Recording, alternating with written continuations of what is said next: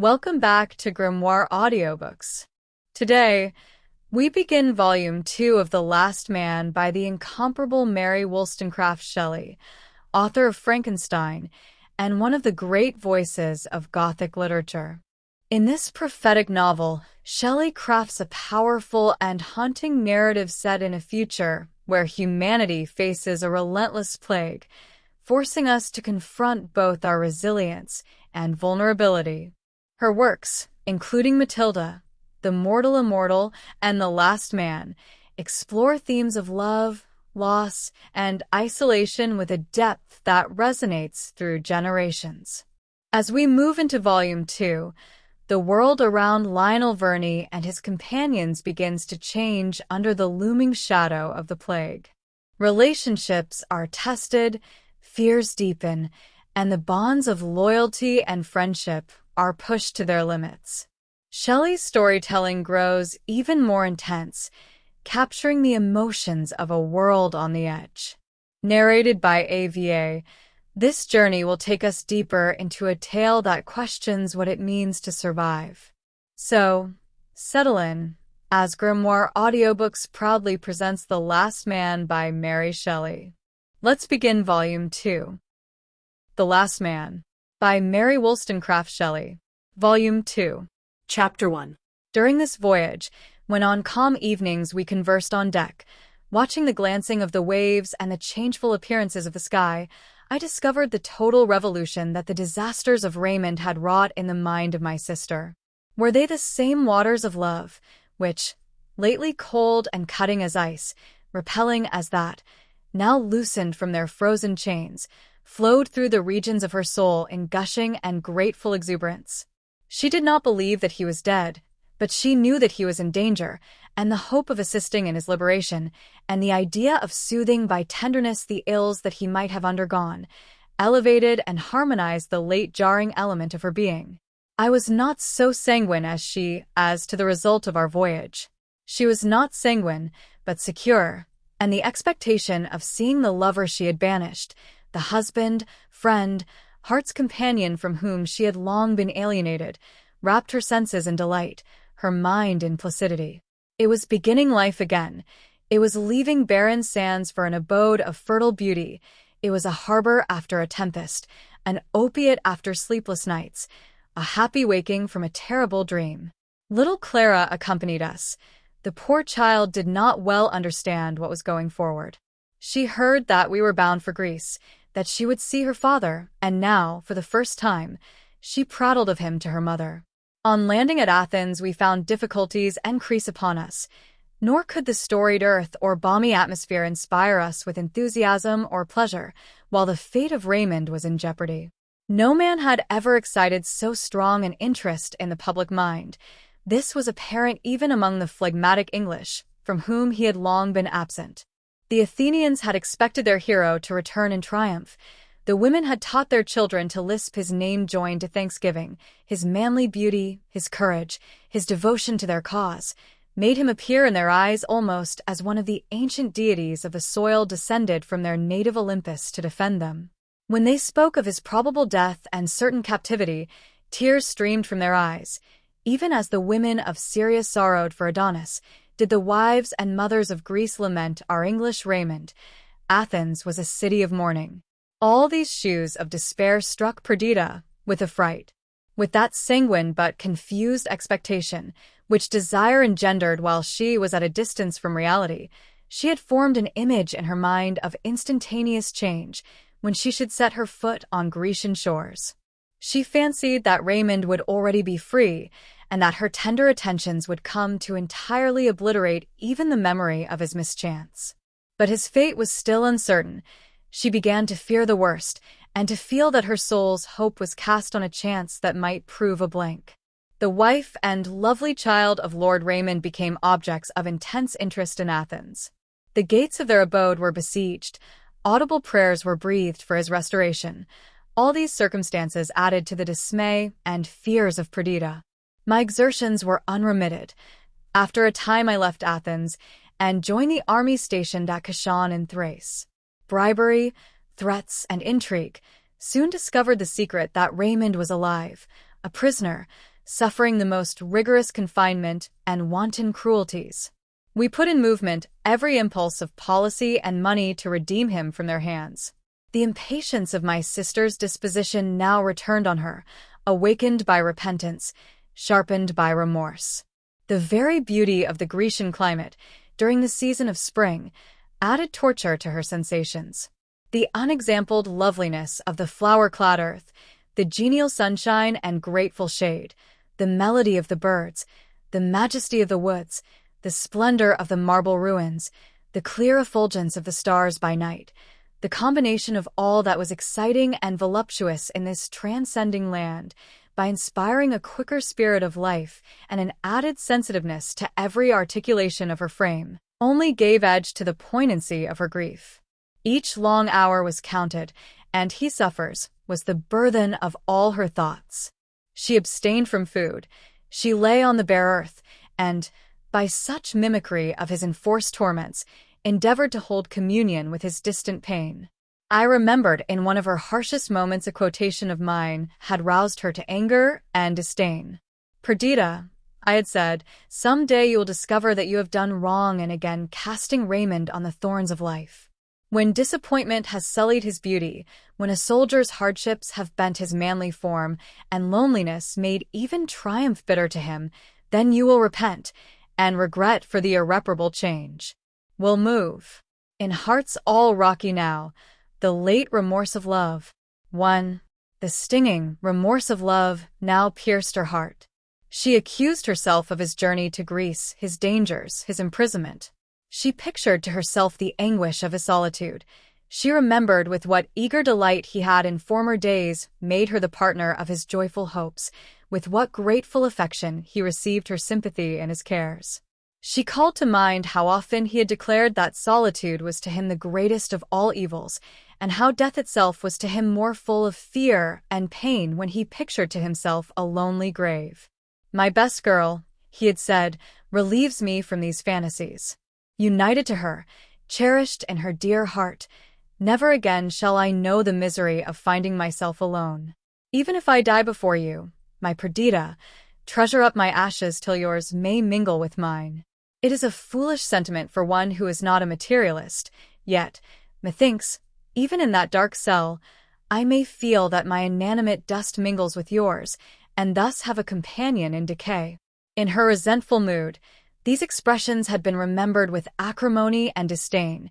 They visited her in her softened hour, taking sleep from her eyes, all hope of rest from her uneasy mind. 2 months passed thus, when at last we obtained a promise of Raymond's release. Confinement and hardship had undermined his health. The Turks feared an accomplishment of the threats of the English government. If he died under their hands, they looked upon his recovery as impossible. They delivered him up as a dying man, willingly making over to us the rites of burial.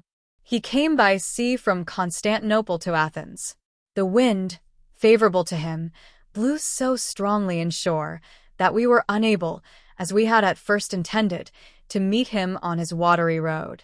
The watchtower of Athens was besieged by inquirers, each sail eagerly looked out for, till on the 1st of May the gallant frigate bore in sight, freighted with treasure more invaluable than the wealth which, piloted from Mexico, the vexed Pacific swallowed, or that was conveyed over its tranquil bosom to enrich the crown of Spain. At early dawn the vessel was discovered bearing in shore. It was conjectured that it would cast anchor about 5 miles from land. The news spread through Athens, and the whole city poured out at the gate of the Piraeus, down the roads, through the vineyards, the olive woods and plantations of fig trees, towards the harbor. The noisy joy of the populace, the gaudy colors of their dress, the tumult of carriages and horses, the march of soldiers intermixed, the waving of banners and sound of martial music added to the high excitement of the scene, while round us reposed in solemn majesty the relics of antient time. To our right the Acropolis rose high, spectatress of 1,000 changes, of ancient glory, Turkish slavery, and the restoration of dear-bought liberty. Tombs and cenotaphs were strewed thick around, adorned by ever-renewing vegetation. The mighty dead hovered over their monuments, and beheld in our enthusiasm and congregated numbers a renewal of the scenes in which they had been the actors. Perdita and Clara rode in a close carriage. I attended them on horseback. At length we arrived at the harbor. It was agitated by the outward swell of the sea. The beach, as far could be discerned, was covered by a moving multitude, which, urged by those behind toward the sea, again rushed back as the heavy waves with sullen roar burst close to them. I applied my glass, and could discern that the frigate had already cast anchor.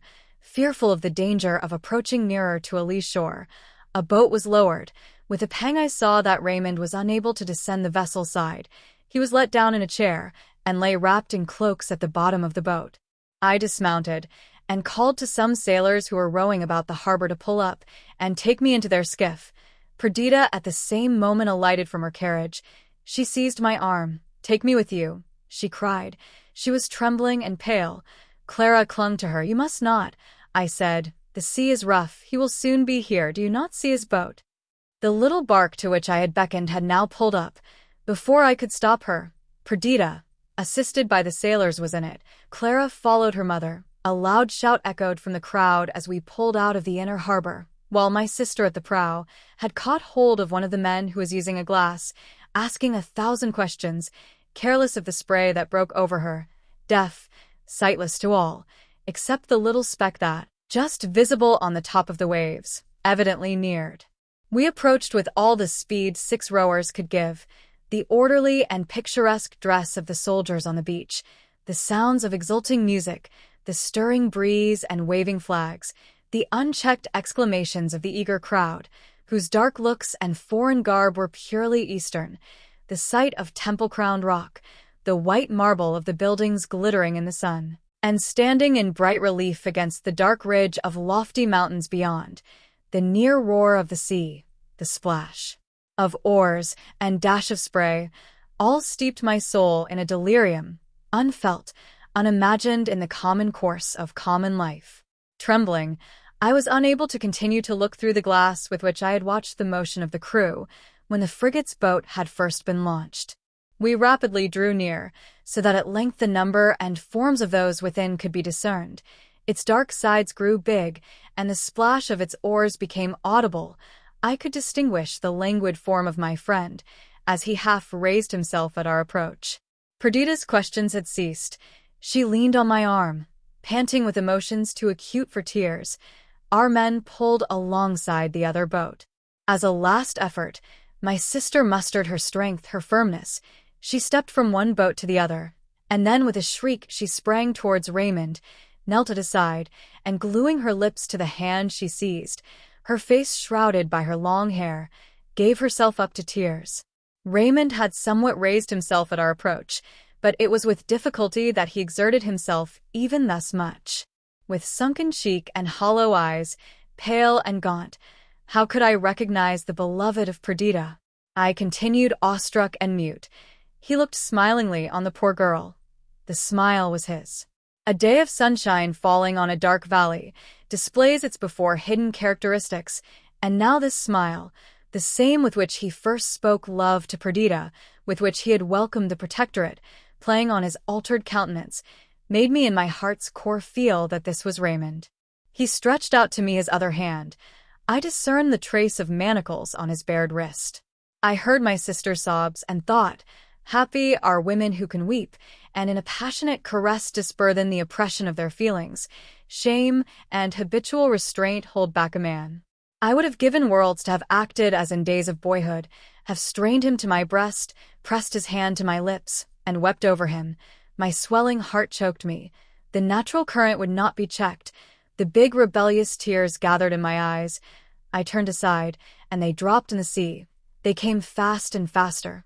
Yet I could hardly be ashamed, for I saw that the rough sailors were not unmoved, and Raymond's eyes alone were dry from among our crew. He lay in that blessed calm which convalescence always induces, enjoying in secure tranquility his liberty and reunion with her whom he adored. Perdita at length subdued her burst of passion and rose. She looked round for Clara. The child, frightened, not recognizing her father and neglected by us, had crept to the other end of the boat. She came at her mother's call. Perdita presented her to Raymond. Her first words were, "Beloved, embrace our child." "Come hither, sweet one," said her father. "Do you not know me?" She knew his voice and cast herself in his arms with half bashful but uncontrollable emotion. Perceiving the weakness of Raymond, I was afraid of ill consequences from the pressure of the crowd on his landing. But they were awed as I had been at the change of his appearance. The music died away, the shouts abruptly ended. The soldiers had cleared a space in which a carriage was drawn up. He was placed in it. Perdita and Clara entered with him, and his escort closed round it. A hollow murmur, akin to the roaring of the near waves, went through the multitude. They fell back as the carriage advanced, and, fearful of injuring him they had come to welcome, by loud testimonies of joy, they satisfied themselves with bending in a low salaam as the carriage passed. It went slowly along the road of the Piraeus, passed by antique temple and heroic tomb, beneath the craggy rock of the citadel. The sound of the waves was left behind. That of the multitude continued at intervals, suppressed and hoarse. And though, in the city, the houses, churches, and public buildings were decorated with tapestry and banners, though the soldiery lined the streets, and the inhabitants in thousands were assembled to give him hail, the same solemn silence prevailed.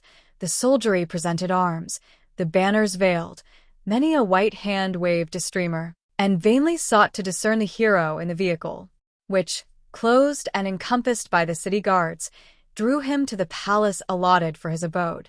Raymond was weak and exhausted, yet the interest he perceived to be excited on his account filled him with proud pleasure. He was nearly killed with kindness.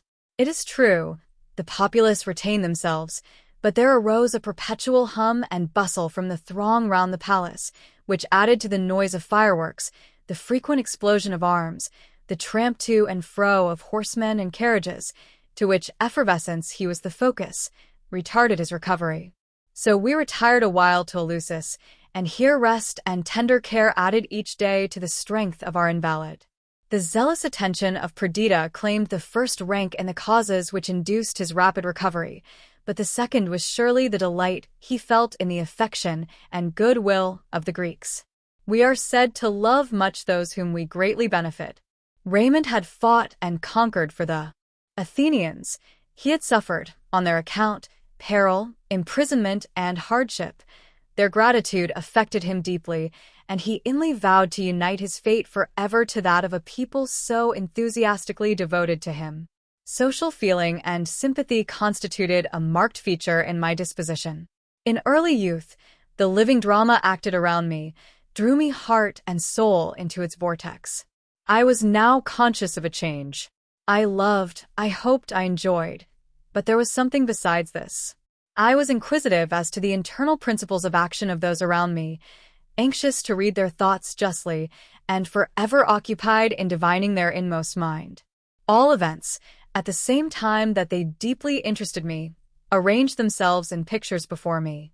I gave the right place to every personage in the group, the just balance to every sentiment. This undercurrent of thought often soothed me amidst distress and even agony. It gave ideality to that, from which, taken in naked truth, the soul would have revolted. It bestowed pictorial colors on misery and disease, and not unfrequently relieved me from despair in deplorable changes. This faculty, or instinct, was now roused. I watched the reawakened devotion of my sister, Clara's timid but concentrated admiration of her father, and Raymond's appetite for renown, and sensitiveness to the demonstrations of affection of the Athenians. Attentively perusing this animated volume, I was the less surprised at the tale I read on the new-turned page. The Turkish army were at this time besieging Rodosto, and the Greeks, hastening their preparations and sending each day reinforcements, were on the eve of forcing the enemy to battle. Each people looked on the coming struggle as that which would be to a great degree decisive, as, in case of victory, the next step would be the siege of Constantinople by the Greeks. Raymond, being somewhat recovered, prepared to reassume his command in the army. Perdita did not oppose herself to his determination. She only stipulated to be permitted to accompany him. She had set down no rule of conduct for herself, but for her life she could not have opposed his slightest wish, or do other than acquiesce cheerfully in all his projects.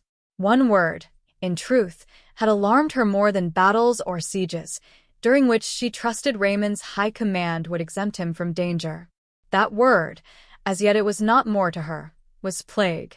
This enemy to the human race had begun early in June to raise its serpent head on the shores of the Nile. Parts of Asia, not usually subject to this evil, were infected. It was in Constantinople, but as each year that city experienced a like visitation, small attention was paid to those accounts which declared more people to have died there already than usually made up the accustomed prey of the whole of the hotter months. However it might be, neither plague nor war could prevent Perdita from following her lord, or induce her to utter one objection to the plans which he proposed. To be near him, to be loved by him, to feel him again her own, was the limit of her desires.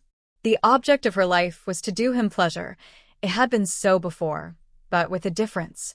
In past times, without thought or foresight, she had made him happy, being so herself, and in any question of choice, consulted her own wishes, as being one with his.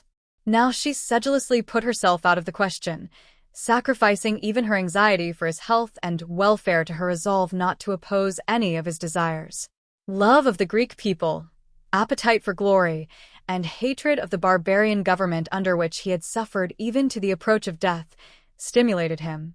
He wished to repay the kindness of the Athenians, to keep alive the splendid associations connected with his name, and to eradicate from Europe a power which, while every other nation advanced in civilization, stood still, a monument of antique barbarism.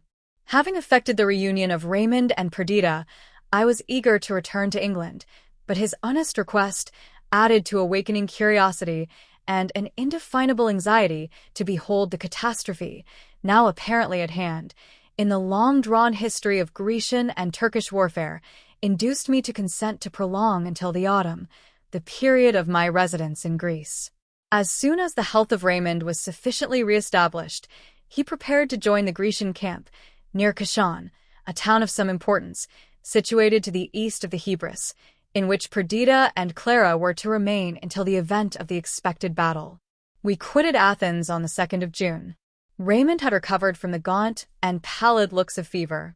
If I no longer saw the fresh glow of youth on his matured countenance, if care had besieged his brow, and dug deep trenches in his beauty's field, too, if his hair, slightly mingled with gray, and his look, considerate even in its eagerness, gave signs of added years and past sufferings, yet there was something irresistibly affecting in the sight of one, lately snatched from the grave, renewing his career, untamed by sickness or disaster.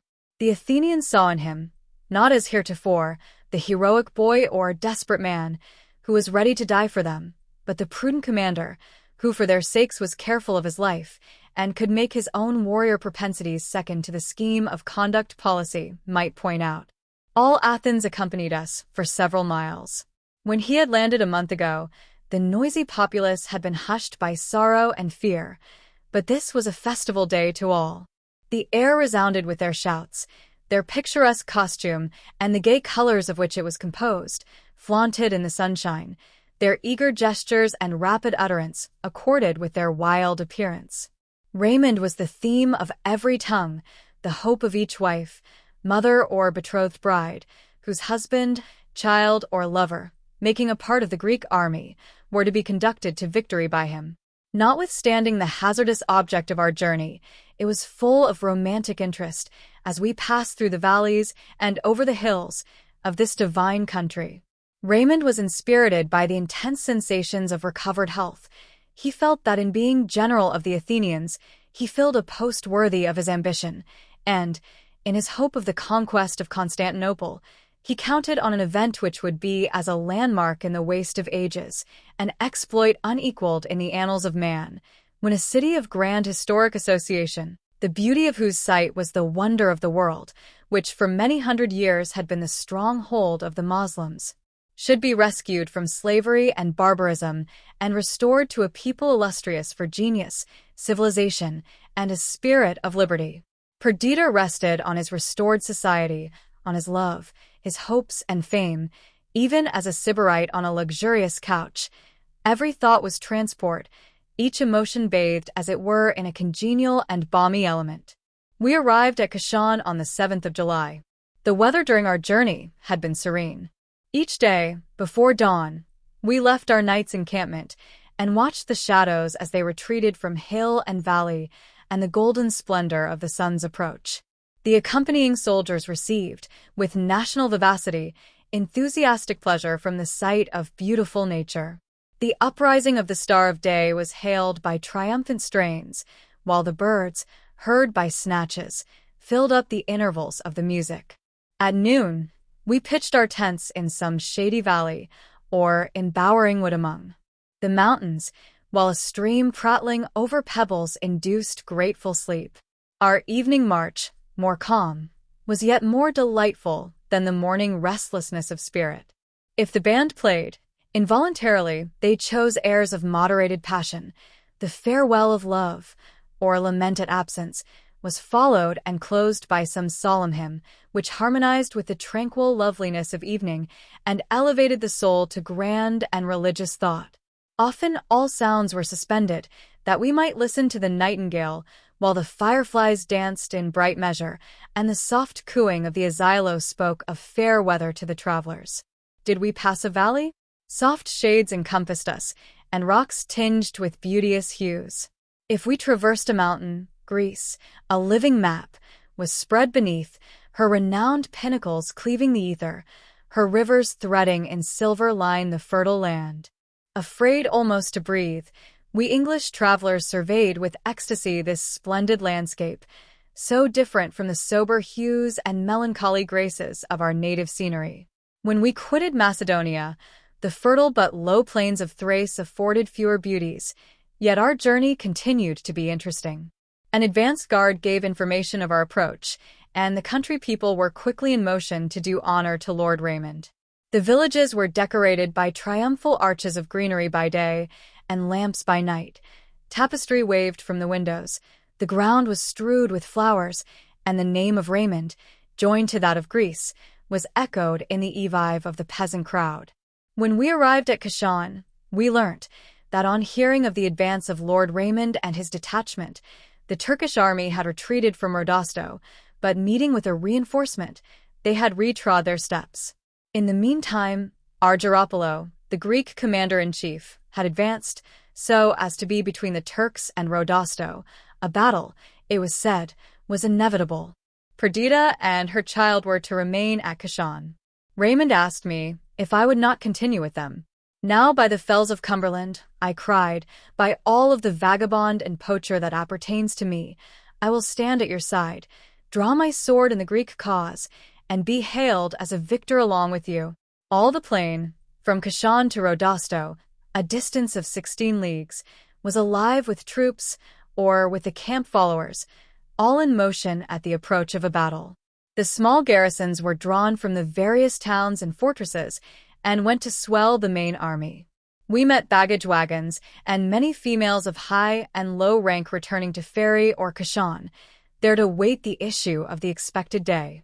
When we arrived at Rodosto, we found that the field had been taken and the scheme of the battle arranged. The sound of firing, early on the following morning, informed us that advanced posts of the armies were engaged. Regiment after regiment advanced, their colors flying and bands playing. They planted the cannon on the tumuli, sole elevations in this level country, and formed themselves into column and hollow square, while the pioneers threw up small mounds for their protection. These then were the preparations for a battle, nay, the battle itself, far different from anything the imagination had pictured. We read of center and wing in Greek and Roman history. We fancy a spot, plain as a table, and soldiers small as chessmen, and drawn forth, so that the most ignorant of the game can discover science and order in the disposition of the forces. When I came to the reality, and saw regiments file off to the left far out of sight, fields intervening between the battalions, but a few troops sufficiently near me to observe their motions, I gave up all idea of understanding, even of seeing a battle, but attaching myself to Raymond attended with intense interest to his actions. He shewed himself collected, gallant and imperial, his commands were prompt, his intuition of the events of the day to me miraculous. In the meantime the cannon roared, The music lifted up its enlivening voice at intervals, and we on the highest of the mounds I mentioned, too far off to observe the fallen sheaves which death gathered into his storehouse, beheld the regiments, now lost in smoke, now banners and staves peering above the cloud, while shout and clamor drowned every sound. Early in the day, Argyropoulos was wounded dangerously, and Raymond assumed the command of the whole army. He made few remarks, till, on observing through his glass the sequel of an order he had given, his face, clouded for a while with doubt, became radiant. "The day is ours," he cried, "the Turks fly from the bayonet." And then swiftly he dispatched his aides-de-camp to command the horse to fall on the routed enemy. The defeat became total, the cannon ceased to roar, the infantry rallied, and horse pursued the flying Turks along the dreary plain. The staff of Raymond was dispersed in various directions to make observations and bear commands. Even I was dispatched to a distant part of the field. The ground on which the battle was fought was a level plain, so level that from the tumuli you saw the waving line of mountains on the wide-stretched horizon, yet the intervening space was unvaried by the least irregularity, save such undulations as resembled the waves of the sea. The whole of this part of Thrace had been so long a scene of contest that it had remained uncultivated and presented a dreary, barren appearance. The order I had received was to make an observation of the direction which a detachment of the enemy might have taken from a northern tumulus. The whole Turkish army, followed by the Greek, had poured eastward. None but the dead remained in the direction of my side. From the top of the mound, I looked far round. All was silent and deserted. The last beams of the nearly sunken sun shot up from behind the far summit of Mount Athos. The Sea of Marmora still glittered beneath its rays, while the Asiatic coast beyond was half hid in a haze of low cloud. Many a casque and bayonet and sword, fallen from unnerved arms, reflected the departing ray. They lay scattered far and near. From the east, a band of ravens, old inhabitants of the Turkish cemeteries, came sailing along towards their harvest. The sun disappeared. This hour, melancholy yet sweet, has always seemed to me the time when we are most naturally led to commune with higher powers. Our mortal sternness departs, and gentle complacency invests the soul. But now, in the midst of the dying and the dead, how could a thought of heaven or a sensation of tranquility possess one of the murderers? During the busy day, my mind had yielded itself a willing slave to the state of things presented to it by its fellow beings.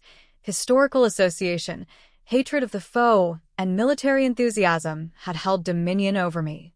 Now, I looked on the evening star, as softly and calmly it hung pendulous in the orange hues of sunset. I turned to the coarse-strewn earth, and felt ashamed of my species. So perhaps were the placid skies, for they quickly veiled themselves in mist, and in this change assisted the swift disappearance of twilight usual in the south. Heavy masses of cloud floated up from the southeast, and red and turbid lightning shot from their dark edges. The rushing wind disturbed the garments of the dead, and was chilled as it passed over their icy forms. Darkness gathered round. The objects about me became indistinct. I descended from my station, and with difficulty guided my horse, so as to avoid the slain. Suddenly I heard a piercing shriek. A form seemed to rise from the earth. It flew swiftly towards me, sinking to the ground again as it drew near. All this passed so suddenly that I with difficulty reined in my horse, so that it should not trample on the prostrate being. The dress of this person was that of a soldier, but the bared neck and arms and the continued shrieks discovered a female thus disguised.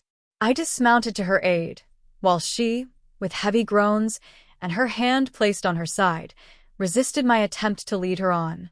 In the hurry of the moment I forgot that I was in Greece, and in my native accents endeavored to soothe the sufferer.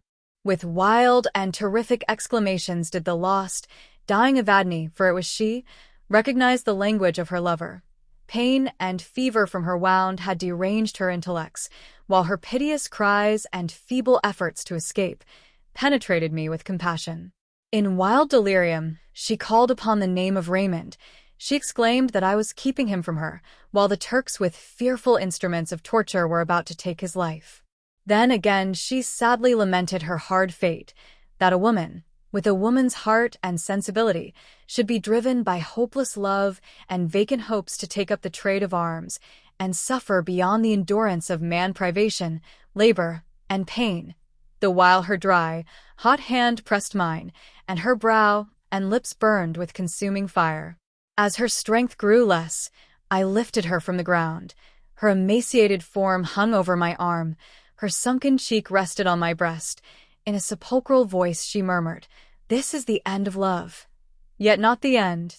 And frenzy lent her strength as she cast her arm up to heaven. "There is the end. There we meet again. Many living deaths have I borne for thee, O Raymond, and now I expire, thy victim. By my death I purchase thee low. The instruments of war, fire, the plague are my servitors. I dared, I conquered them all, till now. I have sold myself to death, with the sole condition that thou shouldst follow me. Fire and war and plague unite for thy destruction. O my Raymond, there is no safety for thee." With an heavy heart I listened to the changes of her delirium. I made her a bed of cloaks. Her violence decreased, and a clammy dew stood on her brow as the paleness of death succeeded to the crimson of fever. I placed her on the cloaks. She continued to rave of her speedy meeting with her beloved in the grave, of his death nigh at hand. Sometimes she solemnly declared that he was summoned. Sometimes she bewailed his hard destiny. Her voice grew feebler, her speech interrupted, a few convulsive movements, and her muscles relaxed. The limbs fell, no more to be sustained. One deep sigh, and life was gone. I bore her from the near neighborhood of the dead. Wrapped in cloaks, I placed her beneath a tree. Once more I looked on her altered face. The last time I saw her she was 18, beautiful as poet's vision, splendid as a sultana of the East. 12 years had passed, 12 years of change, sorrow, and hardship. Her brilliant complexion had become worn and dark. Her limbs had lost the roundness of youth and womanhood. Her eyes had sunk deep. Crushed and o'er-worn, the hours had drained her blood and filled her brow with lines and wrinkles. With shuddering horror I veiled this monument of human passion and human misery. I heaped over her all of flags and heavy accoutrements I could find, to guard her from birds and beasts of prey, until I could bestow on her a fitting grave.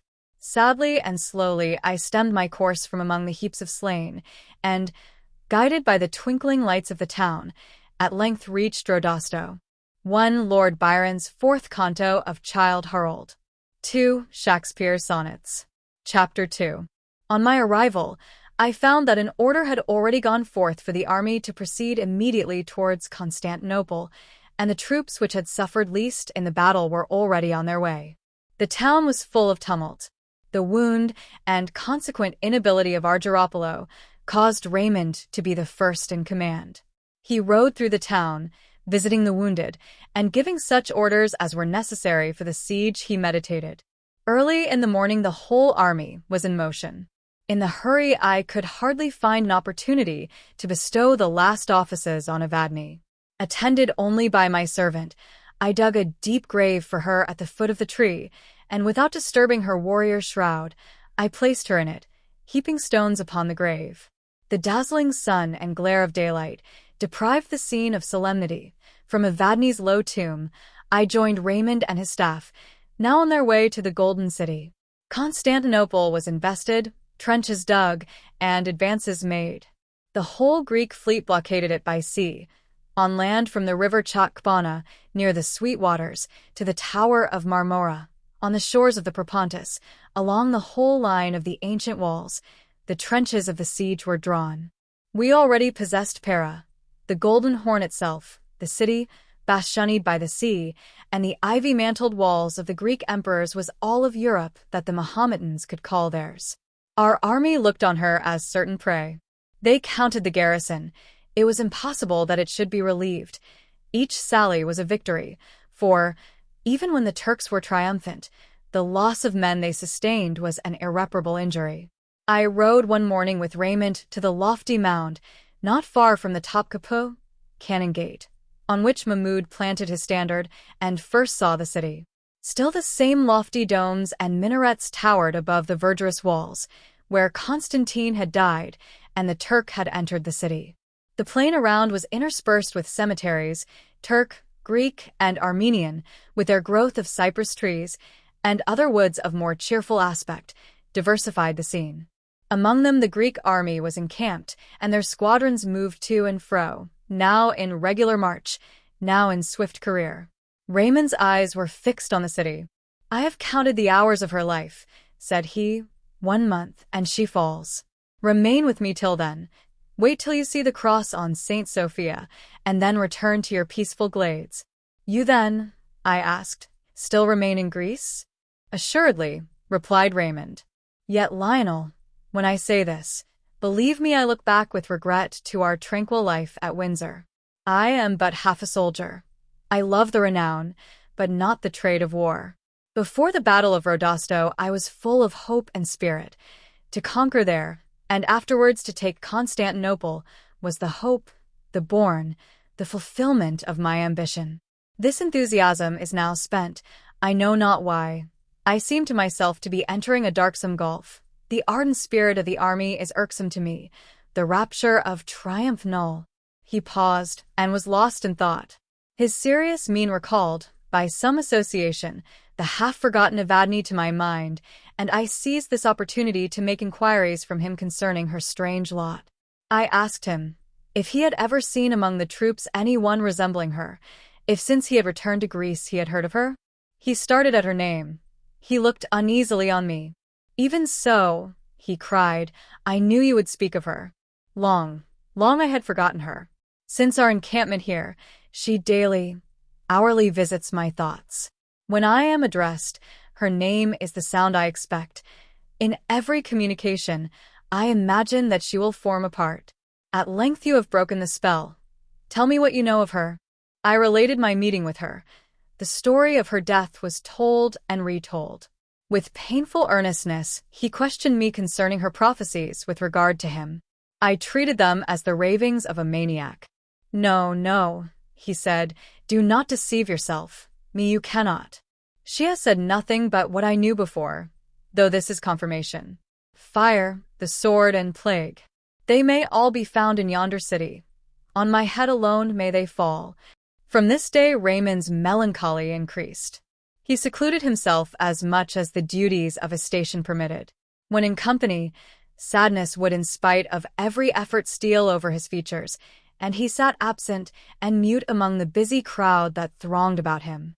Perdita rejoined him, and before her he forced himself to appear cheerful, for she, even as a mirror, changed as he changed, and if he were silent and anxious, she solicitously inquired concerning, and endeavored to remove the cause of his seriousness. She resided at the Palace of Sweetwaters, a summer seraglio of the Sultan. The beauty of the surrounding scenery, undefiled by war, and the freshness of the river, made this spot doubly delightful. Raymond felt no relief, received no pleasure from any show of heaven or earth. He often left Perdita to wander in the grounds alone, or in a light shallop he floated idly on the pure waters, musing deeply. Sometimes I joined him. At such times his countenance was invariably solemn, his air dejected. He seemed relieved on seeing me, and would talk with some degree of interest on the affairs of the day. There was evidently something behind all this. Yet, when he appeared about to speak of that which was nearest his heart, he would abruptly turn away, and with a sigh endeavor to deliver the painful idea to the winds. It had often occurred that, when, as I said, Raymond quitted Perdita's drawing-room, Clara came up to me, and gently drawing me aside, said, "Papa's gone. Shall we go to him? I dare say he will be glad to see you." And, as accident permitted, I complied with or refused her request. One evening a numerous assembly of Greek chieftains were gathered together in the palace. The intriguing Pali, the accomplished Karatza, the warlike Ypsilanti were among the principal. They talked of the events of the day, the skirmish at noon, the diminished numbers of the infidels, their defeat and flight. They contemplated, after a short interval of time, the capture of the Golden City. They endeavored to picture forth what would then happen, and spoke in lofty terms of the prosperity of Greece, when Constantinople should become its capital. The conversation then reverted to Asiatic intelligence and the ravages the plague made in its chief cities. Conjectures were hazarded as to the progress that disease might have made in the besieged city. Raymond had joined in the former part of the discussion. In lively terms, he demonstrated the extremities to which Constantinople was reduced, the wasted and haggard, though ferocious appearance of the troops. Famine and pestilence was at work for them, he observed, and the infidels would soon be obliged to take refuge in their only hope, submission. Suddenly, in the midst of his harangue, he broke off, as if stung by some painful thought. He rose uneasily, and I perceived him at length quit the hall, and through the long corridor seek the open air. He did not return, and soon Clara crept round to me, making the accustomed invitation. I consented to her request, and taking her little hand, followed Raymond. We found him just about to embark in his boat, and he readily agreed to receive us as companions. After the heats of the day, the cooling land breeze ruffled the river and filled our little sail. The city looked dark to the south, while numerous lights along the near shores and the beautiful aspect of the banks reposing in placid night, the waters keenly reflecting the heavenly lights, gave to this beauteous river a dower of loveliness that might have characterized a retreat in paradise. Our single boatman attended to the sail. Raymond steered. Clara sat at his feet, clasping his knees with her arms and laying her head on them. Raymond began the conversation somewhat abruptly. This, my friend, is probably the last time we shall have an opportunity of conversing freely. My plans are now in full operation, and my time will become more and more occupied. Besides, I wish at once to tell you my wishes and expectations, and then never again to revert to so painful a subject. First, I must thank you, Lionel, for having remained here at my request. Vanity first prompted me to ask you. Vanity, I call it, yet even in this I see the hand of fate. Your presence will soon be necessary. You will become the last resource of Perdita, her protector and consoler. You will take her back to Windsor. Not without you, I said. You do not mean to separate again? Do not deceive yourself, replied Raymond. The separation at hand is one over which I have no control. Most near at hand is it. The days are already counted. May I trust you? For many days I have longed to disclose the mysterious presentiments that weigh on me, although I fear that you will ridicule them. Yet do not, my gentle friend, for, all childish and unwise as they are, they have become a part of me, and I dare not expect to shake them off. Yet how can I expect you to sympathize with me? You are of this world. I am not. You hold forth your hand. It is even as a part of yourself, and you do not yet divide the feeling of identity from the mortal form that shapes forth Lionel. How then can you understand me? Earth is to me a tomb, the firmament a vault, shrouding mere corruption. Time is no more, for I have stepped within the threshold of eternity. Each man I meet appears a corpse, which will soon be deserted of its animating spark, on the eve of decay and corruption. Cauda piedra un pyramide levanta. Why cauda flor costri un monumento? Cauda edificio es un sepulcro altivo. Cauda soldado un esqueleto vivo. 3. His accent was mournful. He sighed deeply. A few months ago, he continued, I was thought to be dying, but life was strong within me. My affections were human. Hope and love were the day stars of my life. Now, they dream that the brows of the conqueror of the infidel faith are about to be encircled by triumphant laurel. They talk of honorable reward, of title, power, and wealth. All I ask of Greece is a grave. Let them raise a mound above my lifeless body, which may stand even when the dome of St. Sophia has fallen. Wherefore do I feel thus? At Rodosto I was full of hope, but when first I saw Constantinople, that feeling, with every other joyful one, departed. The last words of Evadne were the seal upon the warrant of my death. Yet I do not pretend to account for my mood by any particular event. All I can say is that it is so. The plague, I am told, is in Constantinople. Perhaps I have imbibed its effluvia. Perhaps disease is the real cause of my prognostications. It matters little why or wherefore I am affected. No power can avert the stroke, and the shadow of fate's uplifted hand already darkens me. To you, Lionel, I entrust your sister and her child.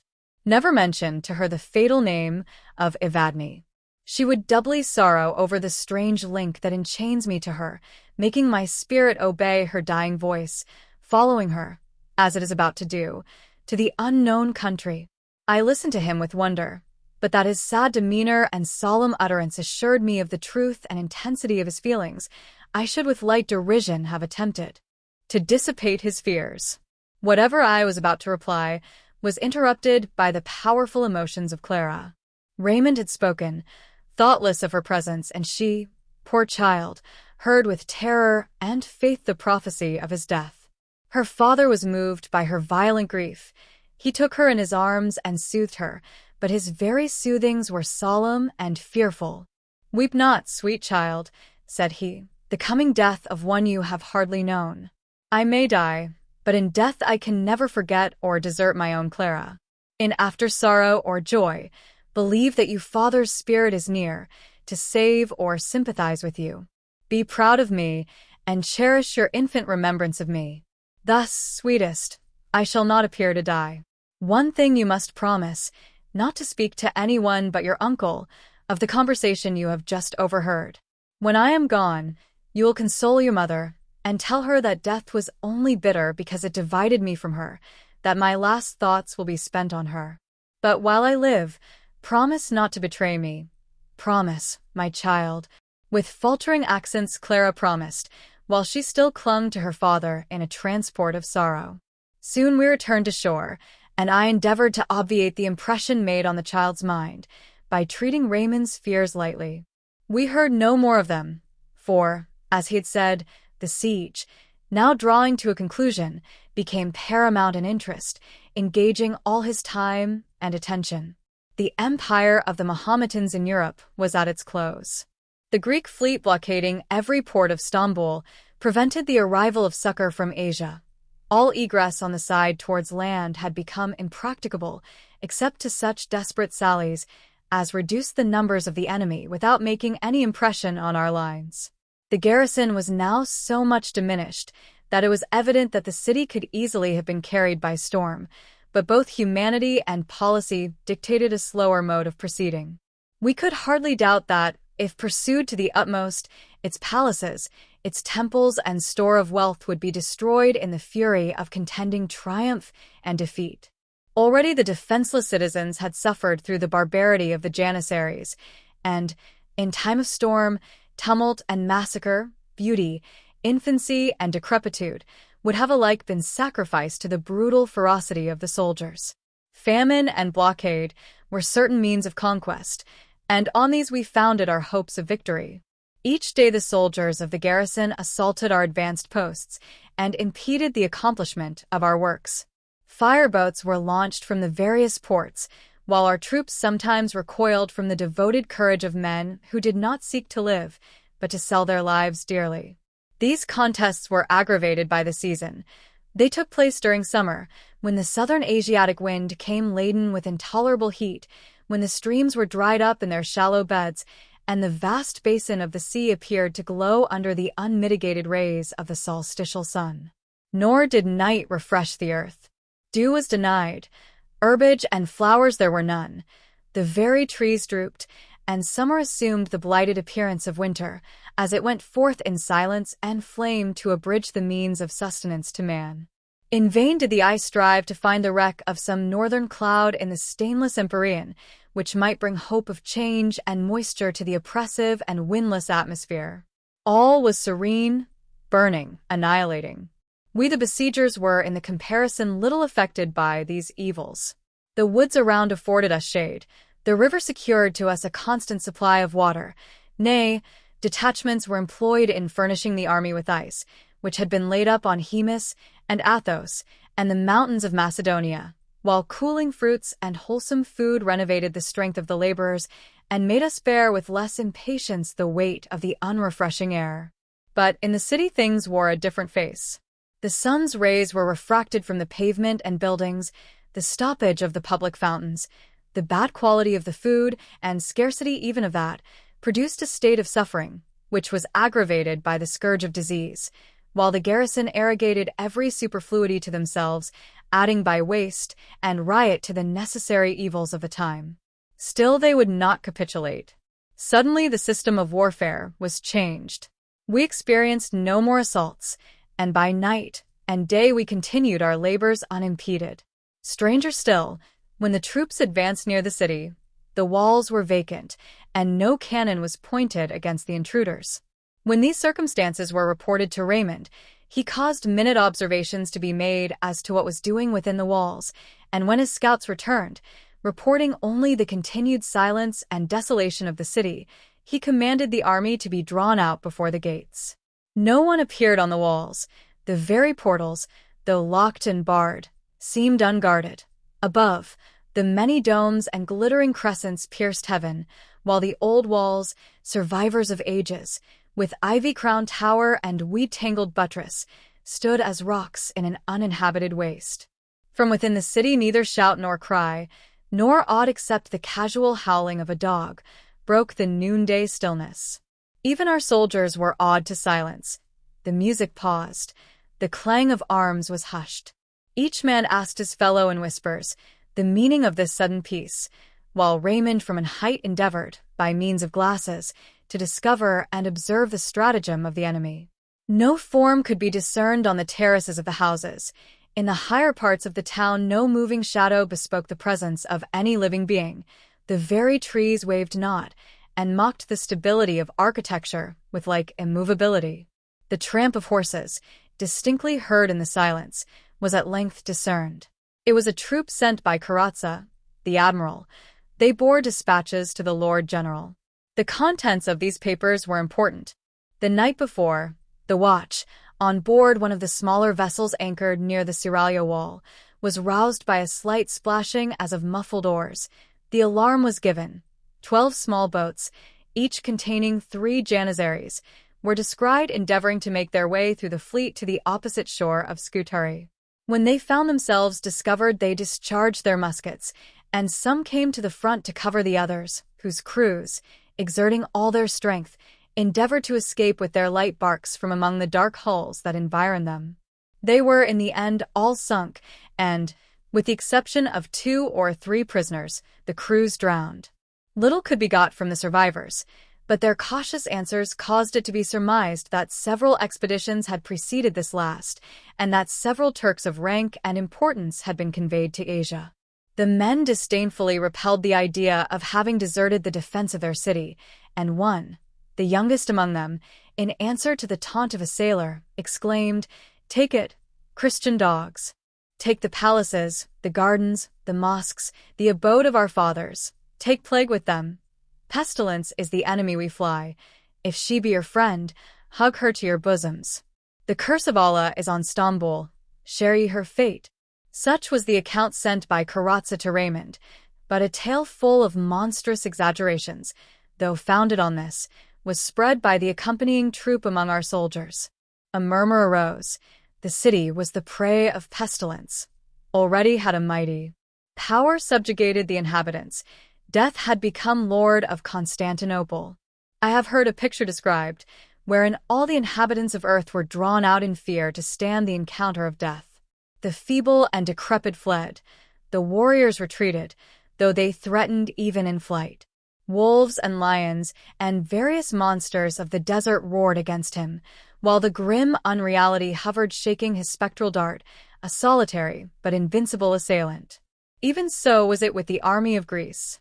I am convinced that had the myriad troops of Asia come from over the Propontis and stood defenders of the Golden City, each and every Greek would have marched against the overwhelming numbers and have devoted himself with patriotic fury for his country. But here no hedge of bayonets opposed itself, no death-dealing artillery, no formidable array of brave soldiers. The unguarded walls afforded easy entrance, the vacant palaces luxurious dwellings, but above the dome of St. Sophia the superstitious Greek saw pestilence, and shrunk in trepidation from her influence. Raymond was actuated by far other feelings. He descended the hill with a face beaming with triumph, and pointing with his sword to the gates, commanded his troops to Down with those barricades, the only obstacles now to completest victory. The soldiers answered his cheerful words with aghast and awestruck looks. Instinctively they drew back, and Raymond rode in the front of the lines. "By my sword I swear," he cried, "that no ambush or stratagem endangers you. The enemy is already vanquished. The pleasant places, the noble dwellings and spoil of the city are already yours. Force the gate. Enter and possess the seats of your ancestors, your own inheritance." An universal shudder and fearful whispering passed through the lines. Not a soldier moved. "Cowards," exclaimed their general, exasperated, "give me an hatchet. I alone will enter. I will plant your standard, and when you see it wave from yon highest minaret, you may gain courage and rally round it." One of the officers now came forward. "General," he said, "we neither fear the courage, nor arms, the open attack, nor secret ambush of the Moslems. We are ready to expose our breasts, exposed 10,000 times before, to the balls and cimeters of the infidels, and to fall gloriously for Greece. But we will not die in heaps, like dogs poisoned in summertime, by the pestilential air of that city. We dare not go against the plague. A multitude of men are feeble and inert, without a voice, a leader. Give them that, and they regain the strength belonging to their numbers." Shouts from 1,000 voices now rent the air. The cry of applause became universal. Raymond saw the danger. He was willing to save his troops from the crime of disobedience, for he knew that contention once begun between the commander and his army, each act and word added to the weakness of the former and bestowed power on the latter. He gave orders for the retreat to be sounded, and the regiments repaired in good order to the camp. I hastened to carry the intelligence of these strange proceedings to Perdita, and we were soon joined by Raymond. He looked gloomy and perturbed. "My sister was struck by my narrative. How beyond the imagination of man," she exclaimed, "are the decrees of heaven, wondrous and inexplicable." "Foolish girl," cried Raymond angrily, "are you like my valiant soldiers, panic-struck? What is there inexplicable, pray, tell me, in so very natural an occurrence? Does not the plague rage each year in Stamboul? What wonder that this year, when, as we are told, its virulence is unexampled in Asia, that it should have occasioned double havoc in that city? What wonder, then, in time of siege, want, extreme heat, and drought, that it should make unaccustomed ravages? Less wonder far is it that the garrison, despairing of being able to hold out longer, should take advantage of the negligence of our fleet to escape at once from siege and capture. It is not pestilence, by the God that lives. It is not either plague or impending danger that makes us, like birds in harvest time, terrified by a scarecrow, abstain from the ready prey. It is base superstition, and thus the aim of the valiant is made the shuttlecock of fools, the worthy ambition of the high-souled, the plaything of these tamed hares. But yet Stamboul shall be ours. By my past labors, by torture and imprisonment suffered for them, by my victories, by my sword, I swear, by my hopes of fame, by my former deserts now awaiting their reward, I deeply vow, with these hands to plant the cross on yonder mosque." "Dearest Raymonds," interrupted Perdita, in a supplicating accent. He had been walking to and fro in the marble hall of the seraglio. His very lips were pale with rage, while, quivering, they shaped his angry words. His eyes shot fire.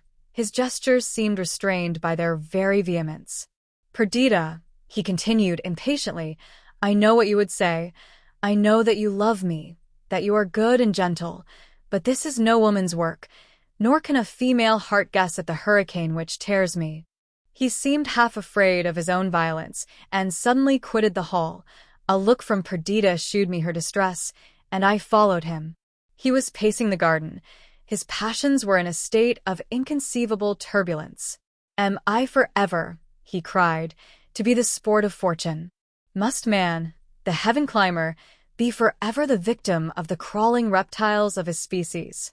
Were I, as you, Lionel, looking forward to many years of life, to a succession of love-enlightened days, to refined enjoyments and fresh-springing hopes, I might yield, and breaking my general staff, seek repose in the glades of Windsor. But I am about to die. Nay, interrupt me not, soon I shall die. From the many-peopled earth, from the sympathies of man, from the loved resorts of my youth, from the kindness of my friends, from the affection of my only beloved Perdita, I am about to be removed. Such is the will of fate. Such the decree of the high ruler from whom there is no appeal, to whom I submit. But to lose all, to lose with life and love, glory also, it shall not be.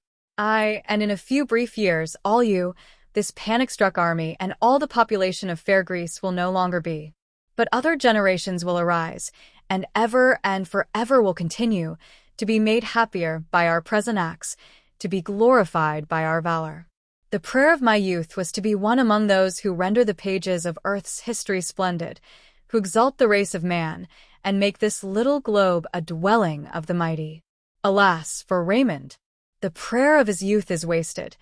The hopes of his manhood are null. From my dungeon in yonder city I cried, "Soon I will be thy lord."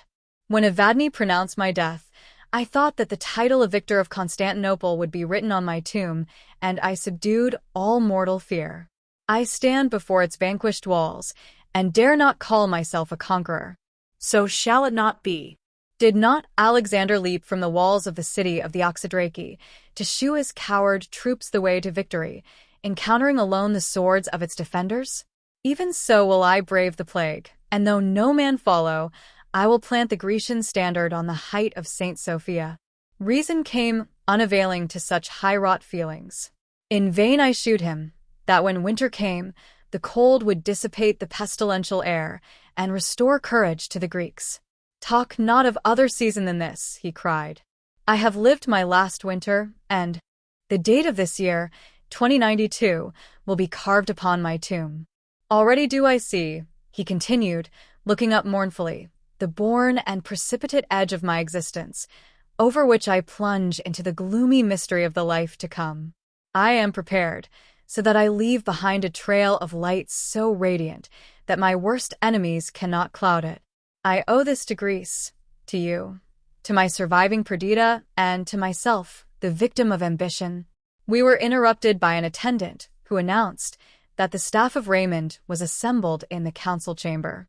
He requested me in the meantime to ride through the camp and to observe and report to him the dispositions of the soldiers. He then left me. I had been excited to the utmost by the proceedings of the day, and now more than ever by the passionate language of Raymond. Alas, for human reason! He accused the Greeks of superstition. What name did he give to the faith he lent to the predictions of Evadne? I passed from the palace of Sweet Waters to the plain on which the encampment lay, and found its inhabitants in commotion. The arrival of several with fresh stories of marvels from the fleet, the exaggerations bestowed on what was already known, tales of old prophecies, of fearful histories of whole regions which had been laid waste during the present year by pestilence, alarmed and occupied the troops. Discipline was lost. The army disbanded itself.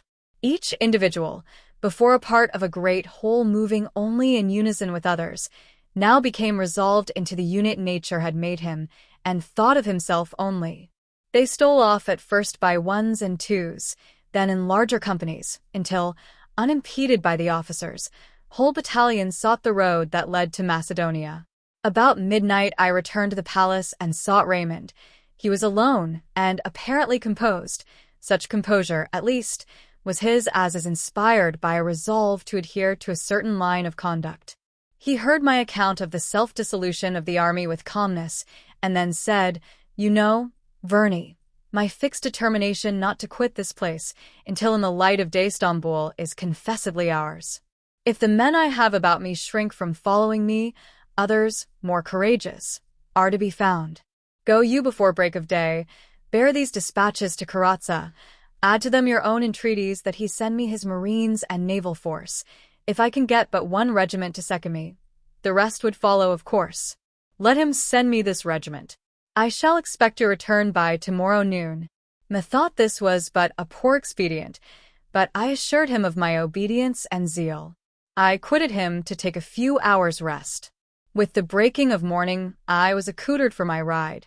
I lingered a while, desirous of taking leave of Perdita, and from my window observed the approach of the sun. The golden splendor arose, and weary nature awoke to suffer yet another day of heat and thirsty decay. No flowers lifted up their dew-laden cups to meet the dawn. The dry grass had withered on the plains. The burning fields of air were vacant of birds. The cicali alone, children of the sun, began their shrill and deafening song among the cypresses and olives. I saw Raymond's coal-black charger brought to the palace gate. A small company of officers arrived soon after. Care and fear was painted on each cheek, and in each eye, unrefreshed by sleep. I found Raymond and Perdita together. He was watching the rising sun, while with one arm he encircled his beloved's waist. She looked on him, the son of her life, with earnest gaze of mingled anxiety and tenderness. Raymond started angrily when he saw me. "Here still," he cried. "Is this your promise, seal?" "Pardon me," I said, "but even as you speak, I am gone." "Nay, pardon me," he replied, "I have no right to command or reproach, but my life hangs on your departure and speedy return. Farewell." His voice had recovered its bland tone, but a dark cloud still hung on his features. I would have delayed. I wished to recommend watchfulness to Perdita, but his presence restrained me. I had no pretense for my hesitation, and on his repeating his farewell, I clasped his outstretched hand. It was cold and clammy. "Take care of yourself, my dear lord," I said. "Nay," said Perdita, "that task shall be mine. Return speedily, Lionel." With an air of absence he was playing with her auburn locks, while she leaned on him. Twice I turned back, only to look again on this matchless pair. At last, with slow and heavy steps, I had paced out of the hall and sprung upon my horse.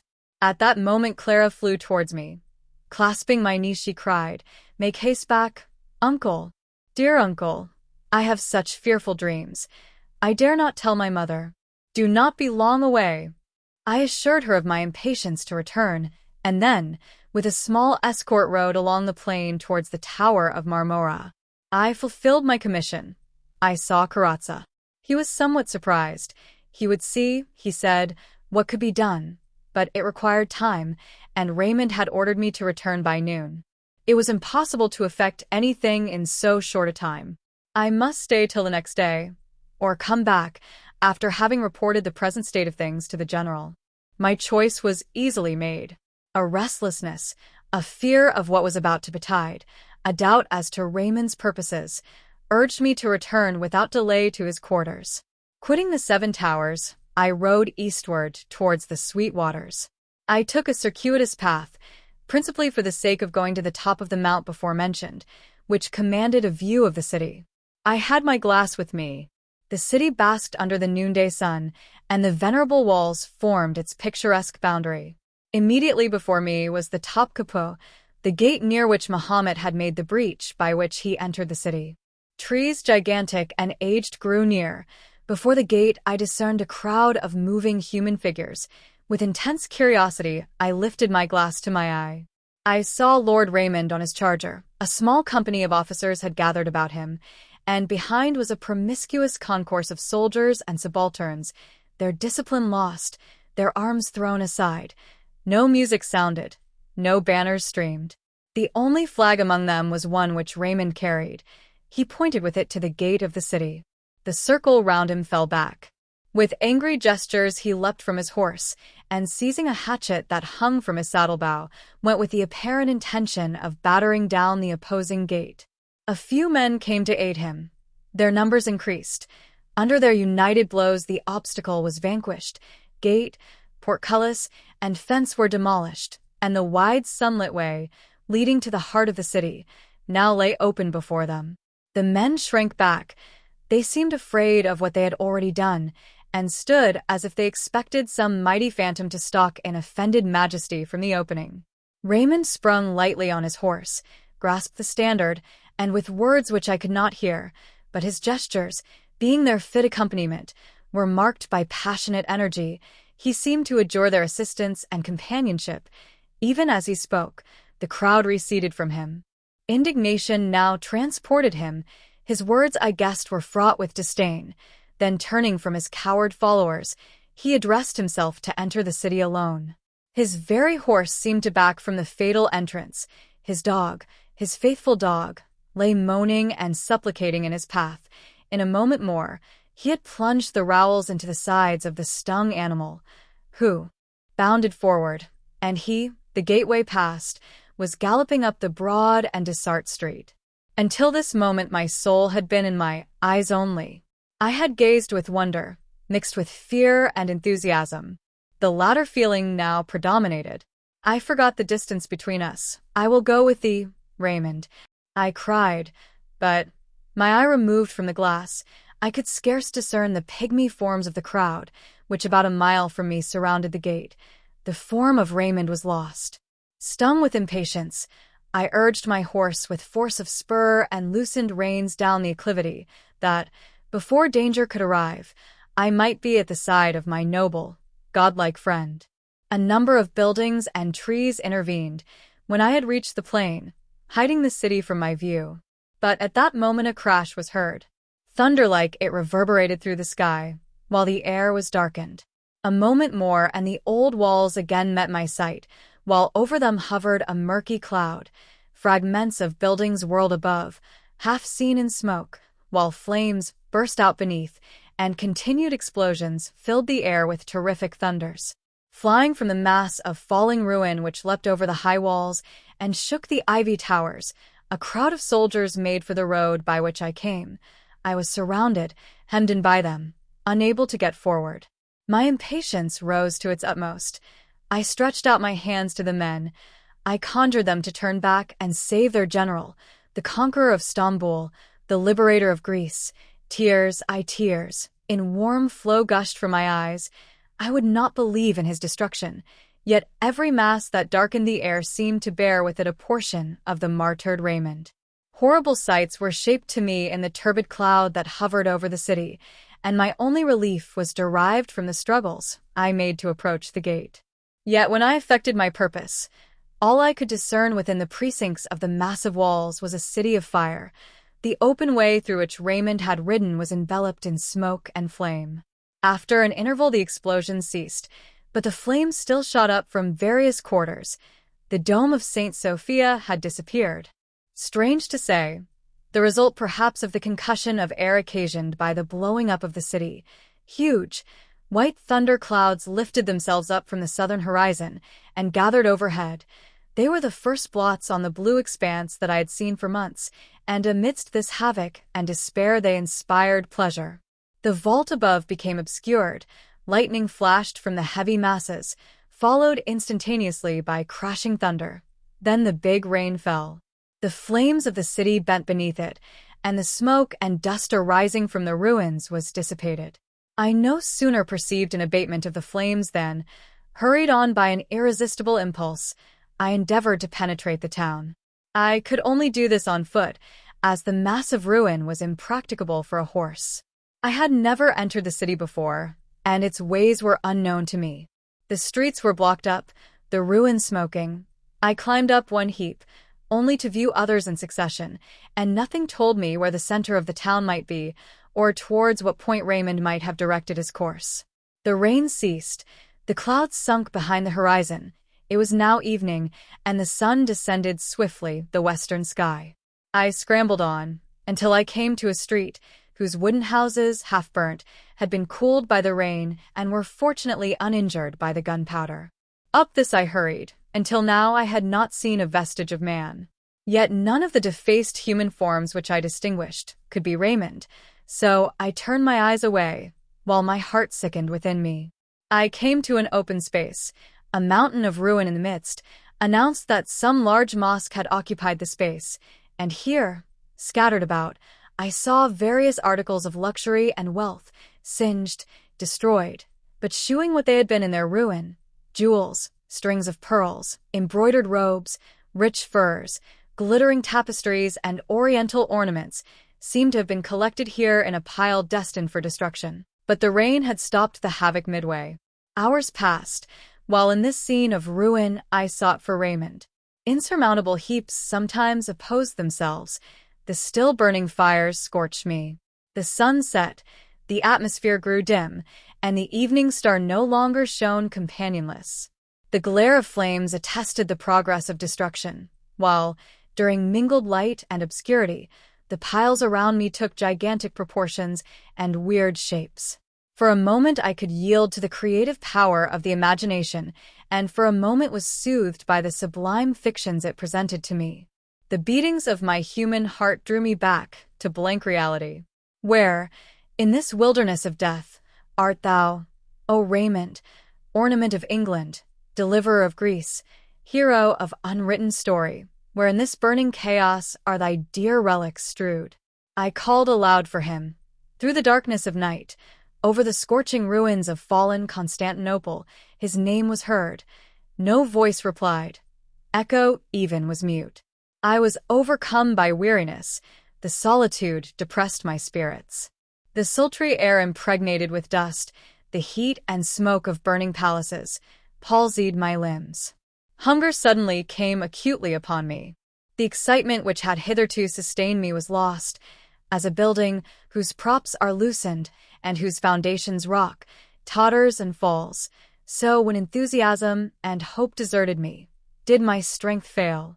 I sat on the sole remaining step of an edifice, which even in its downfall was huge and magnificent. A few broken walls, not dislodged by gunpowder, stood in fantastic groups, and a flame glimmered at intervals on the summit of the pile. For a time hunger and sleep contended, till the constellations reeled before my eyes, and then were lost. I strove to rise, but my heavy lids closed, my limbs overwearied, claimed repose. I rested my head on the stone. I yielded to the grateful sensation of utter forgetfulness, and in that scene of desolation, on that night of despair, I slept. 3 Calderon de la Barca. Chapter 3. The stars still shone brightly when I awoke, and Taurus high in the southern heavens shewed that it was midnight. I awoke from disturbed dreams. Methought I had been invited to Timon's last feast. I came with keen appetite. The covers were removed. The hot water sent up its unsatisfying steams, while I fled before the anger of the host, who assumed the form of Raymond, while to my diseased fancy, the vessels hurled by him after me were surcharged with fetid vapor, and my friend's shape, altered by 1,000 distortions, expanded into a gigantic phantom, bearing on its brow the sign of pestilence. The growing shadow rose and rose, filling, and then seeming to endeavor to burst beyond, the adamantine vault that bent over, sustaining and enclosing the world. The nightmare became torture. With a strong effort I threw off sleep and recalled reason to her wonted functions. My first thought was Perdita. To her I must return, her I must support, drawing such food from despair as might best sustain her wounded heart, recalling her from the wild excesses of grief, by the austere laws of duty and the soft tenderness of regret. The position of the stars was my only guide. I turned from the awful ruin of the Golden City, and, after great exertion, succeeded in extricating myself from its enclosure. I met a company of soldiers outside the walls. I borrowed a horse from one of them, and hastened to my sister. The appearance of the plain was changed during this short interval. The encampment was broken up. The relics of the disbanded army met in small companies here and there. Each face was clouded.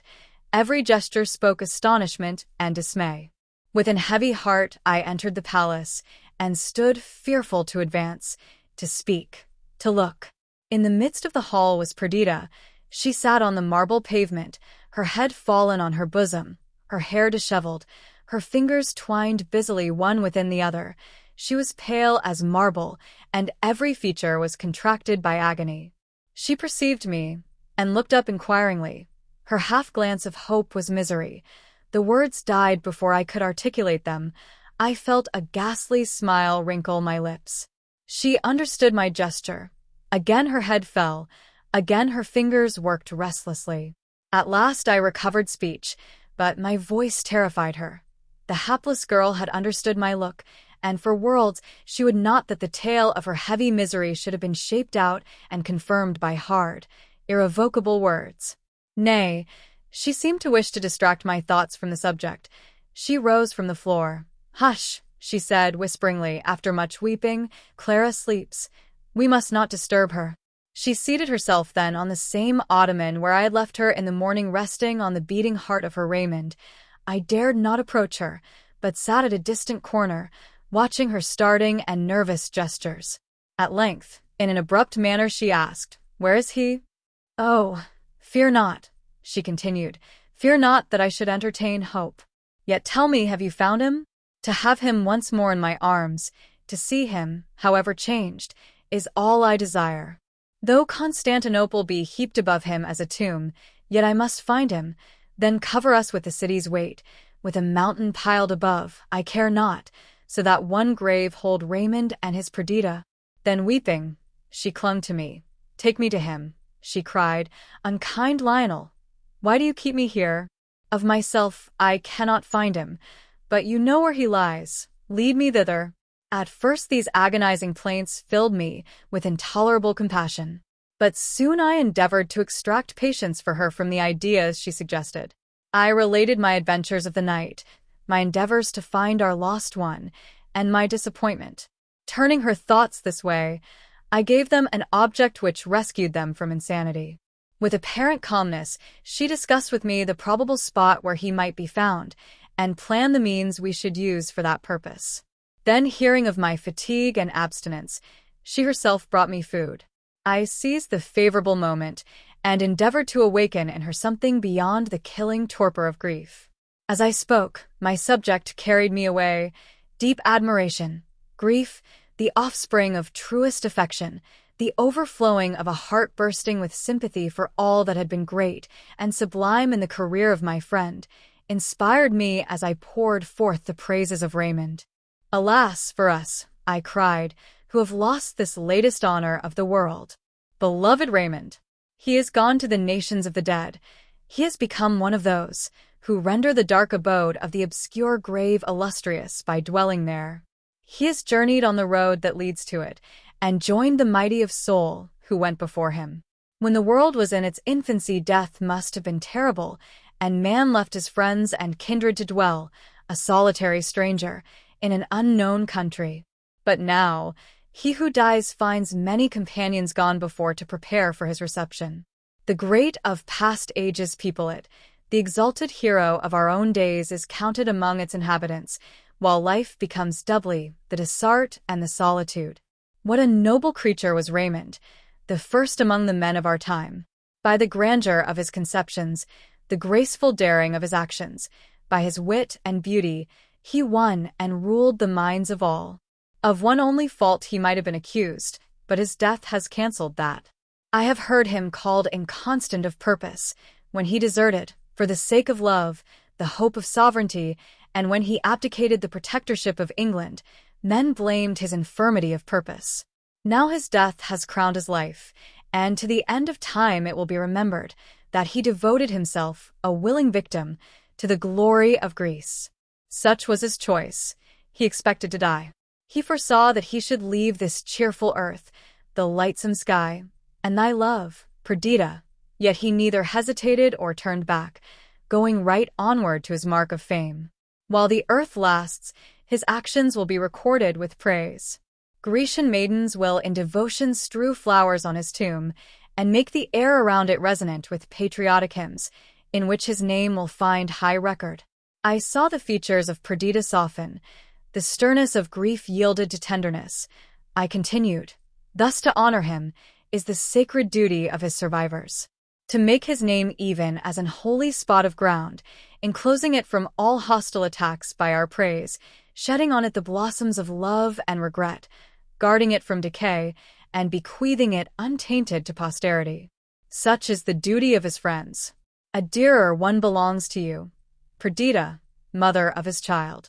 Do you remember in her infancy with what transport you beheld Clara, recognizing in her the united being of yourself and Raymond, joined to view in this living temple a manifestation of your eternal loves?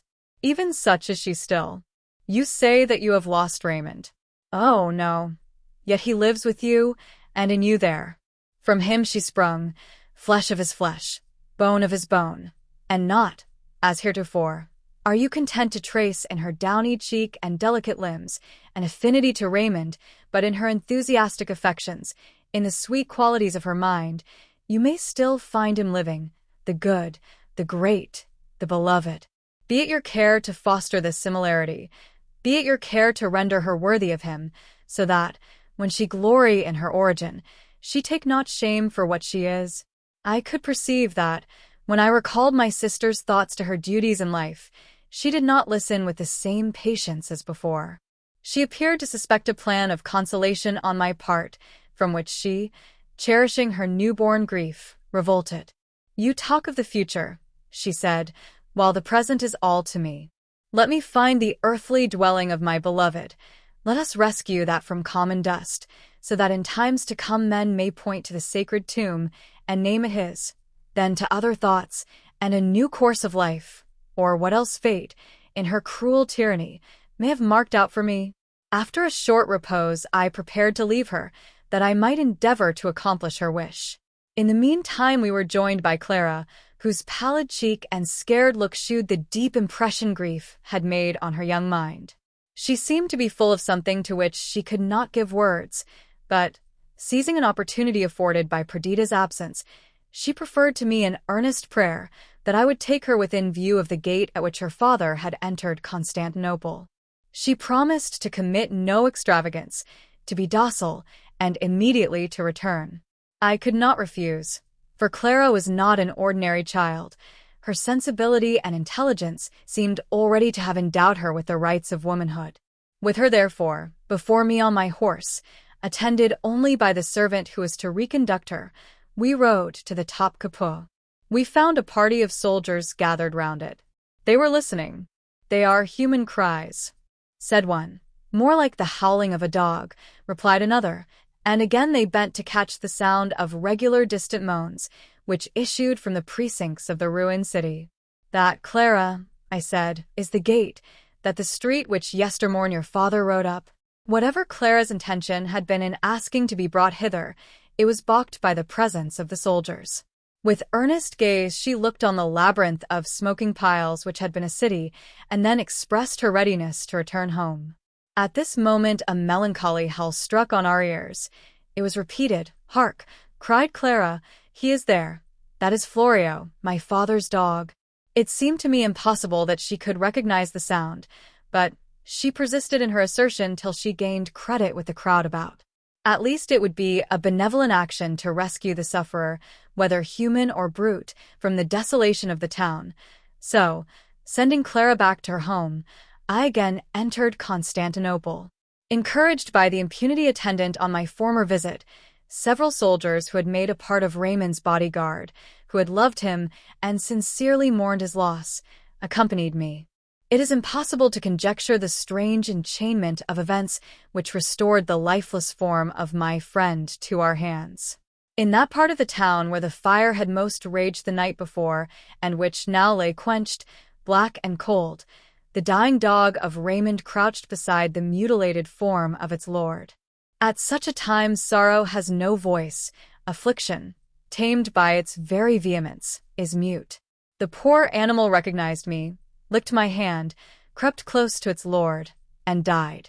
He had been evidently thrown from his horse by some falling ruin, which had crushed his head and defaced his whole person. I bent over the body, and took in my hand the edge of his cloak, less altered in appearance than the human frame it clothed. I pressed it to my lips, while the rough soldiers gathered around, mourning over this worthiest prey of death, as if regret and endless lamentation could re-illumine the extinguished spark, or call to its shattered prison house of flesh the liberated spirit. Yesterday those limbs were worth an universe. They then enshrined a transcendent power, whose intents, words, and actions were worthy to be recorded in letters of gold. Now the superstition of affection alone could give value to the shattered mechanism, which, incapable and clod-like, no more resembled Raymond than the fallen rain is like the former mansion of cloud in which it climbed the highest skies, and gilded by the sun, attracted all eyes, and satiated the sense by its excess of beauty. Such as he had now become, such as was his terrene vesture, defaced and spoiled, we wrapped it in our cloaks, and lifting the burthen in our arms, bore it from this city of the dead. The question arose as to where we should deposit him. In our road to the palace, We passed through the Greek cemetery. Here on a tablet of black marble I caused him to be laid. The cypresses waved high above, their death-like gloom accorded with his state of nothingness. We cut branches of the funereal trees and placed them over him, and on these again his sword. I left a guard to protect this treasure of dust, and ordered perpetual torches to be burned around. When I returned to Perdita, I found that she had already been informed of the success of my undertaking.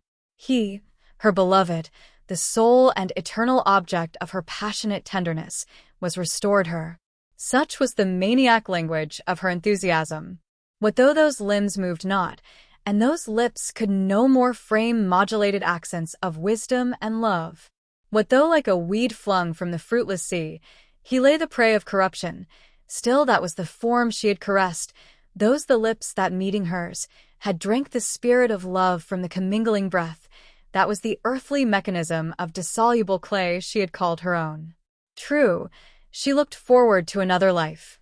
True, the burning spirit of love seemed to her unextinguishable throughout eternity. Yet at this time, with human fondness, she clung to all that her human senses permitted her to see and feel to be a part of Raymond. Pale as marble, clear and beaming as that, she heard my tale and inquired concerning the spot where he had been deposited. Her features had lost the distortion of grief, her eyes were brightened, her very person seemed dilated, while the excessive whiteness and even transparency of her skin, and something hollow in her voice, bore witness that not tranquility, but excessive excitement, occasioned the treacherous calm that settled on her countenance. I asked her where he should be buried. She replied, at Athens, even at the Athens which he loved. Without the town, on the acclivity of Hymettus, there is a rocky recess which he pointed out to me as the spot where he would wish to repose. My own desire certainly was that he should not be removed from the spot where he now lay. But her wish was of course to be complied with, and I entreated her to prepare without delay for our departure. Behold now the melancholy train cross the flats of Thrace, and wind through the defile, and over the mountains of Macedonia, coast the clear waves of the Peneus, cross the Larishan plain, pass the straits of Thermopylae, and ascending in succession Erta and Parnassus, descend to the fertile plain of Athens. Women bear with resignation these long-drawn ills, but to a man's impatient spirit, the slow motion of our cavalcade, the melancholy repose we took at noon, the perpetual presence of the pall, gorgeous though it was, that wrapped the rifled casket which had contained Raymond, the monotonous recurrence of day and night, unvaried by hope or change, all the circumstances of our march were intolerable. Perdita, shut up in herself, spoke little. Her carriage was closed, and, when we rested, she sat leaning her pale cheek on her white cold hand, with eyes fixed on the ground, indulging thoughts which refused communication or sympathy. We descended from Parnassus, emerging from its many folds, and passed through Livadia on our road to Attica. Perdita would not enter Athens, but, reposing at Marathon on the night of our arrival, conducted me on the following day to the spot selected by her as the treasure house of Raymond's dear remains. It was in a recess near the head of the ravine to the south of Hymettus. The chasm, deep, black, and hoary, swept from the summit to the base. In the fissures of the rock myrtle underwood grew and wild thyme, the food of many nations of bees. Enormous crags protruded into the cleft, some beetling over, others rising perpendicularly from it. At the foot of this sublime chasm, a fertile laughing valley reached from sea to sea, and beyond was spread the blue Aegean, sprinkled with islands, the light waves glancing beneath the sun. Close to the spot on which we stood was a solitary rock, high and conical, which, divided on every side from the mountain, seemed a nature-hewn pyramid. With little labor this block was reduced to a perfect shape. The narrow cell was scooped out beneath in which Raymond was placed, and a short inscription, carved in the living stone, recorded the name of its tenant, the cause and era of his death. Everything was accomplished with speed under my directions. I agreed to leave the finishing and guardianship of the tomb to the head of the religious establishment at Athens, and by the end of October prepared for my return to England. I mentioned this to Perdita. It was painful to appear to drag her from the last scene that spoke of her lost one, but to linger here was vain, and my very soul was sick with its yearning to rejoin my Idris and her babes. In reply, my sister requested me to accompany her the following evening to the tomb of Raymond. Some days had passed since I had visited the spot. The path to it had been enlarged, and steps hewn in the rock led us less circuitously than before to the spot itself. The platform on which the pyramid stood was enlarged, and looking towards the south, in a recess overshadowed by the straggling branches of a wild fig tree, I saw foundations dug, and props and rafters fixed, evidently the commencement of a cottage. Standing on its unfinished threshold, the tomb was at our right hand, the whole ravine, and plain, and azure sea immediately before us. The dark rocks received a glow from the descending sun, which glanced along the cultivated valley and dyed in purple and orange the placid waves. We sat on a rocky elevation, and I gazed with rapture on the beauteous panorama of living and changeful colors, which varied and enhanced the graces of earth and ocean. "Did I not do right," said Perdita, "in having my loved one conveyed hither? Hereafter this will be the cynosure of Greece. In such a spot death loses half its terrors, and even the inanimate dust appears to partake of the spirit of beauty which hallows this region. Lionel, he sleeps there.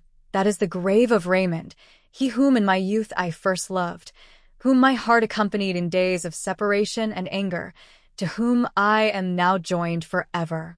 Never, mark me, never will I leave this spot. Methinks his spirit remains here as well as that dust, which, uncommunicable though it be, is more precious in its nothingness than aught else widowed earth clasps to her sorrowing bosom. The myrtle bushes, the thyme, the little cyclamen, which peep from the fissures of the rock, all the produce of the place, bear affinity to him. The light that invests the hills participates in his essence, and sky and mountains, sea and valley, are imbued by the presence of his spirit. I will live and die here. Go you to England, Lionel. Return to sweet Idris and dearest Adrian. Return, and let my orphan girl be as a child of your own in your house. Look on me as dead. And truly, if death be a mere change of state, I am dead. This is another world, from that which late I inhabited, from that which is now your home. Here I hold communion only with the has-been and to come. Go you to England, and leave me where alone I can consent to drag out the miserable days which I must still live." A shower of tears terminated her sad harangue. I had expected some extravagant proposition, and remained silent a while, collecting my thoughts that I might the better combat her fanciful scheme. "You cherish dreary thoughts, my dear Perdita," I said, "nor do I wonder that for a time your better reason should be influenced by passionate grief and a disturbed imagination. Even I am in love with this last home of Raymond's.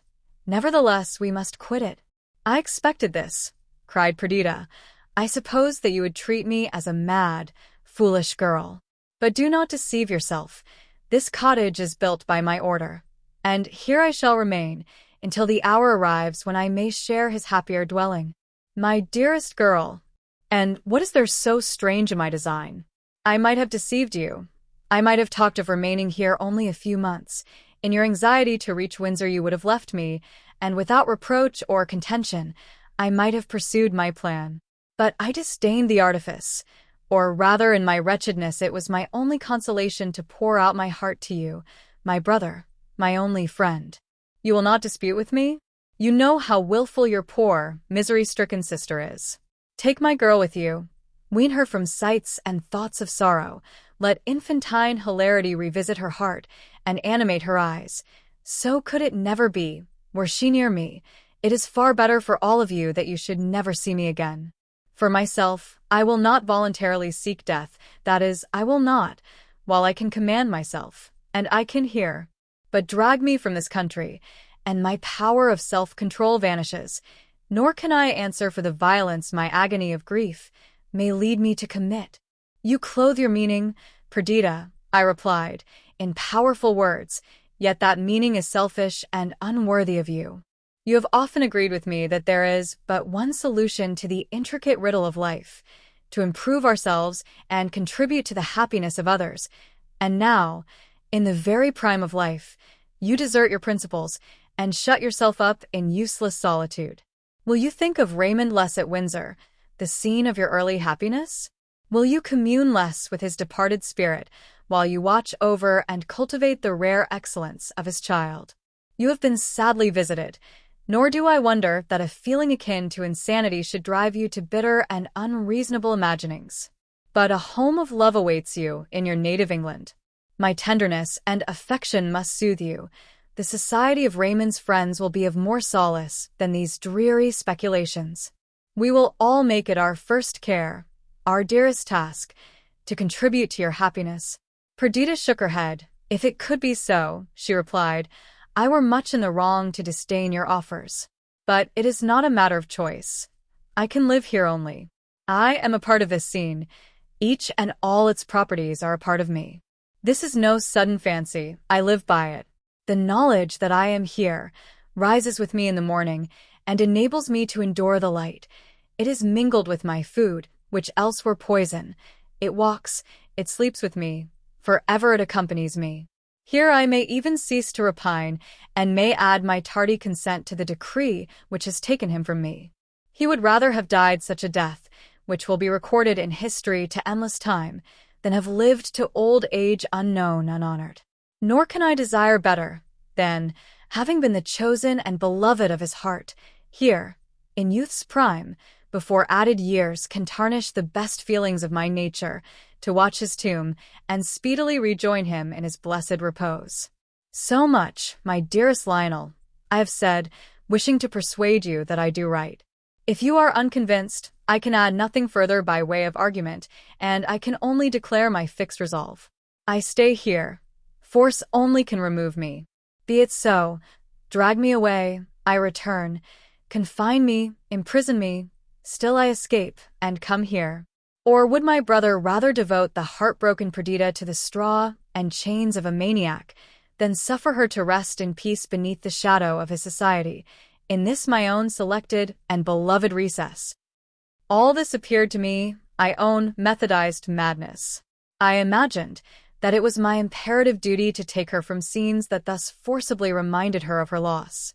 Nor did I doubt that in the tranquility of our family circle at Windsor, she would recover some degree of composure, and in the end, of happiness. My affection for Clara also led me to oppose these fond dreams of cherished grief. Her sensibility had already been too much excited, her infant heedlessness too soon exchanged for deep and anxious thought. The strange and romantic scheme of her mother might confirm and perpetuate the painful view of life, which had intruded itself thus early on her contemplation. On returning home, the captain of the steam packet with whom I had agreed to sail came to tell me that accidental circumstances hastened his departure, and that, if I went with him, I must come on board at 5 on the following morning. I hastily gave my consent to this arrangement, and as hastily formed a plan through which Perdita should be forced to become my companion. I believe that most people in my situation would have acted in the same manner. Yet this consideration does not, or rather did not in after time, diminish the reproaches of my conscience. At the moment, I felt convinced that I was acting for the best, and that all I did was right and even necessary. I sat with Perdita and soothed her by my seeming assent to her wild scheme. She received my concurrence with pleasure, and 1,000 times overthanked her deceitful brother. As night came on, her spirits, enlivened by my unexpected concession, regained an almost forgotten vivacity. I pretended to be alarmed by the feverish glow in her cheek. I entreated her to take a composing draught. I poured out the medicine, which she took docilely from me. I watched her as she drank it. Falsehood and artifice are in themselves so hateful that, though I still thought I did right, a feeling of shame and guilt came painfully upon me. I left her, and soon heard that she slept soundly under the influence of the opiate I had administered. She was carried thus unconscious on board, the anchor weighed, and the wind being favorable, we stood far out to sea, with all the canvas spread, and the power of the engine to assist. We scud swiftly and steadily through the chafed element. It was late in the day before Perdita awoke, and a longer time elapsed before recovering from the torpor occasioned by the laudanum. She perceived her change of situation. She started wildly from her couch and flew to the cabin window. The blue and troubled sea sped past the vessel and was spread shoreless around. The sky was covered by a wrack, which in its swift motion shewed how speedily she was borne away. The creaking of the masts, the clang of the wheels, the tramp above, all persuaded her that she was already far from the shores of Greece. "Where are we?" she cried. "Where are we going?" The attendant whom I had stationed to watch her replied, "To England." "And my brothers?" "Is on deck, madam." "Unkind, unkind," exclaimed the poor victim, as with a deep sigh she looked on the waste of waters. Then, without further remark, she threw herself on her couch, and closing her eyes remained motionless, so that but for the deep sighs that burst from her, it would have seemed that she slept. As soon as I heard that she had spoken, I sent Clara to her, that the sight of the lovely innocent might inspire gentle and affectionate thoughts. But neither the presence of her child, nor a subsequent visit from me, could rouse my sister. She looked on Clara with a countenance of woeful meaning, but she did not speak. When I appeared, she turned away, and in reply to my inquiries, only said, "You know not what you have done." I trusted that this sullenness betokened merely the struggle between disappointment and natural affection, and that in a few days she would be reconciled to her fate. When night came on, she begged that Clara might sleep in a separate cabin. Her servant, however, remained with her. About midnight she spoke to the latter, saying that she had had a bad dream, and bade her go to her daughter and bring word whether she rested quietly. The woman obeyed. The breeze, that had flagged since sunset, now rose again. I was on deck, enjoying our swift progress. The quiet was disturbed only by the rush of waters as they divided before the steady keel, the murmur of the moveless and full sails, the wind whistling in the shrouds, and the regular motion of the engine. The sea was gently agitated, now shewing a white crest, and now resuming an uniform hue. The clouds had disappeared, and dark ether clipped the broad ocean, in which the constellations vainly sought their accustomed mirror. Our rate could not have been less than 8 knots. Suddenly, I heard a splash in the sea. The sailors on watch rushed to the side of the vessel, with the cry, "Some one gone overboard." "It is not from deck," said the man at the helm. "Something has been thrown from the aft cabin." A call for the boat to be lowered was echoed from the deck. I rushed into my sister's cabin. It was empty. With sails abaft, the engine stopped. The vessel remained unwillingly stationary until, after an hour's search, my poor Perdita was brought on board.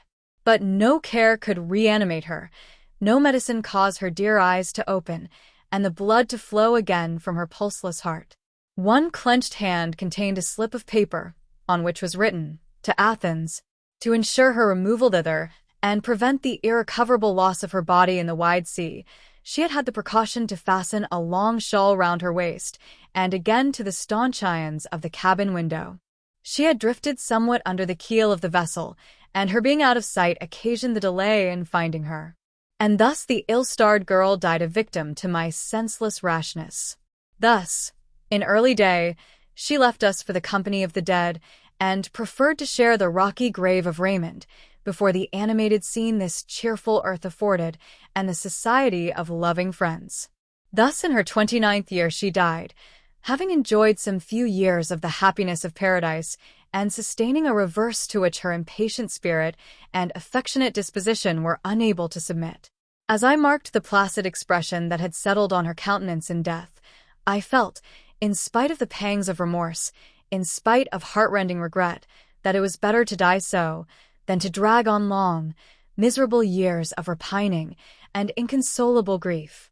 Stress of weather drove us up the Adriatic Gulf, and, our vessel being hardly fitted to weather a storm, we took refuge in the port of Ancona. Here I met Giorgio Palli, the vice-admiral of the Greek fleet, a former friend and warm partisan of Raymond. I committed the remains of my lost Perdita to his care, for the purpose of having them transported to Hymettus, and placed in the cell her Raymond already occupied beneath the pyramid. This was all accomplished even as I wished. She reposed beside her beloved, and the tomb above was inscribed with the united names of Raymond and Perdita. I then came to a resolution of pursuing our journey to England overland. My own heart was racked by regrets and remorse. The apprehension that Raymond had departed forever, that his name, blended eternally with the past, must be erased from every anticipation of the future, had come slowly upon me. I had always admired his talents, his noble aspirations, his grand conceptions of the glory and majesty of his ambition, his utter want of mean passions, his fortitude and daring. In Greece I had learned to love him. His very waywardness and self-abandonment to the impulses of superstition attached me to him doubly. It might be weakness, but it was the antipodes of all that was groveling and selfish. To these pangs were added the loss of Perdita, lost through my own accursed self-will and conceit. This dear one, my sole relation, whose progress I had marked from tender childhood through the varied path of life, and seen her throughout conspicuous for integrity, devotion, and true affection, for all that constitutes the peculiar graces of the female character, and beheld her at last the victim of too much loving, too constant an attachment to the perishable and lost, she, in her pride of beauty and life, had thrown aside the pleasant perception of the apparent world for the unreality of the grave, and had left poor Clara quite an orphan. I concealed from this beloved child that her mother's death was voluntary, and tried every means to awaken cheerfulness in her sorrow-stricken spirit. One of my first acts for the recovery even of my own composure was to bid farewell to the sea. Its hateful splash renewed again and again to my sense the death of my sister. Its roar was a dirge. In every dark hull that was tossed on its inconstant bosom, I imaged a bier that would convey to death all who trusted to its treacherous smiles. Farewell to the sea. Come, my Clara, sit beside me in this aerial bark. Quickly and gently it cleaves the azure serene, and with soft undulation glides upon the current of the air.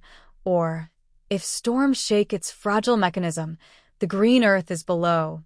We can descend, and take shelter on the stable continent.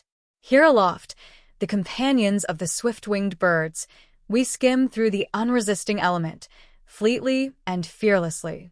The light boat heaves not, nor is opposed by death-bearing waves. The ether opens before the prow, and the shadow of the globe that upholds it shelters us from the noonday sun. Beneath are the plains of Italy, or the vast undulations of the wave-like Apennines. Fertility reposes in their many folds, and woods crown the summits. The free and happy peasant, unshackled by the Austrian, bears the double harvest to the garner, and the refined citizens rear, without dread, the long-blighted tree of knowledge in this garden of the world.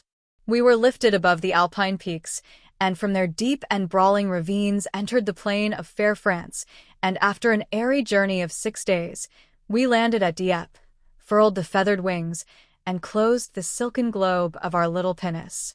A heavy rain made this mode of traveling now incommodious, so we embarked in a steam packet, and after a short passage landed at Portsmouth. A strange story was rife here. A few days before, a tempest-struck vessel had appeared off the town. The hull was parched-looking and cracked, the sails rent, and bent in a careless, unseamanlike manner, the shrouds tangled and broken. She drifted towards the harbor, and was stranded on the sands at the entrance. In the morning the custom-house officers, together with a crowd of idlers, visited her. One only of the crew appeared to have arrived with her. He had got to shore, and had walked a few paces towards the town, and then, vanquished by malady and approaching death, had fallen on the inhospitable beach. He was found stiff, his hands clenched, and pressed against his breast. His skin, nearly black, his matted hair and bristly beard, were signs of a long protracted misery. It was whispered that he had died of the plague. No one ventured on board the vessel, and strange sights were averred to be seen at night, walking the deck, and hanging on the masts and shrouds. She soon went to pieces. I was shown where she had been, and saw her disjoined timbers tossed on the waves. The body of the man who had landed had been buried deep in the sands, and none could tell more than that the vessel was American-built, and that several months before the Fortunatas had sailed from Philadelphia, of which no tidings were afterwards received. Chapter 4. I returned to my family estate in the autumn of the year 2092. My heart had long been with them, and I felt sick with the hope and delight of seeing them again. The district which contained them appeared the abode of every kindly spirit. Happiness, love, and peace walked the forest paths and tempered the atmosphere. After all the agitation and sorrow I had endured in Greece, I sought Windsor, as the storm-driven bird does the nest in which it may fold its wings in tranquility. How unwise had the wanderers been, who had deserted its shelter, entangled themselves in the web of society, and entered on what men of the world call life, that labyrinth of evil, that scheme of mutual torture. To live, according to this sense of the word, we must not only observe and learn, we must also feel. We must not be mere spectators of action, we must act. We must not describe, but be subjects of description. Deep sorrow must have been the inmate of our bosoms. Fraud must have lain in wait for us. The artful must have deceived us. Sickening doubt and false hope must have checkered our days. Hilarity and joy, that lap the soul in ecstasy, must at times have possessed us. Who that knows what life is would pine for this feverish species of existence? I have lived. I have spent days and nights of festivity. I have joined in ambitious hopes and exulted in victory. Now, shut the door on the world and build high the wall that is to separate me from the troubled scene enacted within its precincts. Let us live for each other and for happiness. Let us seek peace in our dear home, near the inland murmur of streams and the gracious waving of trees, the beauteous vesture of earth and sublime pageantry of the skies. Let us leave life, that we may live. Idris was well content with this resolve of mine. Her native sprightliness needed no undue excitement, and her placid heart reposed contented on my love, the well-being of her children, and the beauty of surrounding nature. Her pride and blameless ambition was to create smiles in all around her and to shed repose on the fragile existence of her brother. In spite of her tender nursing, the health of Adrian perceptibly declined. Walking, riding, the common occupations of life, overcame him. He felt no pain, but seemed to tremble forever on the verge of annihilation. Yet, as he had lived on for months nearly in the same state, he did not inspire us with any immediate fear, and, though he talked of death as an event most familiar to his thoughts, he did not cease to exert himself to render others happy, or to cultivate his own astonishing powers of mind. Winter passed away, and spring, led by the months, awakened life in all nature.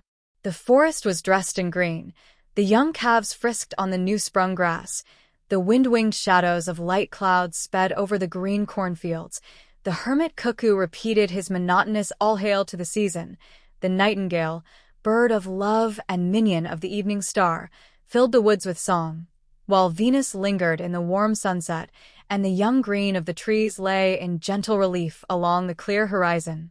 Delight awoke in every heart, delight and exultation, for there was peace through all the world.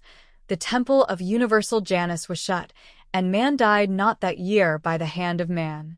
"Let this last but 12 months," said Adrian, "and earth will become a paradise." The energies of man were before directed to the destruction of his species. They now aim at its liberation and preservation.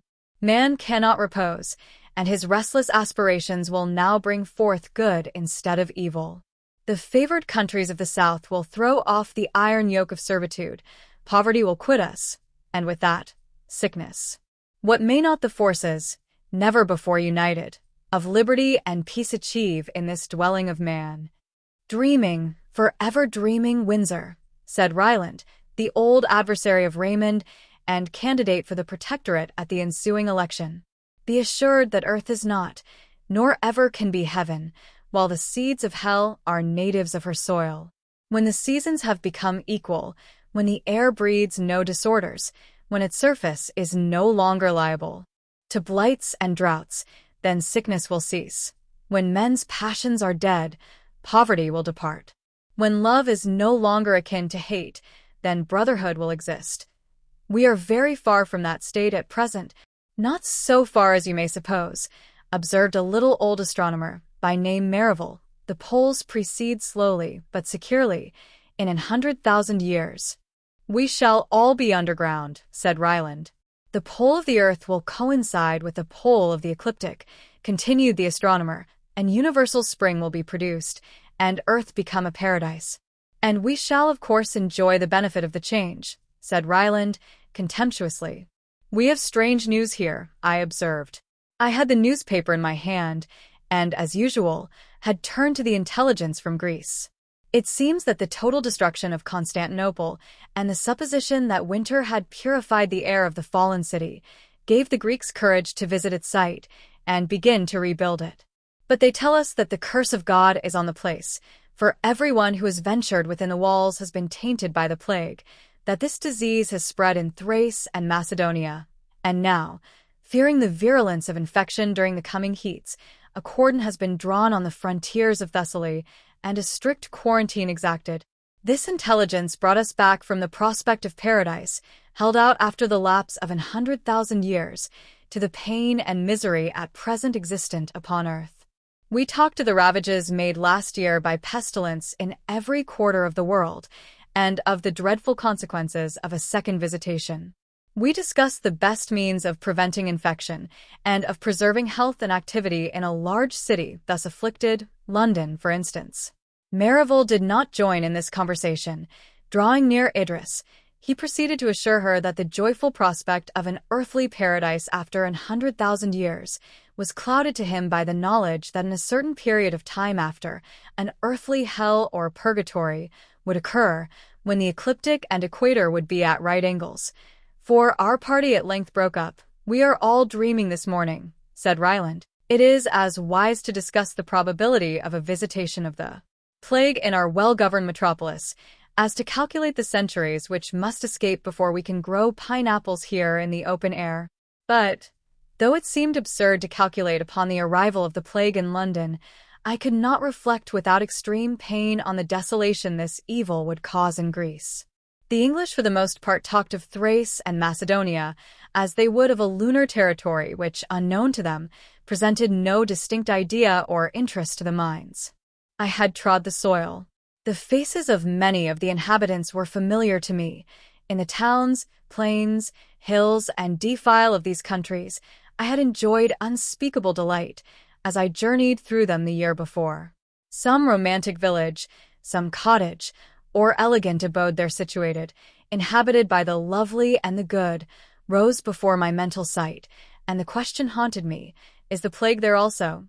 That same invincible monster, which hovered over and devoured Constantinople, that fiend more cruel than tempest, less tame than fire, is, alas, unchained in that beautiful country. These reflections would not allow me to rest. The political state of England became agitated as the time drew near when the new protector was to be elected.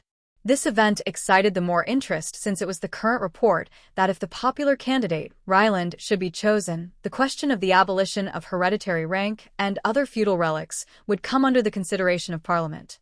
Not a word had been spoken during the present session on any of these topics. Everything would depend upon the choice of a protector and the elections of the ensuing year. Yet this very silence was awful, shewing the deep weight attributed to the question, the fear of either party to hazard an ill-timed attack, and the expectation of a furious contention when it should begin. But although St. Stephen's did not echo with the voice which filled each heart, the newspapers teemed with nothing else, and in private companies the conversation, however remotely begun, soon verged towards this central point, while voices were lowered and chairs drawn closer. The nobles did not hesitate to express their fear. The other party endeavored to treat the matter lightly. "Shame on the country," said Ryland, "to lay so much stress upon words and frippery. It is a question of nothing, of the new painting of carriage panels and the embroidery of footmen's coats. Yet could England indeed doff her lordly trappings and be content with the democratic style of America? Were the pride of ancestry, the patrician spirit, the gentle courtesies and refined pursuits, splendid attributes of rank, to be erased among us? We were told that this would not be the case. that we were by nature a poetical people, a nation easily duped by words, ready to array clouds in splendor and bestow honor on the dust. This spirit we could never lose, and it was to diffuse this concentrated spirit of birth that the new law was to be brought forward. We were assured that, when the name and title of Englishman was the sole patent of nobility, we should all be noble, that when no man born under English sway felt another his superior in rank, courtesy, and refinement would become the birthright of all our countrymen. Let not England be so far disgraced as to have it imagined that it can be without nobles, nature's true nobility, who bear their patent in their mien, who are from their cradle elevated above the rest of their species, because they are better than the rest. Among a race of independent and generous and well-educated men, in a country where the imagination is empress of men's minds, there needs be no fear that we should want a perpetual succession of the highborn and lordly. That party, however, could hardly yet be considered a minority in the kingdom, who extolled the ornament of the column, the Corinthian capital of polished society. They appealed to prejudices without number, to old attachments and young hopes, to the expectation of thousands who might one day become peers. They set up as a scarecrow, the specter of all that was sordid, mechanic, and base in the commercial republics. The plague had come to Athens. Hundreds of English residents returned to their own country. Raymond's beloved Athenians, the free, the noble people of the divinest town in Greece, fell like ripe corn before the merciless sickle of the adversary. Its pleasant places were deserted, its temples and palaces were converted into tombs, its energies, bent before towards the highest objects of human ambition, were now forced to converge to one point, the guarding against the innumerous arrows of the plague.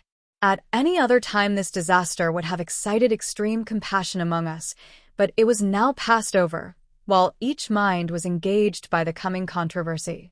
It was not so with me, and the question of rank and right dwindled to insignificance in my eyes when I pictured the scene of suffering Athens.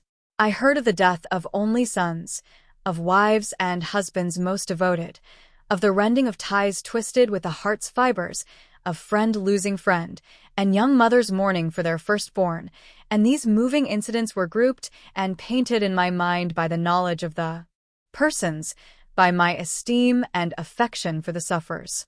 It was the admirers, friends, fellow soldiers of Raymond, families that had welcomed Perdita to Greece, and lamented with her the loss of her lord, that were swept away, and went to dwell with them in the undistinguishing tomb. The plague at Athens had been preceded and caused by the contagion from the east, and the scene of havoc and death continued to be acted there, on a scale of fearful magnitude. A hope that the visitation of the present year would prove the last kept up the spirits of the merchants connected with these countries, but the inhabitants were driven to despair, or to a resignation which, arising from fanaticism, assumed the same dark hue. America had also received the taint, and, were it yellow fever or plague, the epidemic was gifted with a virulence before unfelt. The devastation was not confined to the towns, but spread throughout the country. The hunter died in the woods, the peasant in the cornfields, and the fisher on his native waters. A strange story was brought to us from the East, to which little credit would have been given, had not the fact been attested by a multitude of witnesses in various parts of the world. On the 21st of June, it was said that an hour before noon, a black sun arose, an orb, the size of that luminary, but dark, defined, whose beams were shadows, ascended from the west. In about an hour it had reached the meridian, and eclipsed the bright parent of day. Night fell upon every country, night, sudden, rayless, entire. The stars came out, shedding their ineffectual glimmerings on the light-widowed earth. But soon the dim orb passed from over the sun, and lingered down the eastern heaven. As it descended, its dusky rays crossed the brilliant ones of the sun, and deadened or distorted them. The shadows of things assumed strange and ghastly shapes. The wild animals in the woods took fright at the unknown shapes figured on the ground. They fled they knew not whither, and the citizens were filled with greater dread at the convulsion which shook lions into civil streets.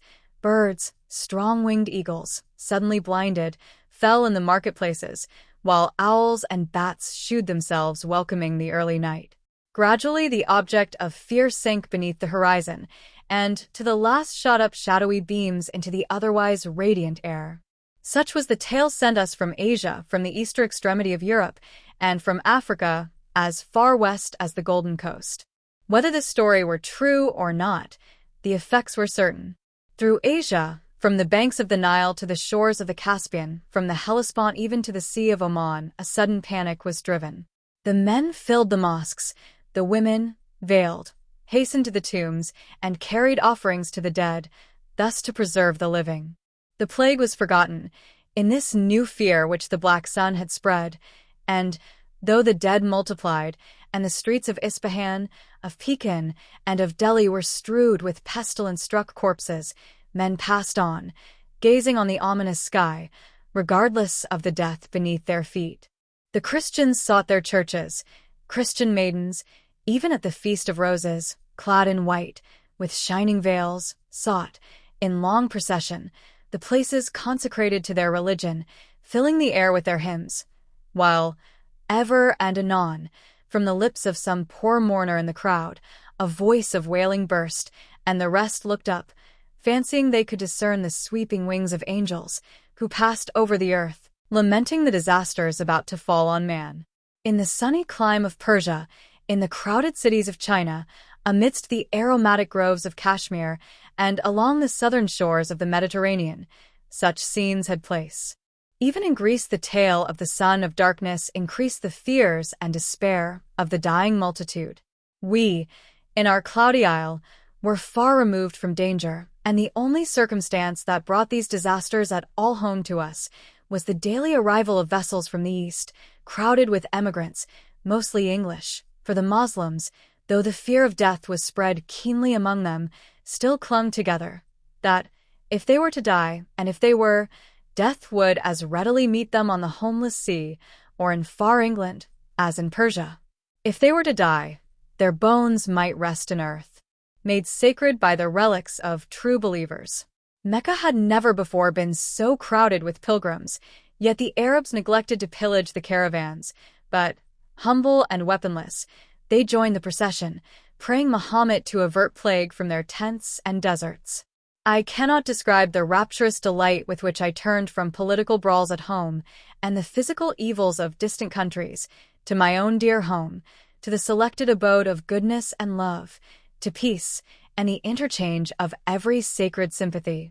Had I never quitted Windsor, these emotions would not have been so intense, but I had in Greece been the prey of fear and deplorable change. In Greece, after a period of anxiety and sorrow, I had seen depart two, whose very names were the symbol of greatness and virtue. But such miseries could never intrude upon the domestic circle left to me, while, secluded in our beloved forest, we passed our lives in tranquility. Some small change indeed the progress of years brought here, and time, as it is wont, stamped the traces of mortality on our pleasures and expectations. Idris, the most affectionate wife, sister and friend, was a tender and loving mother. The feeling was not with her as with many, a pastime, it was a passion. We had had 3 children. One, the second in age, died while I was in Greece. This had dashed the triumphant and rapturous emotions of maternity with grief and fear. Before this event, the little beings, sprung from herself, the young heirs of her transient life, seemed to have a sure lease of existence. Now she dreaded that the pitiless destroyer might snatch her remaining darlings, as it had snatched their brother. The least illness caused throes of terror. She was miserable if she were at all absent from them. Her treasure of happiness she had garnered in their fragile being, and kept forever on the watch, lest the insidious thief should, as before, steal these valued gems. She had fortunately small cause for fear. Alfred, now 9 years old, was an upright, manly little fellow, with radiant brow, soft eyes, and gentle, though independent disposition. Our youngest was yet in infancy, but his downy cheek was sprinkled with the roses of health, and his unwearied vivacity filled our halls with innocent laughter. Clara had passed the age which, from its mute ignorance, was the source of the fears of Idris. Clara was dear to her, to all. There was so much intelligence combined with innocence, sensibility with forbearance, and seriousness with perfect good humor, a beauty so transcendent, united to such endearing simplicity that she hung like a pearl in the shrine of our possessions, a treasure of wonder and excellence. At the beginning of winter our Alfred, now 9 years of age, first went to school at Eton. This appeared to him the primary step towards manhood, and he was proportionably pleased. Community of study and amusement developed the best parts of his character, his steady perseverance, generosity, and well-governed firmness.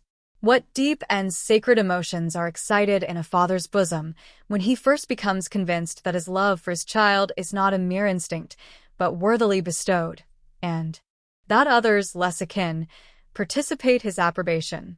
It was supreme happiness to Idris and myself to find that the frankness which Alfred's open brow indicated, the intelligence of his eyes, the tempered sensibility of his tones, were not delusions, but indications of talents and virtues which would grow with his growth and strengthen with his strength. At this period, the termination of an animal's love for its offspring, the true affection of the human parent commences. We no longer look on this dearest part of ourselves as a tender plant which we must cherish, or a plaything for an idle hour. We build now on his intellectual faculties. We establish our hopes on his moral propensities. His weakness still imparts anxiety to this feeling, his ignorance prevents entire intimacy, but we begin to respect the future man and to endeavor to secure his esteem, even as if he were our equal. What can a parent have more at heart than the good opinion of his child? In all our transactions with him our honor must be inviolate, the integrity of our relations untainted.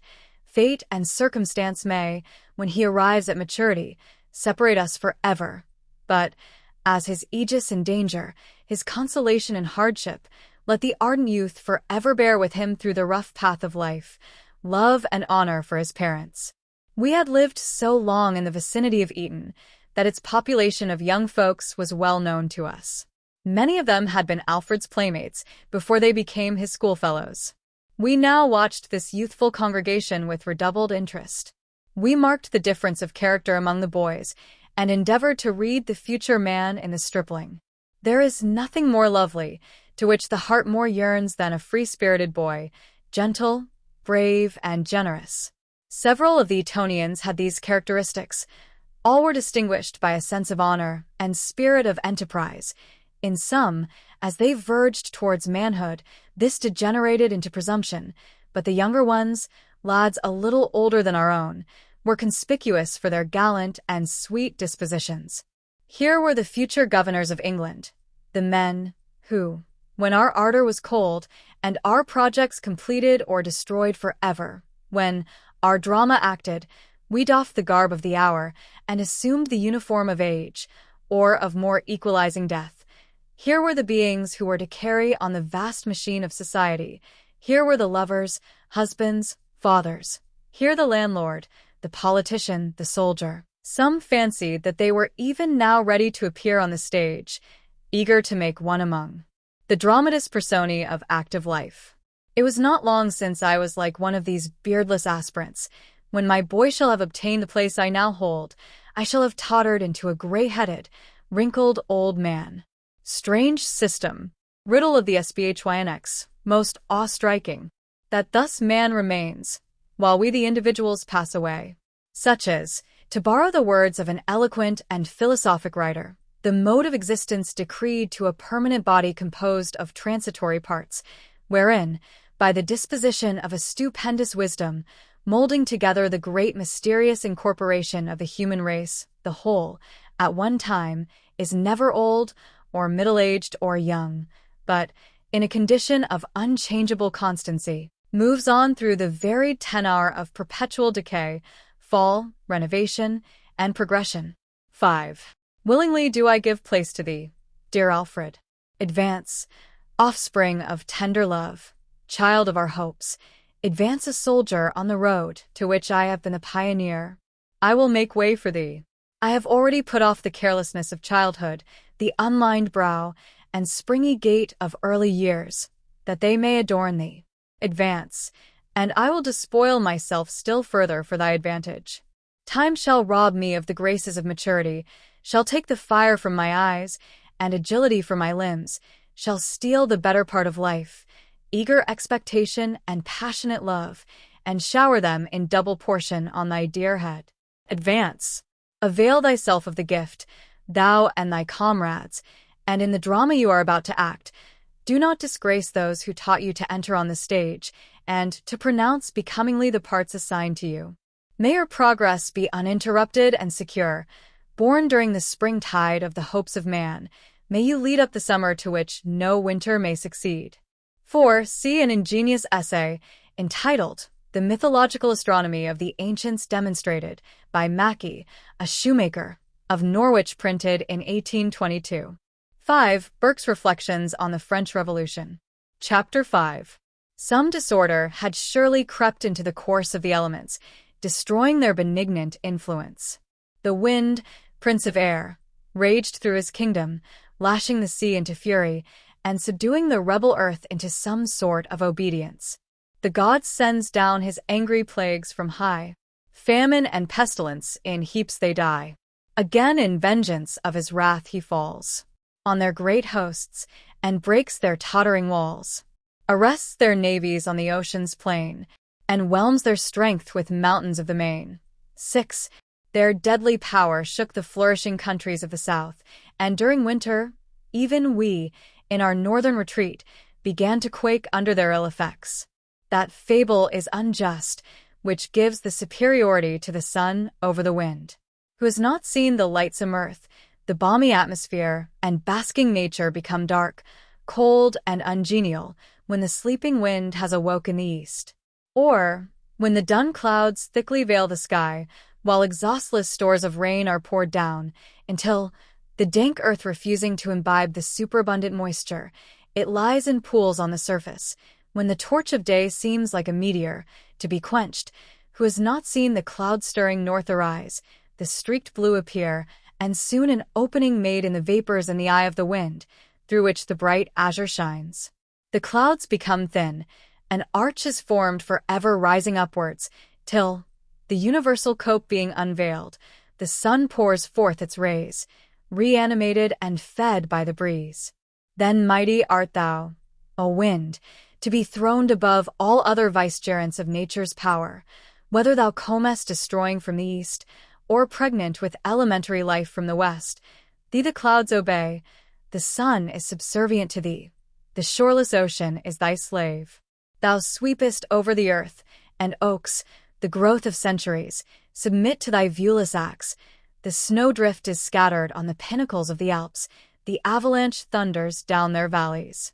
Thou holdest the keys of the frost, and canst first chain, and then set free the streams.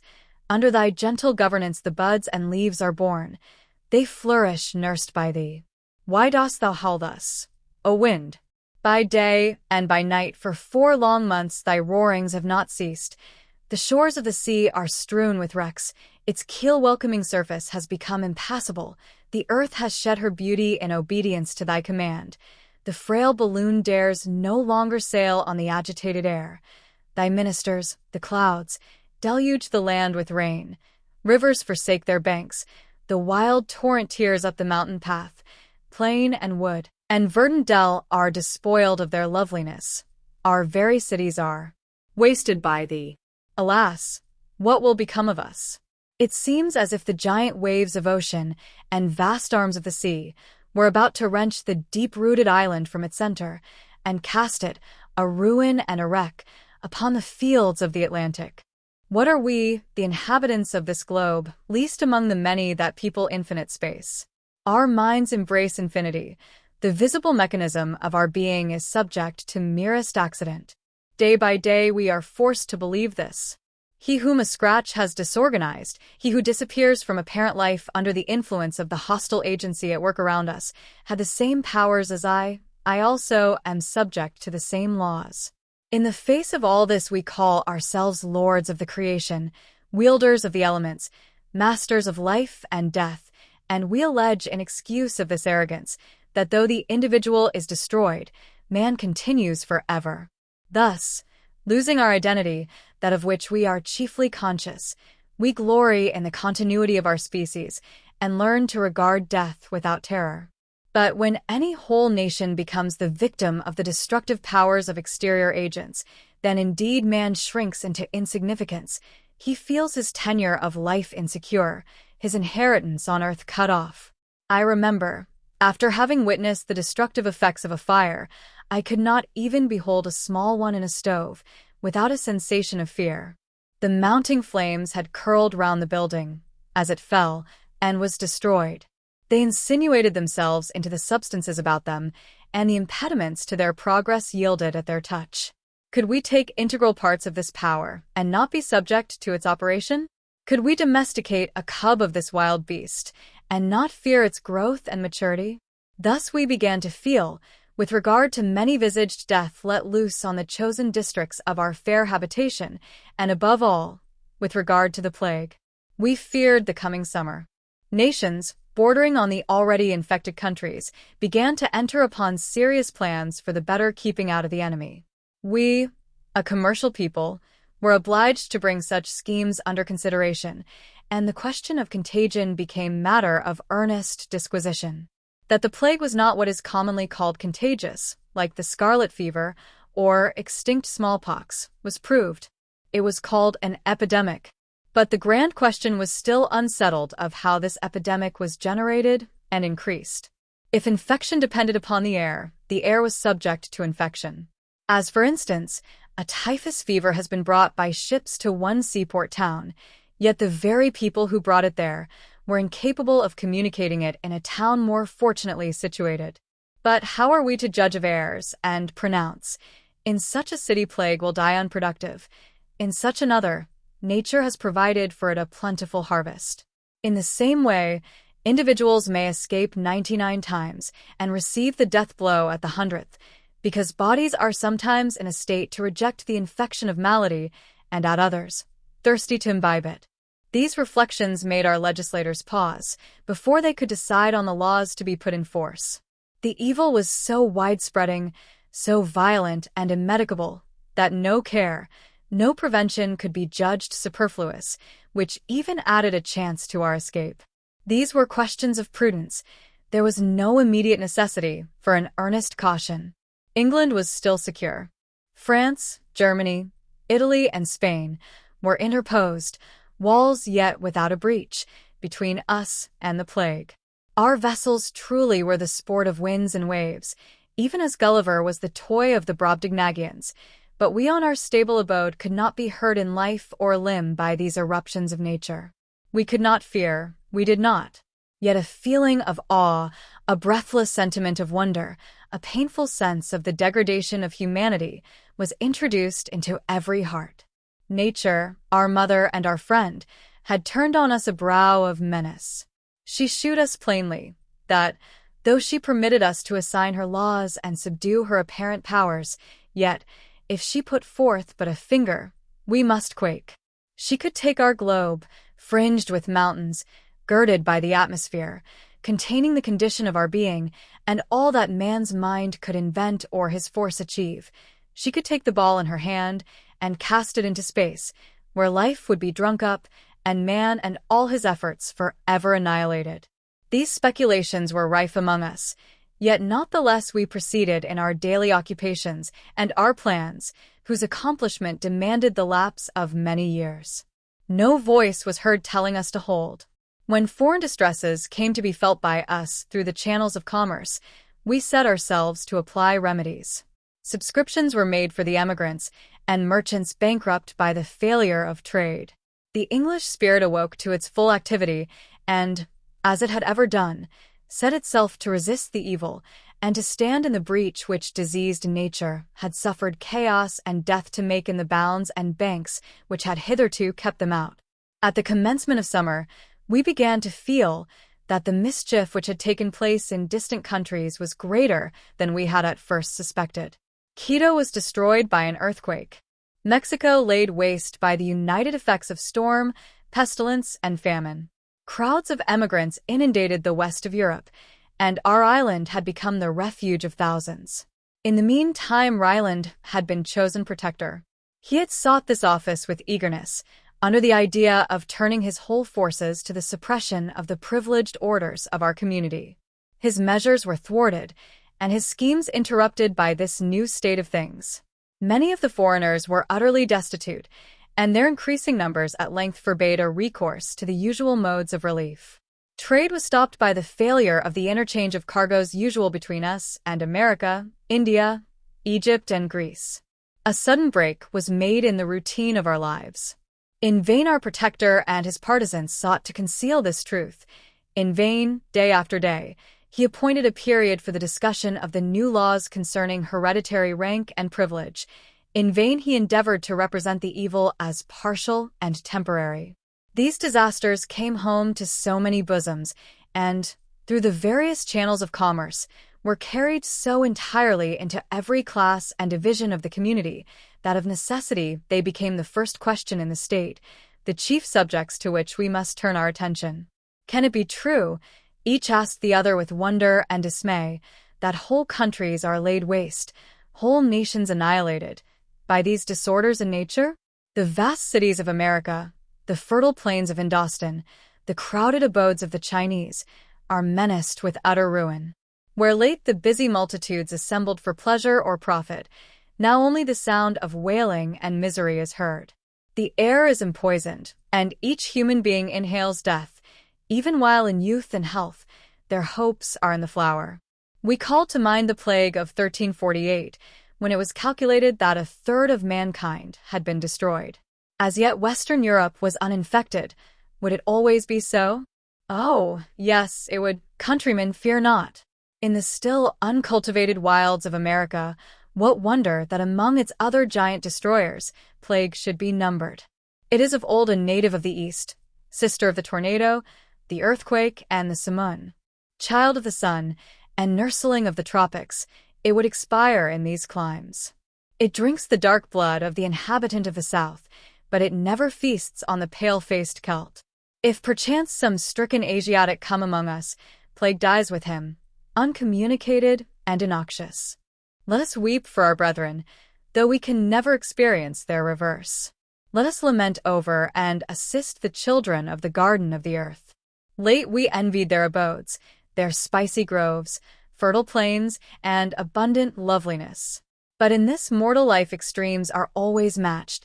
The thorn grows with the rose, the poison tree and the cinnamon mingle their boughs. Persia, with its cloth of gold, marble halls, and infinite wealth, is now a tomb. The tent of the Arab is fallen in the sands, and his horse spurns the ground unbridled and unsaddled. The voice of lamentation fills the valley of Kashmir. Its dells and woods, its cool fountains and gardens of roses, are polluted by the dead.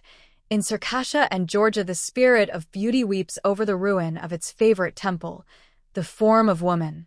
Our own distresses, though they were occasioned by the fictitious reciprocity of commerce, increased in due proportion. Bankers, merchants, and manufacturers, whose trade depended on exports and interchange of wealth, became bankrupt.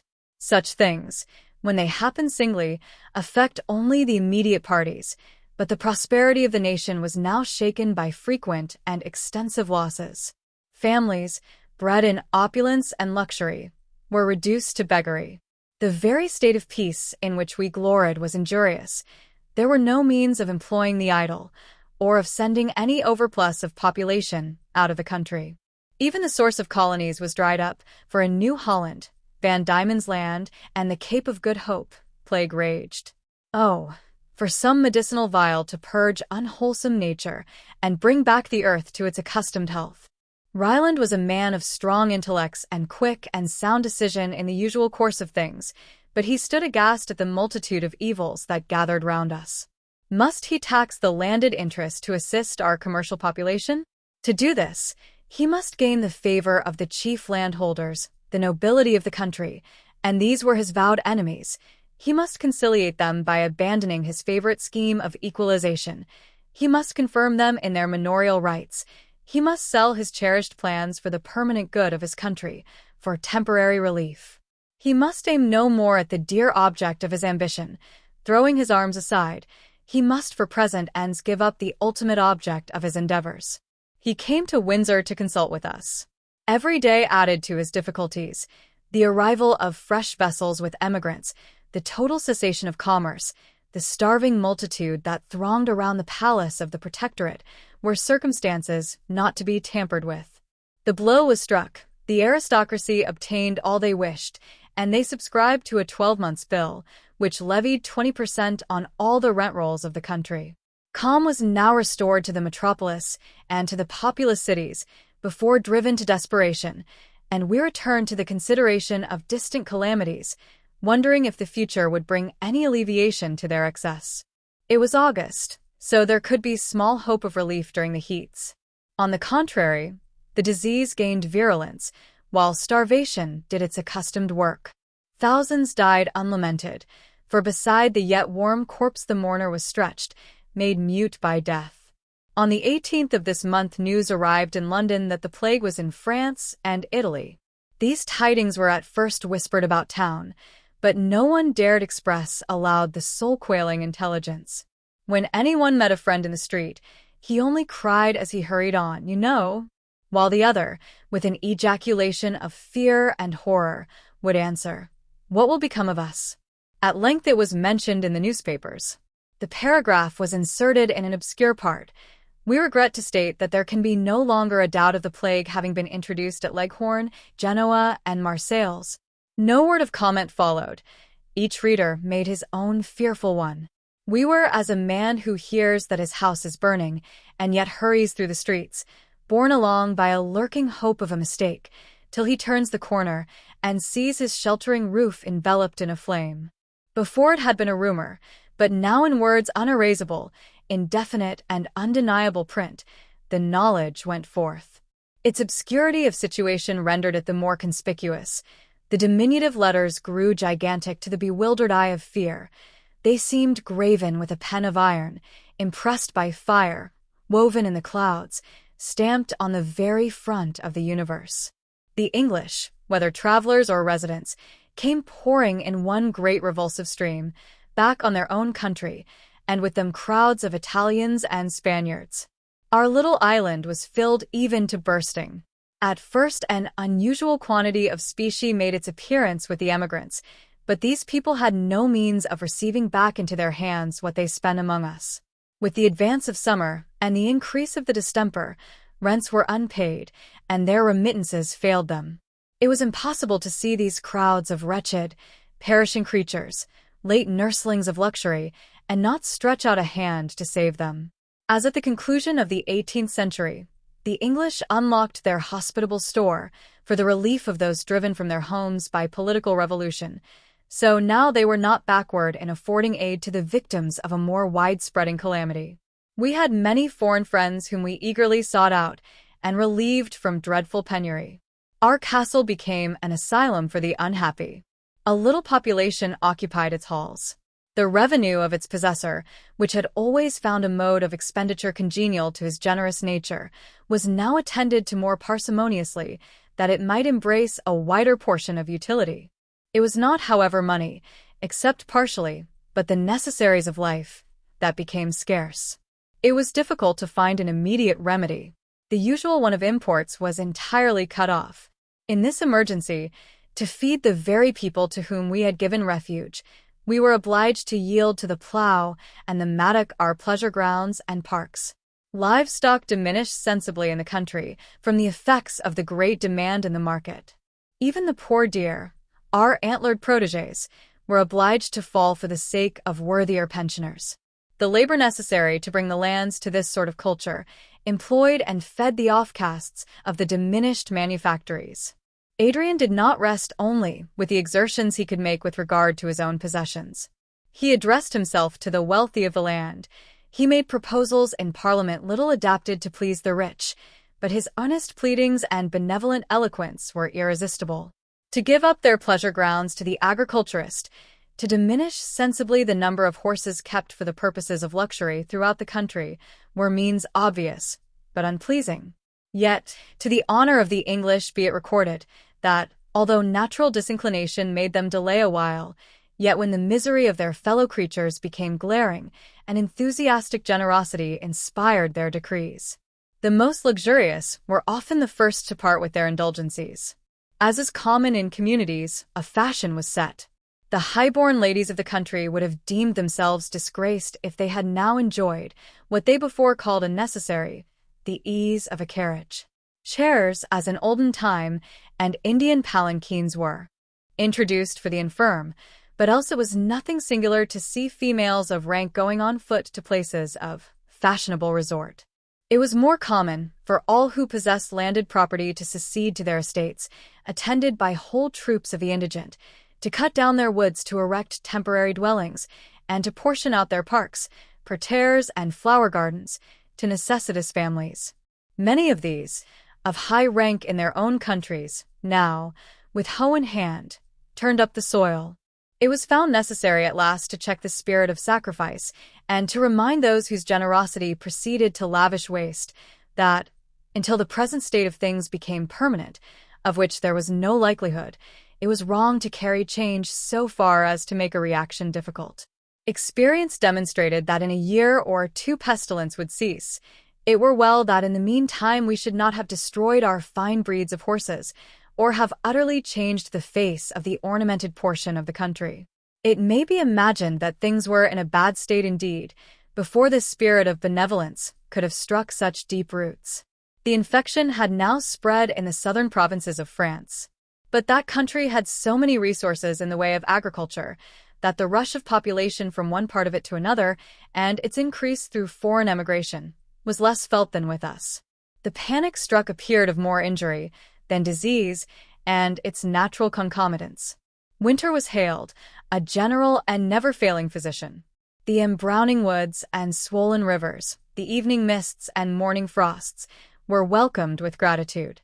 The effects of purifying cold were immediately felt, and the lists of mortality abroad were curtailed each week. Many of our visitors left us. Those whose homes were far in the south fled delightedly from our northern winter and sought their native land, secure of plenty even after their fearful visitation. We breathed again. What the coming summer would bring, we knew not, but the present months were our own, and our hopes of a cessation of pestilence were high. 6. Elton's translation of Hesiod's works. Chapter 6. I have lingered thus long on the extreme bank, the wasting shoal that stretched into the stream of life, dallying with the shadow of death.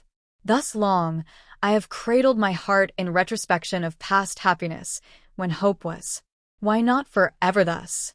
I am not immortal, and the thread of my history might be spun out to the limits of my existence. But the same sentiment that first led me to portray scenes replete with tender recollections now bids me hurry on. The same yearning of this warm, panting heart that has made me in written words record my vagabond youth, my serene manhood, and the passions of my soul, makes me now recoil from further delay. I must complete my work. Here then I stand, as I said, beside the fleet waters of the flowing years, and now away. Spread the sail, and strain with oar, hurrying by dark impending crags, adown steep rapids, even to the sea of desolation I have reached. Yet one moment, one brief interval before I put from shore. Once again let me fancy myself as I was in 2094 in my abode at Windsor. Let me close my eyes and imagine that the immeasurable boughs of its oaks still shadow me, its castle walls anear.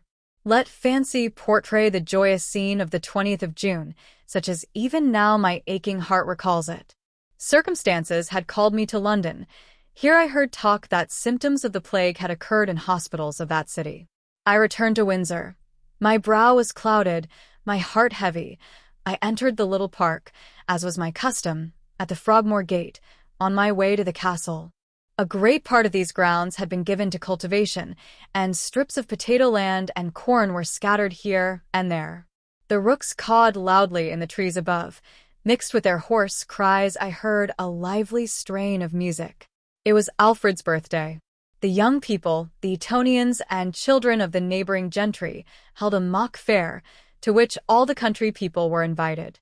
The park was speckled by tents, whose flaunting colors and gaudy flags, waving in the sunshine, added to the gaiety of the scene.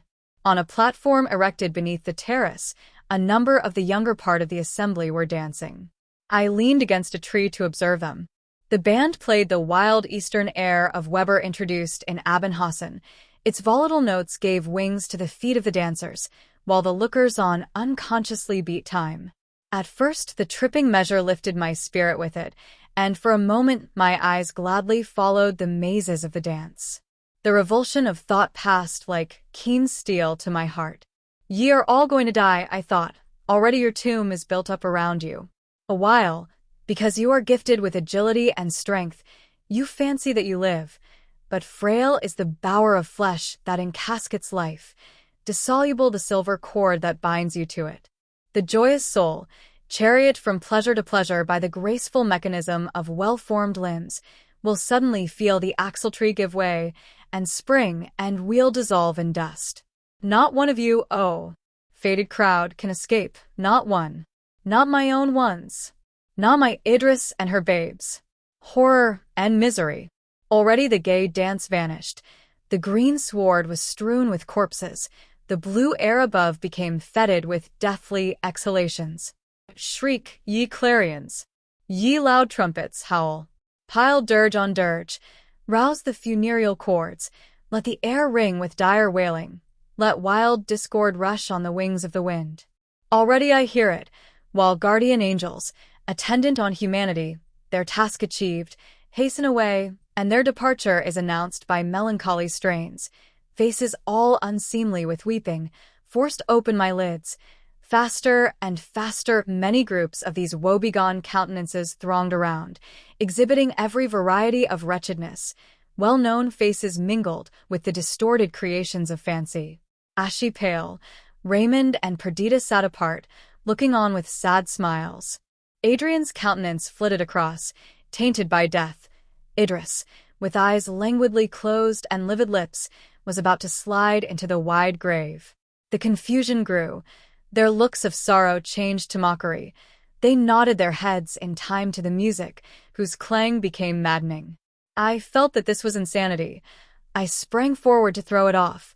I rushed into the midst of the crowd. Idris saw me.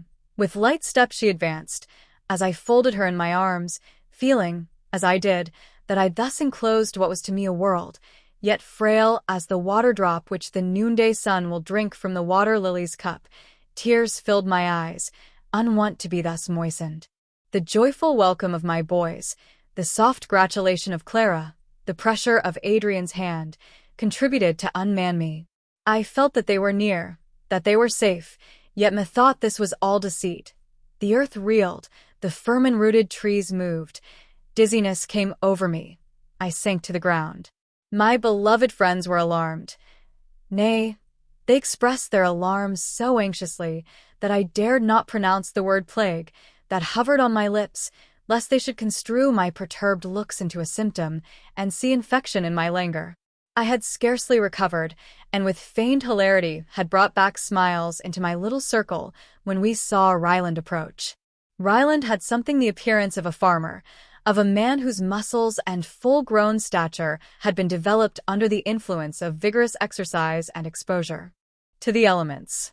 This was to a great degree the case, for, though a large landed proprietor, yet, being a projector and of an ardent and industrious disposition, he had on his own estate given himself up to agricultural labors. When he went as ambassador to the northern states of America, he, for some time, planned his entire migration, and went so far as to make several journeys far westward on that immense continent for the purpose of choosing the site of his new abode. Ambition turned his thoughts from these designs, ambition, which, laboring through various lets and hindrances, had now led him to the summit of his hopes, in making him Lord Protector of England. His countenance was rough but intelligent. His ample brow and quick grey eyes seemed to look out, over his own plans and the opposition of his enemies. His voice was stentorian. His hand, stretched out in debate, seemed by its gigantic and muscular form to warn his hearers that words were not his only weapons. Few people had discovered some cowardice and much infirmity of purpose under this imposing exterior. No man could crush a butterfly on the wheel with better effect. No man better cover a speedy retreat from a powerful adversary. This had been the secret of his secession at the time of Lord Raymond's election. In the unsteady glance of his eye, in his extreme desire to learn the opinions of all, in the feebleness of his handwriting, these qualities might be obscurely traced, but they were not generally known. He was now our Lord Protector. He had canvassed eagerly for this post. His protectorate was to be distinguished by every kind of innovation on the aristocracy. This his selected task was exchanged for the far different one of encountering the ruin caused by the convulsions of physical nature. He was incapable of meeting these evils by any comprehensive system. He had resorted to expedient after expedient, and could never be induced to put a remedy in force, till it came too late to be of use. Certainly the Ryland that advanced towards us now bore small resemblance to the powerful, ironical, seemingly fearless canvasser for the first rank among Englishmen. Our native oak, as his partisans called him, was visited truly by a nipping winter. He scarcely appeared half his usual height, his joints were unknit, his limbs would not support him, his face was contracted, his eye wandering. Debility of purpose and dastard fear were expressed in every gesture. In answer to our eager questions, one word alone fell, as it were involuntarily, from his convulsed lips. The plague, where? Everywhere. We must fly, all fly, but whither? No man can tell. There is no refuge on earth. It comes on us like 1,000 packs of wolves. We must all fly. Where shall you go? Where can any of us go? These words were syllabled trembling by the Iron Man. Adrian replied, Whither indeed would you fly? We must all remain, and do our best to help our suffering fellow creatures. Help, said Ryland, there is no help. Great God, who talks of help? All the world has the plague. Then to avoid it, we must quit the world, observed Adrian, with a gentle smile. Ryland groaned. Cold drops stood on his brow. It was useless to oppose his paroxysm of terror, but we soothed and encouraged him, so that after an interval he was better able to explain to us the ground of his alarm. It had come sufficiently home to him. One of his servants, while waiting on him, had suddenly fallen down dead. The physician declared that he died of the plague. We endeavored to calm him, but our own hearts were not calm. I saw the eye of Idris wander from me to her children, with an anxious appeal to my judgment. Adrian was absorbed in meditation. For myself, I own that Ryland's words rang in my ears. All the world was infected. In what uncontaminated seclusion could I save my beloved treasures until the shadow of death had passed from over the earth? We sunk into silence, a silence that drank in the doleful accounts and prognostications of our guest. We had receded from the crowd, and, ascending the steps of a terrace, sought the castle. Our change of cheer struck those nearest to us, and, by means of Ryland's servants, the report soon spread that he had fled from the plague in London. The sprightly parties broke up. They assembled in whispering groups. The spirit of gaiety was eclipsed. The music ceased. The young people left their occupations and gathered together. The lightness of heart which had dressed them in masquerade habits, had decorated their tents, and assembled them in fantastic groups, appeared a sin against, and a provocative to, the awful destiny that had laid its palsying hand upon hope and life. The merriment of the hour was an unholy mockery of the sorrows of man. The foreigners whom we had among us, who had fled from the plague in their own country, now saw their last asylum invaded, and, fear making them garrulous, they described to eager listeners the miseries they had beheld in cities visited by the calamity, and gave fearful accounts of the insidious and irremediable nature of the disease. We had entered the castle. Idris stood at a window that overlooked the park. Her maternal eyes sought her own children among the young crowd. An Italian lad had got an audience about him, and with animated gestures was describing some scene of horror. Alfred stood immovable before him, his whole attention absorbed. Little Evelyn had endeavored to draw Clara away to play with him, but the Italian's tale arrested her. She crept near, her lustrous eyes fixed on the speaker. Either watching the crowd in the park, or occupied by painful reflection, we were all silent. Ryland stood by himself in an embrasure of the window. Adrian paced the hall, revolving some new and overpowering idea. Suddenly, he stopped and said, I have long expected this. Could we in reason expect that this island should be exempt from the universal visitation? The evil is come home to us, and we must not shrink from our fate. What are your plans, my Lord Protector, for the benefit of our country? For heaven's love, Windsor, cried Ryland, do not mock me with that title. Death and disease level all men. I neither pretend to protect nor govern an hospital. Such will England quickly become. Do you then intend, now in time of peril, to recede from your duties? Duties. Speak rationally, my lord. When I am a plague-spotted corpse, where will my duties be? Every man for himself. The devil take the protectorship, say I, if it expose me to danger. Faint-hearted man, cried Adrian indignantly, your countrymen put their trust in you, and you betray them. I betray them, said Ryland, the plague betrays me. Faint-hearted. It is well, shut up in your castle, out of danger, to boast yourself out of fear. Take the protectorship who will. Before God I renounce it. And before God, replied his opponent fervently, do I receive it. No one will canvass for this honor now. None envy my danger or labors. Deposit your powers in my hands. Long have I fought with death, and much, he stretched out his thin hand, much have I suffered in the struggle. It is not by flying, but by facing the enemy, that we can conquer. If my last combat is now about to be fought, and I am to be worsted, so let it be. But come, Ryland, recollect yourself. Men have hitherto thought you magnanimous and wise. Will you cast aside these titles? Consider the panic your departure will occasion. Return to London. I will go with you. Encourage the people by your presence. I will incur all the danger. Shame, shame, if the first magistrate of England be foremost to renounce his duties. Meanwhile, among our guests in the park, all thoughts of festivity had faded. As summer flies are scattered by rain, so did this congregation, late noisy and happy, in sadness and melancholy murmurs break up, dwindling away apace. With the set sun and the deepening twilight the park became nearly empty. Adrian and Ryland were still in earnest discussion. We had prepared a banquet for our guests in the lower hall of the castle, and thither Idris and I repaired to receive and entertain the few that remained. There is nothing more melancholy than a merry meeting thus turned to sorrow. The gala dresses, the decorations, gay as they might otherwise be, receive a solemn and funereal appearance. If such change be painful from lighter causes, it weighed with intolerable heaviness from the knowledge that the earth's desolate had at last, even as an arch-fiend, lightly overleaped the boundaries our precautions raised, and at once enthroned himself in the full and beating heart of our country. Idris sat at the top of the half-empty hall.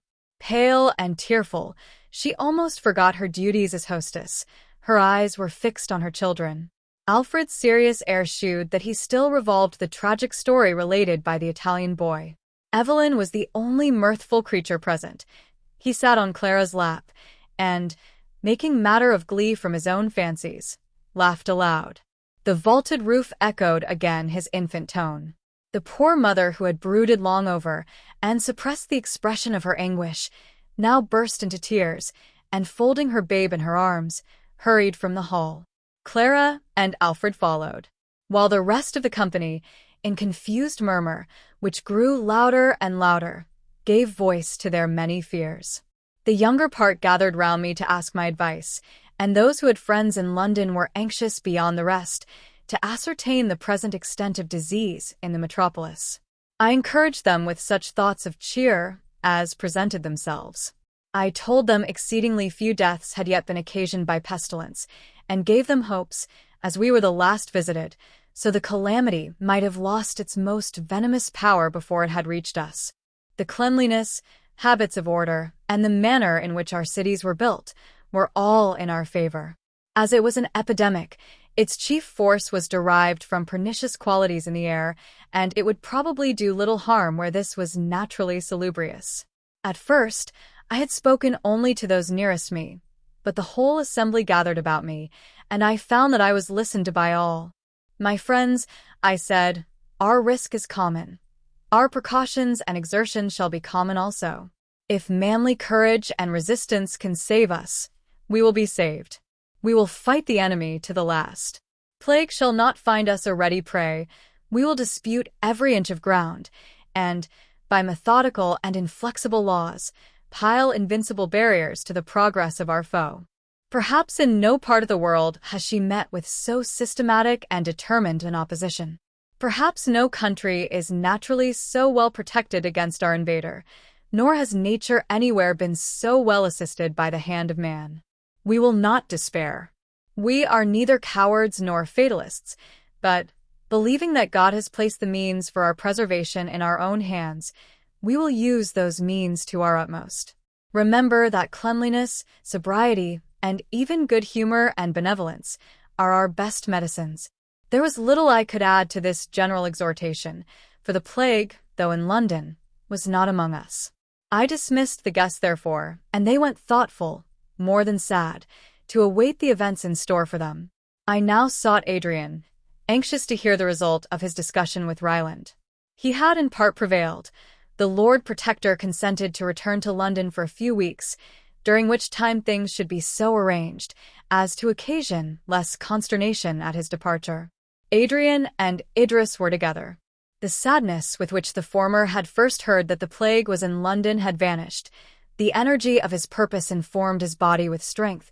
The solemn joy of enthusiasm and self-devotion illuminated his countenance, and the weakness of his physical nature seemed to pass from him, as the cloud of humanity did, in the ancient fable, from the divine lover of Semele. He was endeavoring to encourage his sister, and to bring her to look on his intent in a less tragic light than she was prepared to do, and with passionate eloquence he unfolded his designs to her. "Let me, at the first word," he said, "relieve your mind from all fear on my account. I will not task myself beyond my powers, nor will I needlessly seek danger. I feel that I know what ought to be done, and as my presence is necessary for the accomplishment of my plans, I will take especial care to preserve my life. I am now going to undertake an office fitted for me. I cannot intrigue, or work a tortuous path through the labyrinth of men's vices and passions, but I can bring patience and sympathy, and such aid as art affords, to the bed of disease. I can raise from earth the miserable orphan, and awaken to new hopes the shut heart of the mourner. I can enchain the plague in limits, and set a term to the misery it would occasion. Courage, forbearance, and watchfulness are the forces I bring towards this great work. Oh, I shall be something now. From my birth I have aspired like the eagle, but unlike the eagle, my wings have failed, and my vision has been blinded. Disappointment and sickness have hitherto held dominion over me. Twin-born with me, my wood, was forever enchained by the shall not of these my tyrants. A shepherd boy that tends a silly flock on the mountains was more in the scale of society than I. Congratulate me, then, that I have found fitting scope for my powers. I have often thought of offering my services to the pestilence-stricken towns of France and Italy, but fear of paining you and expectation of this catastrophe withheld me. To England and to Englishmen I dedicate myself. If I can save one of her mighty spirits from the deadly shaft, if I can ward disease from one of her smiling cottages, I shall not have lived in vain. Strange ambition this. Yet such was Adrian. He appeared given up to contemplation, averse to excitement, a lowly student, a man of visions, but afford him worthy theme, and, like to the lark at break of day arising, from sullen earth, sings hymns at heaven's gate. 7. So did he spring up from listlessness and unproductive thought to the highest pitch of virtuous action.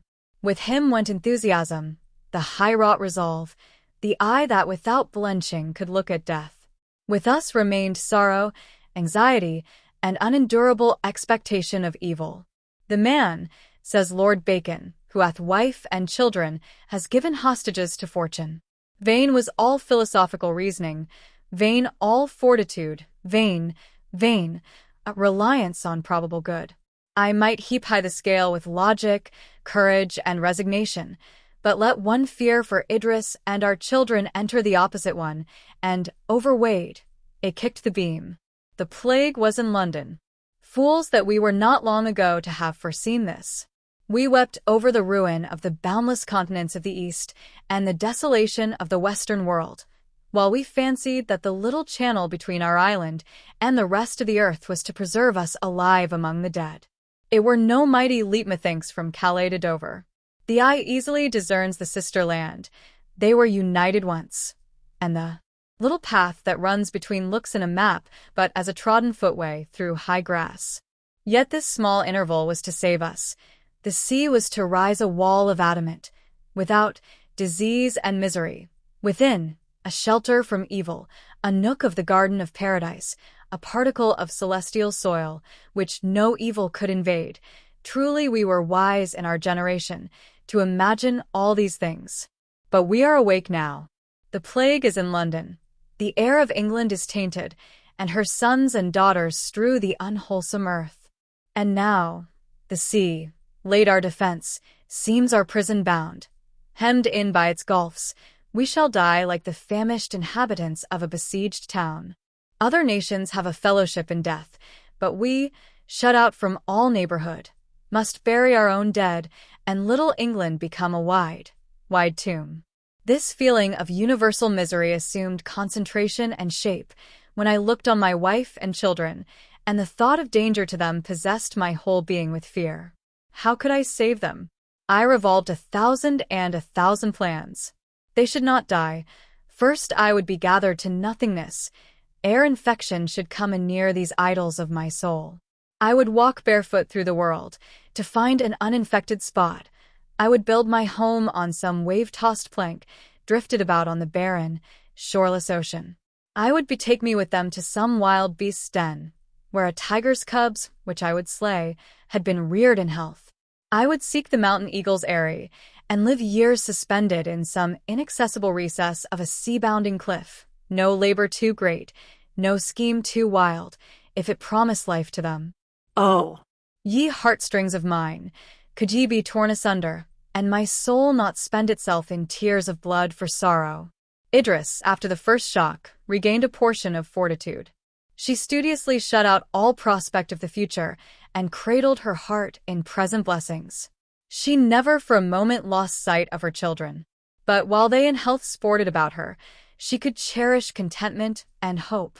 A strange and wild restlessness came over me, the more intolerable because I was forced to conceal it. My fears for Adrian were ceaseless. August had come, and the symptoms of plague increased rapidly in London.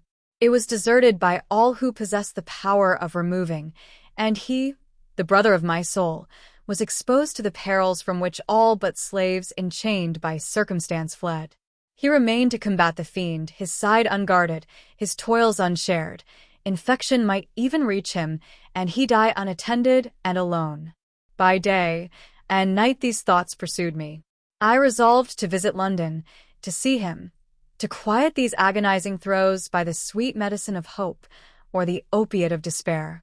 It was not until I arrived at Brentford that I perceived much change in the face of the country. The better sort of houses were shut up, the busy trade of the town palsied. There was an air of anxiety among the few passengers I met, and they looked wonderingly at my carriage, the first they had seen pass towards London, since pestilence sat on its high places and possessed its busy streets. I met several funerals. They were slenderly attended by mourners, and were regarded by the spectators as omens of direst import. Some gazed on these processions with wild eagerness. Others fled timidly. Some wept aloud. Adrian's chief endeavor, after the immediate succor of the sick, had been to disguise the symptoms and progress of the plague from the inhabitants of London. He knew that fear and melancholy forebodings were powerful assistants to disease, that desponding and brooding care rendered the physical nature of man peculiarly susceptible of infection. No unseemly sights were therefore discernible. The shops were in general open, the concourse of passengers in some degree kept up. But although the appearance of an infected town was avoided, to me, who had not beheld it since the commencement of the visitation, London appeared sufficiently changed. There were no carriages, and grass had sprung high in the streets. The houses had a desolate look. Most of the shutters were closed, and there was a ghast and frightened stare in the persons I met, very different from the usual business-like demeanor of the Londoners. My solitary carriage attracted notice. as it rattled along towards the protectoral palace, and the fashionable streets leading to it wore a still more dreary and deserted appearance. I found Adrian's antechamber crowded. It was his hour for giving audience. I was unwilling to disturb his labors, and waited, watching the ingress and egress of the petitioners.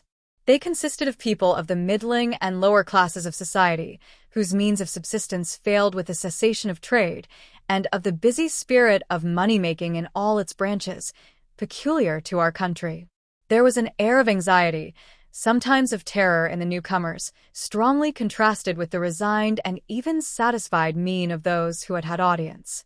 I could read the influence of my friend in their quickened motions and cheerful faces. 2 o'clock struck, after which none were admitted. Those who had been disappointed went sullenly or sorrowfully away, while I entered the audience chamber. I was struck by the improvement that appeared in the health of Adrian. He was no longer bent to the ground, like an overnursed flower of spring that, shooting up beyond its strength, is weighed down even by its own coronal of blossoms. His eyes were bright, his countenance composed. An air of concentrated energy was diffused over his whole person, much unlike its former languor. He sat at a table with several secretaries who were arranging petitions or registering the notes made during that day's audience. 2 or 3 petitioners were still in attendance. I admired his justice and patience. Those who possessed a power of living out of London, he advised immediately to quit it, affording them the means of so doing. Others, whose trade was beneficial to the city, or who possessed no other refuge, he provided with advice for better avoiding the epidemic, relieving overloaded families, supplying the gaps made in others by death. Order, comfort, and even health rose under his influence, as from the touch of a magician's wand. "I am glad you are come," he said to me, when we were at last alone. "I can only spare a few minutes, and must tell you much in that time. The plague is now in progress. It is useless closing one's eyes to the fact. The deaths increase each week. What will come, I cannot guess. As yet, thank God, I am equal to the government of the town, and I look only to the present. Ryland, whom I have so long detained, has stipulated that I shall suffer him to depart before the end of this month. The deputy appointed by Parliament is dead. Another, therefore, must be named. I have advanced my claim, and I believe that I shall have no competitor. Tonight the question is to be decided, as there is a call of the House for the purpose. You must nominate me. Lionel, Ryland, for shame, cannot shew himself, but you, my friend, will do me this service? How lovely is devotion! Here was a youth, royally sprung, bred in luxury, by nature averse to the usual struggles of a public life, and now, in time of danger, at a period when to live was the utmost scope of the ambitious, he, the beloved and heroic Adrian, made, in sweet simplicity, an offer to sacrifice himself for the public good. The very idea was generous and noble, but, beyond this, his unpretending manner, his entire want of the assumption of a virtue, rendered his act 10 times more touching. I would have withstood his request, but I had seen the good he diffused. I felt that his resolves were not to be shaken, so, with an heavy heart, I consented to do as he asked. He grasped my hand affectionately. "Thank you," he said. "You have relieved me from a painful dilemma, and are, as you ever were, the best of my friends. Farewell. I must now leave you for a few hours.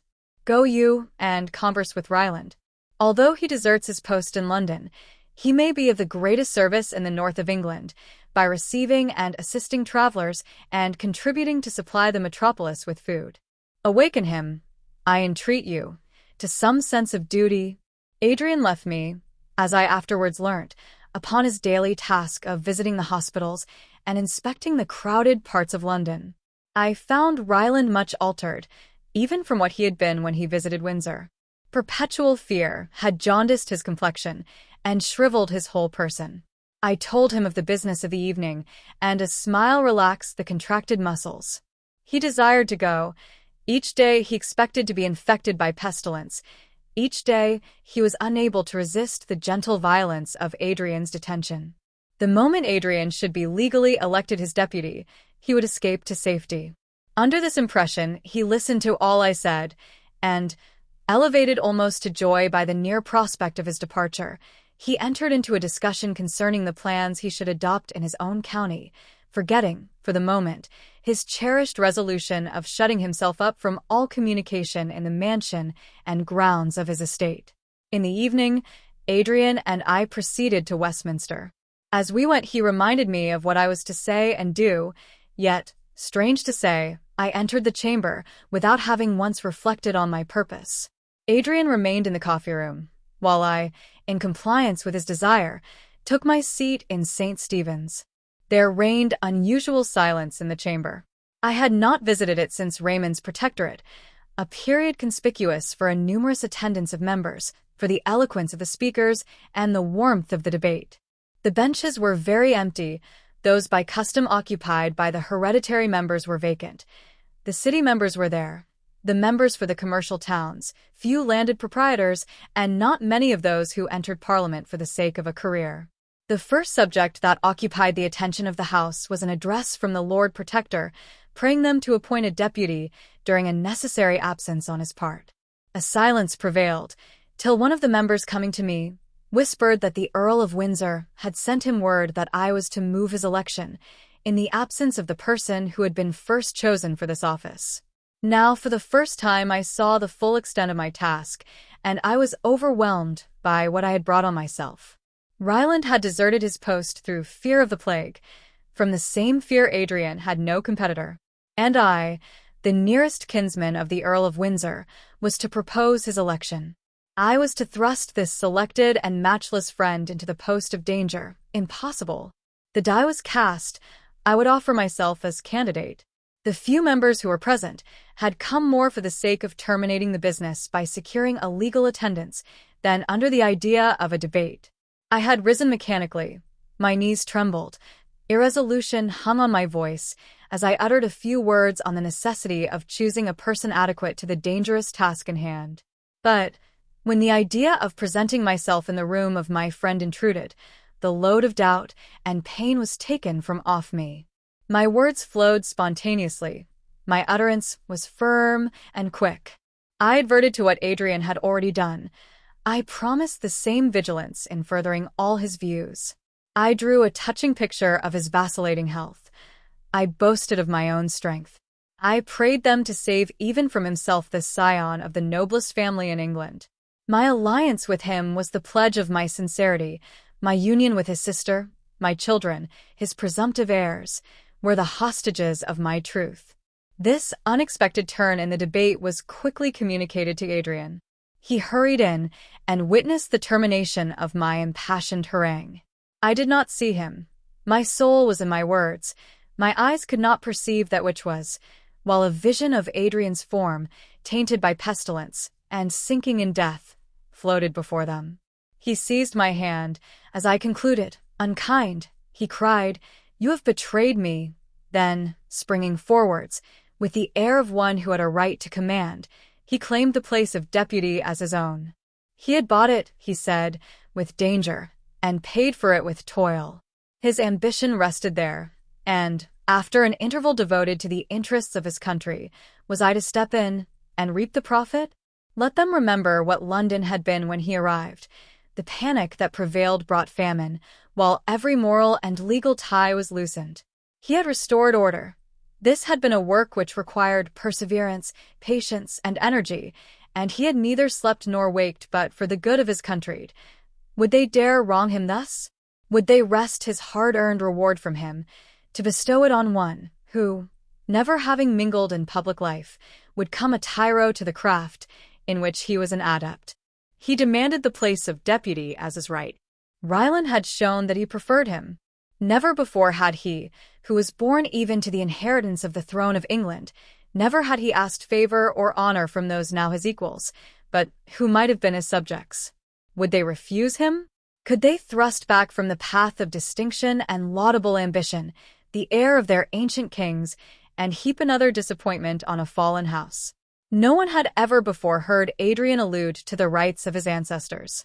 None had ever before suspected that power, or the suffrage of the many, could in any manner become dear to him. He had begun his speech with vehemence. He ended with unassuming gentleness, making his appeal with the same humility as if he had asked to be the first in wealth, honor, and power among Englishmen, and not, as was the truth, to be the foremost in the ranks of loathsome toils and inevitable death. A murmur of approbation rose after his speech. "Oh, do not listen to him," I cried. "He speaks false to himself." I was interrupted, and, silence being restored, we were ordered, as was the custom, to retire during the decision of the House. I fancied that they hesitated, and that there was some hope for me. I was mistaken. Hardly had we quitted the chamber before Adrian was recalled and installed in his office of Lord Deputy to the Protector. We returned together to the palace. "Why, Lionel," said Adrian, "what did you intend? You could not hope to conquer, and yet you gave me the pain of a triumph over my dearest friend."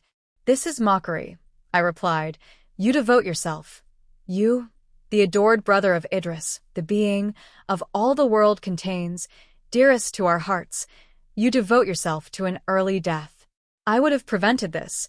My death would be a small evil, or rather I should not die, while you cannot hope to escape." "As to the likelihood of escaping," said Adrian, 10 years hence the cold stars may shine on the graves of all of us, but as to my peculiar liability to infection, I could easily prove, both logically and physically, that in the midst of contagion I have a better chance of life than you. This is my post. I was born for this, to rule England in anarchy, to save her in danger, to devote myself for her.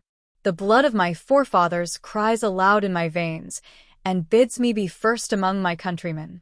Or, if this mode of speech offend you, let me say that my mother, the proud queen, instilled early into me a love of distinction, and all that, if the weakness of my physical nature and my peculiar opinions had not prevented such a design, might have made me long since struggle for the lost inheritance of my race. But now my mother, or, if you will, my mother's lessons, awaken within me. I cannot lead on to battle. I cannot, through intrigue and faithlessness, rear again the throne upon the wreck of English public spirit. But I can be the first to support and guard my country, now that terrific disasters and ruin have laid strong hands upon her. That country and my beloved sister are all I have. I will protect the first, the latter I commit to your charge. If I survive, and she be lost, I were far better dead. Preserve her, for her own sake I know that you will. If you require any other spur, think that, in preserving her, you preserve me. Her faultless nature, one sum of perfections, is wrapped up in her affections. If they were hurt, she would droop like an unwatered floweret, and the slightest injury they receive is a nipping frost to her. Already she fears for us. She fears for the children she adores, and for you, the father of these, her lover, husband, protector, and you must be near her to support and encourage her. Return to Windsor then, my brother, for such you are by every tie. Fill the double place my absence imposes on you, and let me, in all my sufferings here, turn my eyes towards that dear seclusion, and say, there is peace. 7 Shakespeare Sonnets. Chapter 7. I did proceed to Windsor, but not with the intention of remaining there. I went but to obtain the consent of Idris, and then to return and take my station beside my unequaled friend, to share his labors and save him, if so it must be, at the expense of my life. Yet I dreaded to witness the anguish which my resolve might excite in Idris. I had vowed to my own heart never to shadow her countenance even with transient grief, and should I prove recreant at the hour of greatest need? I had begun my journey with anxious haste. Now I desired to draw it out through the course of days and months. I longed to avoid the necessity of action. I strove to escape from thought, vainly. Futurity, like a dark image in a phantasmagoria, came nearer and more near, till it clasped the whole earth in its shadow. A slight circumstance induced me to alter my usual route, and to return home by Egham and Bishopgate. I alighted at Perdita's ancient abode, her cottage, and, sending forward the carriage, determined to walk across the park to the castle. This spot, dedicated to sweetest recollections, the deserted house and neglected garden were well adapted to nurse my melancholy. In our happiest days, Perdita had adorned her cottage with every aid art might bring, to that which nature had selected to favor. In the same spirit of exaggeration she had, on the event of her separation from Raymond, caused it to be entirely neglected. It was now in ruin. The deer had climbed the broken palings and reposed among the flowers. Grass grew on the threshold, and the swinging lattice, creaking to the wind, gave signal of utter desertion. The sky was blue above, and the air impregnated with fragrance by the rare flowers that grew among the weeds. The trees moved overhead, awakening nature's favorite melody, but the melancholy appearance of the choked paths and weed-grown flower beds dimmed even this gay summer scene. The time when in proud and happy security we assembled at this cottage was gone. Soon the present hours would join those past, and shadows of future ones rose dark and menacing from the womb of time, their cradle and their bier. For the first time in my life, I envied the sleep of the dead, and thought with pleasure of one's bed under the sod, where grief and fear have no power. I passed through the gap of the broken paling. I felt, while I disdained, the choking tears. I rushed into the depths of the forest. O death and change, rulers of our life, where are ye, that I may grapple with you? What was there in our tranquillity that excited your envy, in our happiness that ye should destroy it? We were happy, loving, and beloved. The horn of Amalthea contained no blessing unshowered upon us, but, alas, la fortuna, deidad barbara importuna, oi cadaver y air flor, no permanis jamis. 8. As I wandered on thus ruminating, a number of country people passed me. They seemed full of careful thought, and a few words of their conversation that reached me induced me to approach and make further inquiries. A party of people flying from London, as was frequent in those days, had come up the Thames in a boat. No one at Windsor would afford them shelter. So, going a little further up, they remained all night in a deserted hut near Bolter's Lock. They pursued their way the following morning, leaving one of their company behind them, sick of the plague. This circumstance once spread abroad, none dared approach within half a mile of the infected neighborhood, and the deserted wretch was left to fight with disease and death in solitude, as he best might. I was urged by compassion to hasten to the hut, for the purpose of ascertaining his situation and administering to his wants. As I advanced, I met knots of country people talking earnestly of this event. Distant as they were from the apprehended contagion, fear was impressed on every countenance. I passed by a group of these terrorists in a lane in the direct road to the hut. One of them stopped me and, conjecturing that I was ignorant of the circumstance, told me not to go on, for that an infected person lay but at a short distance. "I know it," I replied, "and I am going to see in what condition the poor fellow is." A murmur of surprise and horror ran through the assembly. I continued, "This poor wretch is deserted, dying, succorless. In these unhappy times, God knows how soon any or all of us may be in like want. I am going to do as I would be done by.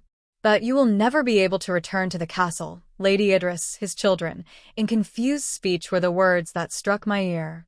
"Do not know, my friends," I said, "that the Earl himself, now Lord Protector, visits daily, not only those probably infected by this disease, but the hospitals and pest houses, going near and even touching the sick? Yet he was never in better health. You labor under an entire mistake as to the nature of the plague, but do not fear. I do not ask any of you to accompany me, nor to believe me, until I return safe and sound from my patient." So I left them and hurried on. I soon arrived at the hut. The door was ajar. I entered, and one glance assured me that its former inhabitant was no more. He lay on a heap of straw, cold and stiff, while a pernicious effluvia filled the room, and various stains and marks served to shew the virulence of the disorder. I had never before beheld one killed by pestilence. While every mind was full of dismay at its effects, a craving for excitement had led us to peruse Defoe's account and the masterly delineations of the author of Arthur Mervyn. The pictures drawn in these books were so vivid that we seemed to have experienced the results depicted by them. But cold were the sensations excited by words, burning though they were, and describing the death and misery of thousands, compared to what I felt in looking on the corpse of this unhappy stranger. This indeed was the plague. I raised his rigid limbs.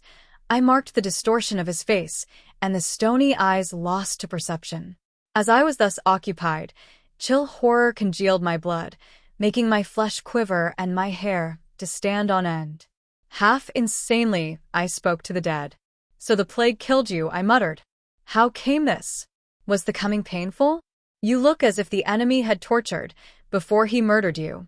And now I leapt up precipitately and escaped from the hut, before nature could revoke her laws, and inorganic words be breathed in answer from the lips of the departed.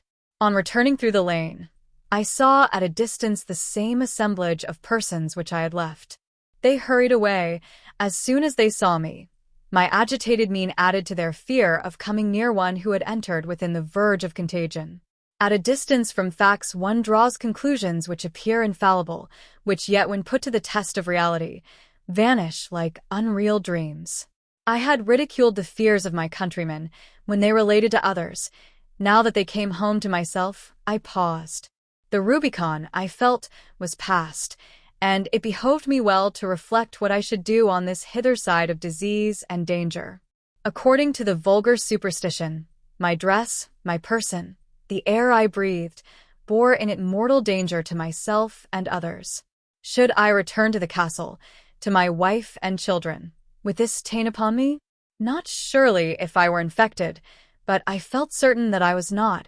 A few hours would determine the question. I would spend these in the forest, in reflection on what was to come and what my future actions were to be. In the feeling communicated to me by the sight of one struck by the plague, I forgot the events that had excited me so strongly in London.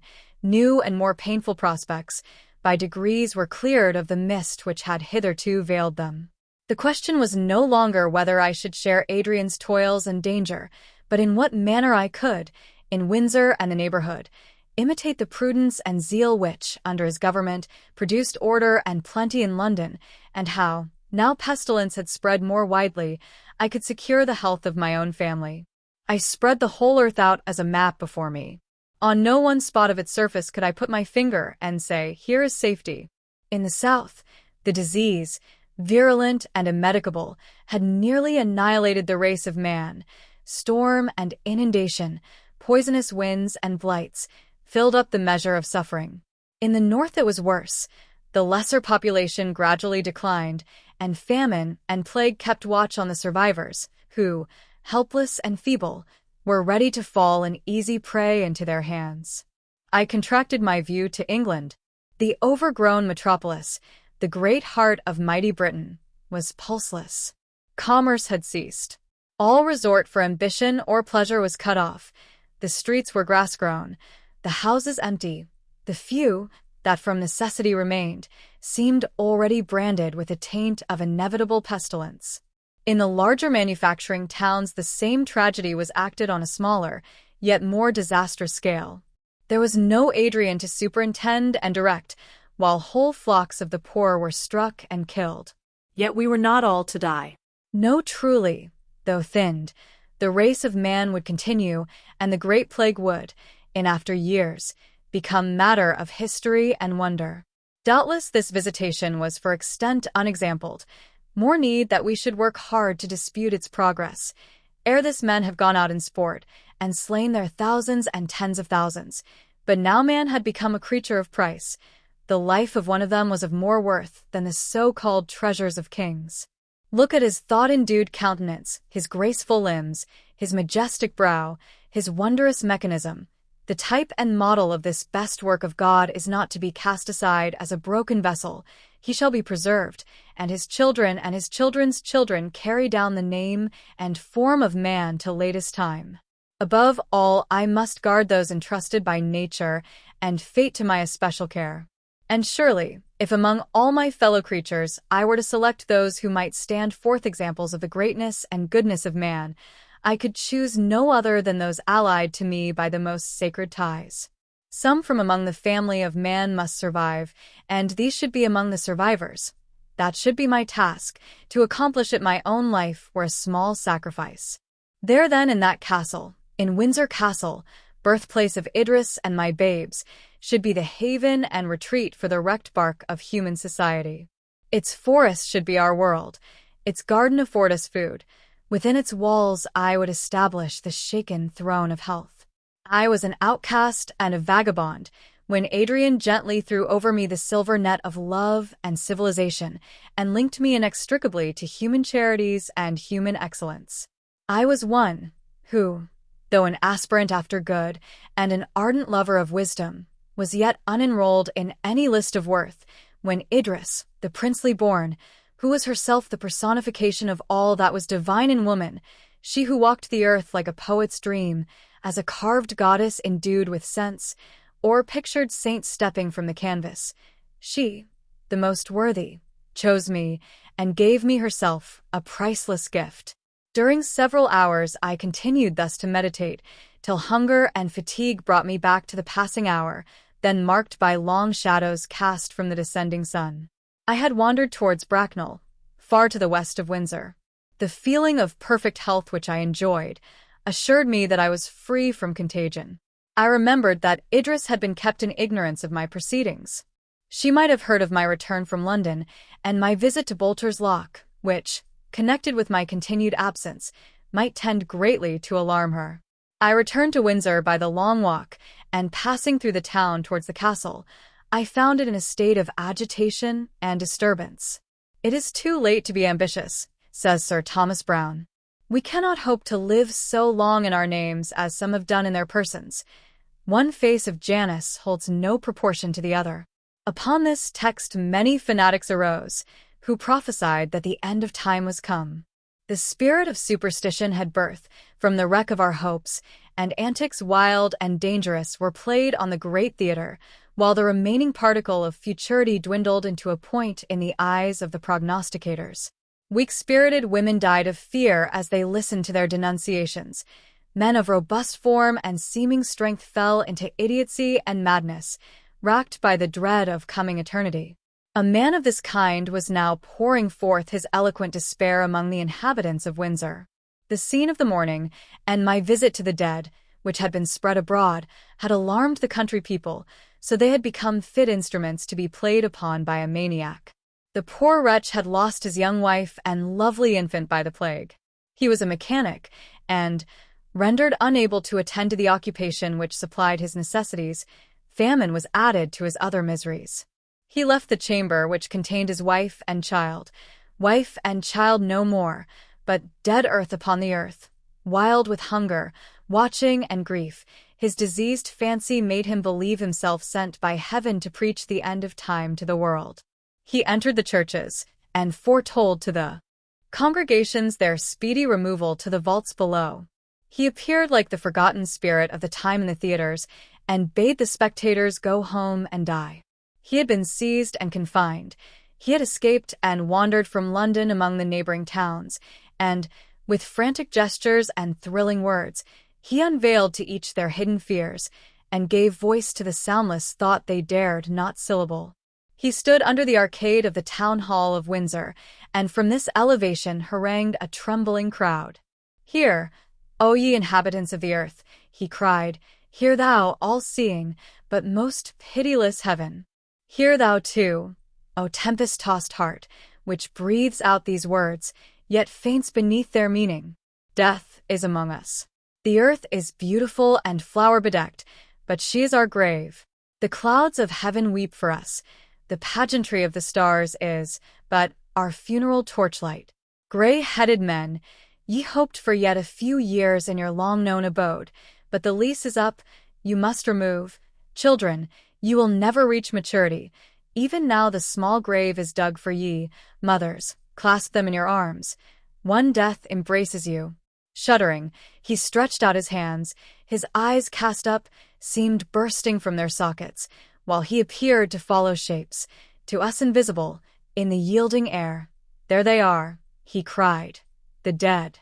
They rise in their shrouds, and pass in silent procession towards the far land of their doom. Their bloodless lips move not, their shadowy limbs are void of motion, while still they glide onwards. We come," he exclaimed, springing forwards, "for what should we wait? Haste, my friends, apparel yourselves in the court dress of death.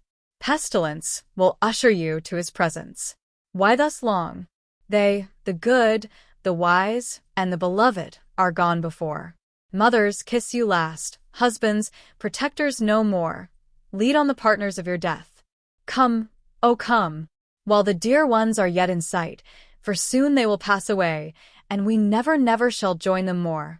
From such ravings as these, he would suddenly become collected, and with unexaggerated but terrific words, paint the horrors of the time, describe with minute detail the effects of the plague on the human frame, and tell heartbreaking tales of the snapping of dear affinities, the gasping horror of despair over the deathbed of the last beloved, so that groans and even shrieks burst from the crowd. One man in particular stood in front, his eyes fixed on the prophet, his mouth open, his limbs rigid, while his face changed to various colors, yellow, blue, and green, through intense fear. The maniac caught his glance, and turned his eye on him. One has heard of the gaze of the rattlesnake, which allures the trembling victim till he falls within his jaws. The maniac became composed, his person rose higher. Authority beamed from his countenance. He looked on the peasant, who began to tremble, while he still gazed. His knees knocked together, his teeth chattered. He at last fell down in convulsions. "That man has the plague," said the maniac calmly. A shriek burst from the lips of the poor wretch, and then sudden motionlessness came over him. It was manifest to all that he was dead. Cries of horror filled the place. Everyone endeavored to effect his escape. In a few minutes the marketplace was cleared. The corpse lay on the ground, and the maniac, subdued and exhausted, sat beside it, leaning his gaunt cheek upon his thin hand. Soon some people, deputed by the magistrates, came to remove the body. The unfortunate being saw a jailer in each. He fled precipitately, while I passed onwards to the castle. Death, cruel and relentless, had entered these beloved walls.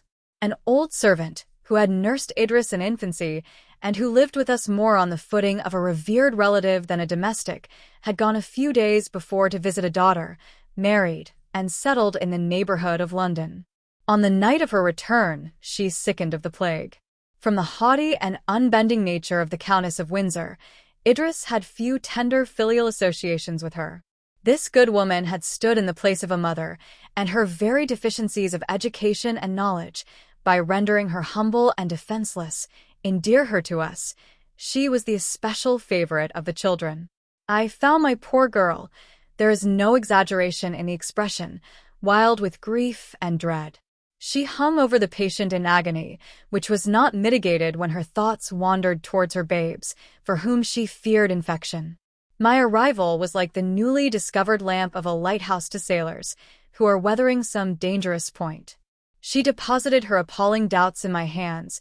She relied on my judgment, and was comforted by my participation in her sorrow. Soon our poor nurse expired, and the anguish of suspense was changed to deep regret, which, though at first more painful, yet yielded with greater readiness to my consolations. Sleep, the sovereign balm, at length steeped her tearful eyes in forgetfulness. She slept, and quiet prevailed in the castle, whose inhabitants were hushed to repose. I was awake, and during the long hours of dead night, my busy thoughts worked in my brain, like 10,000 mill wheels, rapid, acute, untamable. All slept. All England slept, and from my window, commanding a wide prospect of the star-illumined country, I saw the land stretched out in placid rest. I was awake, alive, while the brother of death possessed my race. What, if the more potent of these fraternal deities should obtain dominion over it? The silence of midnight, to speak truly, though apparently a paradox, rung in my ears. The solitude became intolerable. I placed my hand on the beating heart of Idris. I bent my head to catch the sound of her breath, to assure myself that she still existed. For a moment I doubted whether I should not awake her. So effeminate and horror ran through my frame. Great God! Would it one day be thus? One day all extinct, save myself. Should I walk the earth alone? Were these warning voices, whose inarticulate and oracular sense forced belief upon me? Yet I would not call them.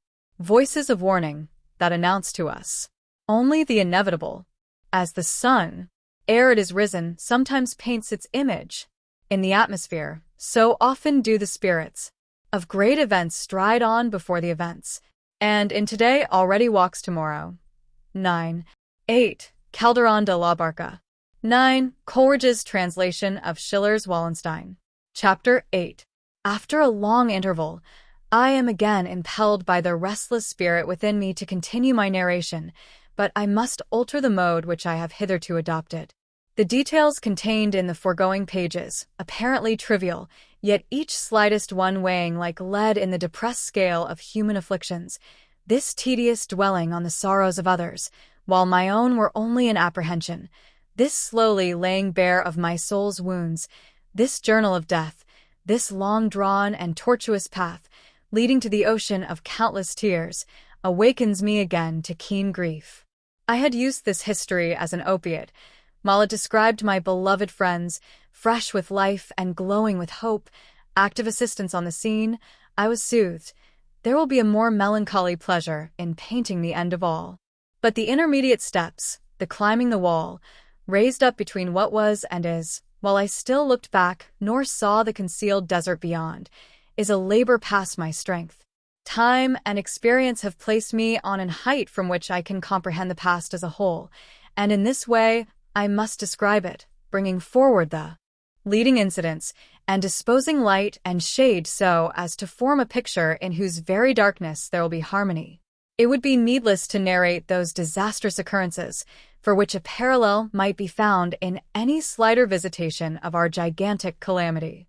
Does the reader wish to hear of the pest houses, where death is the comforter, of the mournful passage of the death cart, of the insensibility of the worthless, and the anguish of the loving heart, of harrowing shrieks and silence dire, of the variety of disease, desertion, famine, despair, and death?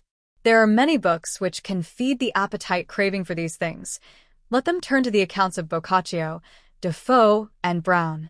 The vast annihilation that has swallowed all things, the voiceless solitude of the once busy earth, the lonely state of singleness which hems me in, has deprived even such details of their stinging reality, and mellowing the lurid tints of past anguish with poetic hues, I am able to escape from the mosaic of circumstance by perceiving and reflecting back the grouping and combined coloring of the past.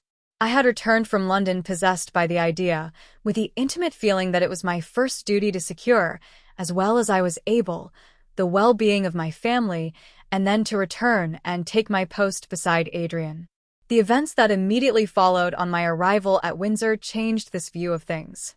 The plague was not in London alone, it was everywhere. It came on us, as Ryland had said, like 1,000 packs of wolves, howling through the winter night, gaunt and fierce. When once disease was introduced into the rural districts, its effects appeared more horrible, more exigent, and more difficult to cure than in towns. There was a companionship in suffering there, and, the neighbors keeping constant watch on each other, and inspired by the active benevolence of Adrian, succor was afforded, and the path of destruction smoothed.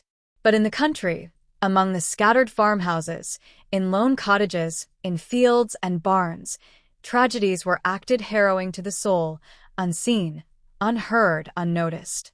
Medical aid was less easily procured, food was more difficult to obtain, and human beings, unwithheld by shame, for they were unbeheld of their fellows, ventured on deeds of greater wickedness, or gave way more readily to their abject fears.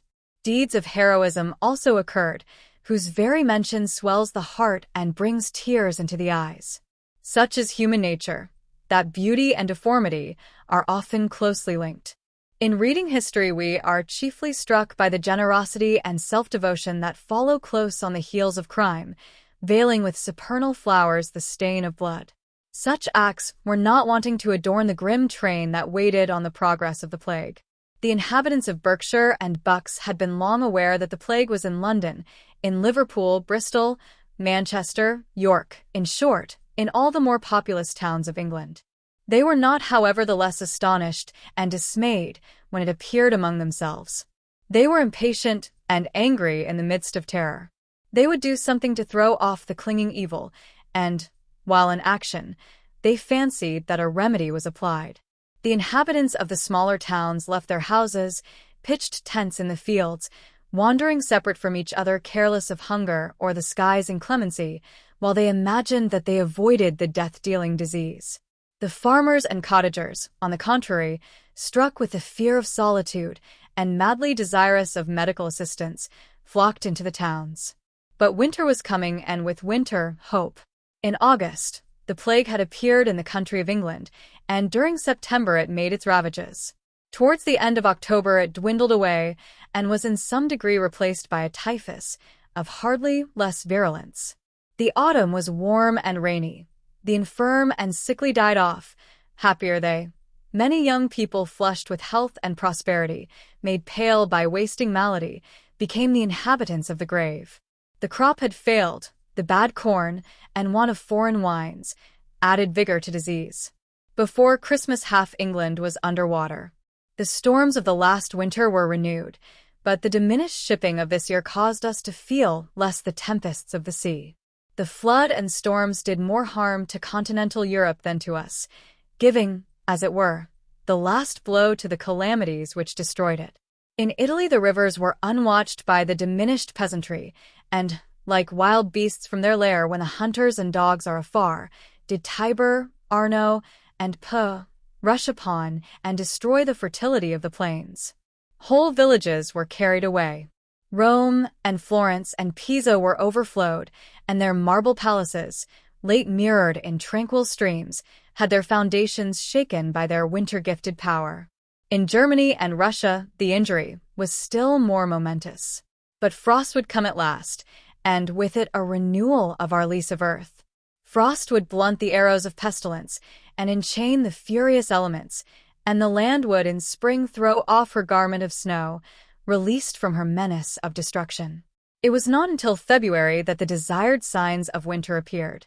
For 3 days the snow fell, ice stopped the current of the rivers, and the birds flew out from crackling branches of the frost-whitened trees. On the 4th morning all vanished. A southwest wind brought up rain. The sun came out, and mocking the usual laws of nature, seemed even at this early season to burn with solstitial force. It was no consolation that with the first winds of March the lanes were filled with violets, the fruit trees covered with blossoms, that the corn sprung up, and the leaves came out, forced by the unseasonable heat. We feared the balmy air, we feared the cloudless sky, the flower-covered earth, and delightful woods, for we looked on the fabric of the universe no longer as our dwelling, but our tomb, and the fragrant land smelled to the apprehension of fear like a wide churchyard. Pisando la tierra dura. De continuo el hombre esta. Y cada paso que da. Es sobre su sepultura. 10. Yet notwithstanding these disadvantages winter was breathing time, and we exerted ourselves to make the best of it. Plague might not revive with the summer, but if it did, it should find us prepared. It is a part of man's nature to adapt itself through habit even to pain and sorrow. Pestilence had become a part of our future, our existence. It was to be guarded against, like the flooding of rivers, the encroachments of ocean, or the inclemency of the sky. After long suffering and bitter experience, some panacea might be discovered. As it was, all that received infection died.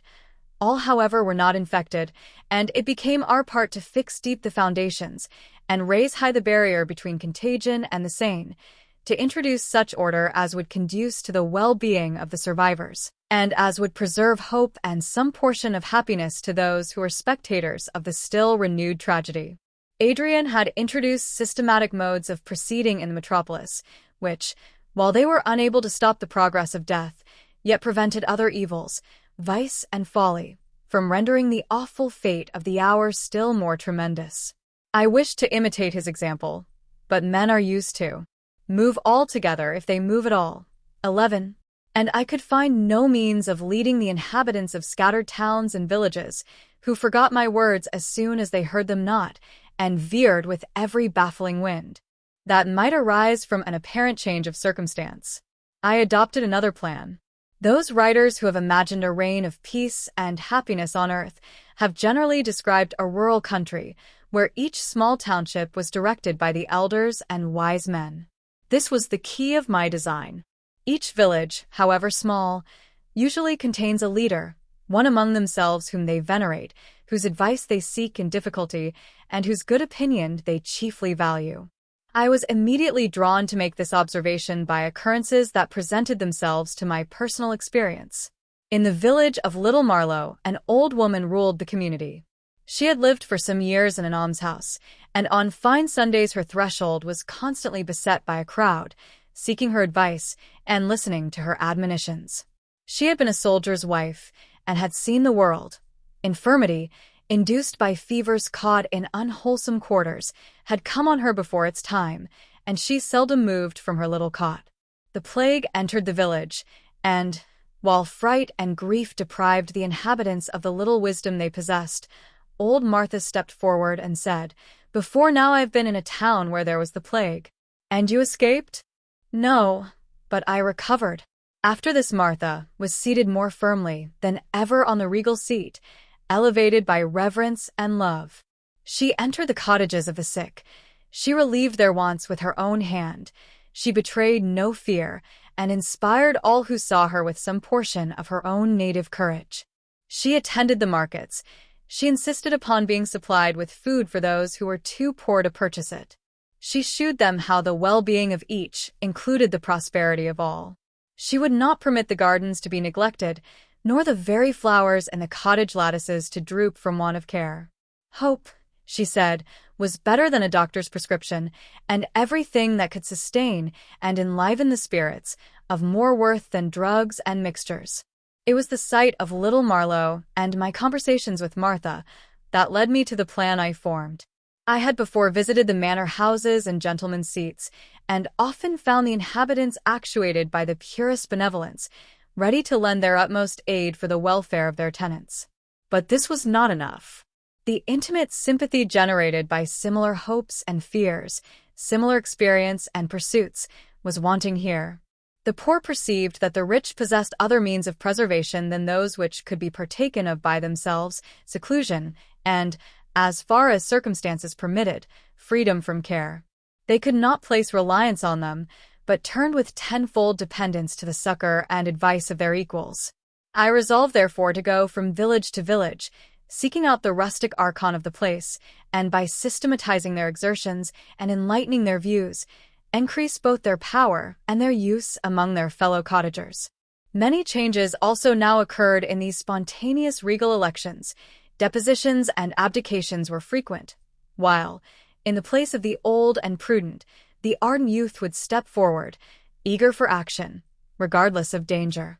Often, too, the voice to which all listened was suddenly silenced, the helping hand cold, the sympathetic eye closed, and the villagers feared still more the death that had selected a choice victim, shivering in dust the heart that had beat for them, reducing to incommunicable annihilation the mind forever occupied with projects for their welfare.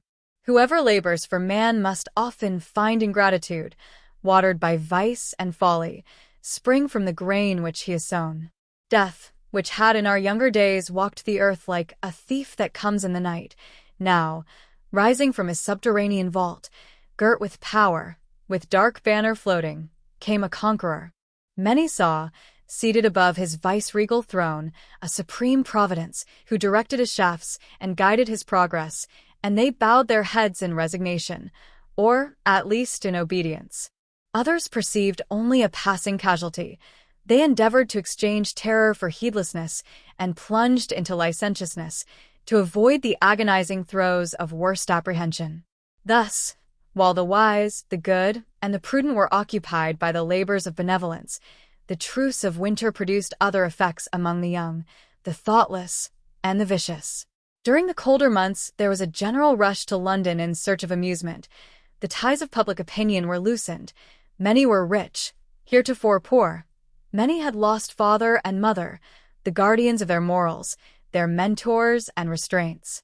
It would have been useless to have opposed these impulses by barriers, which would only have driven those actuated by them to more pernicious indulgencies. The theaters were open and thronged.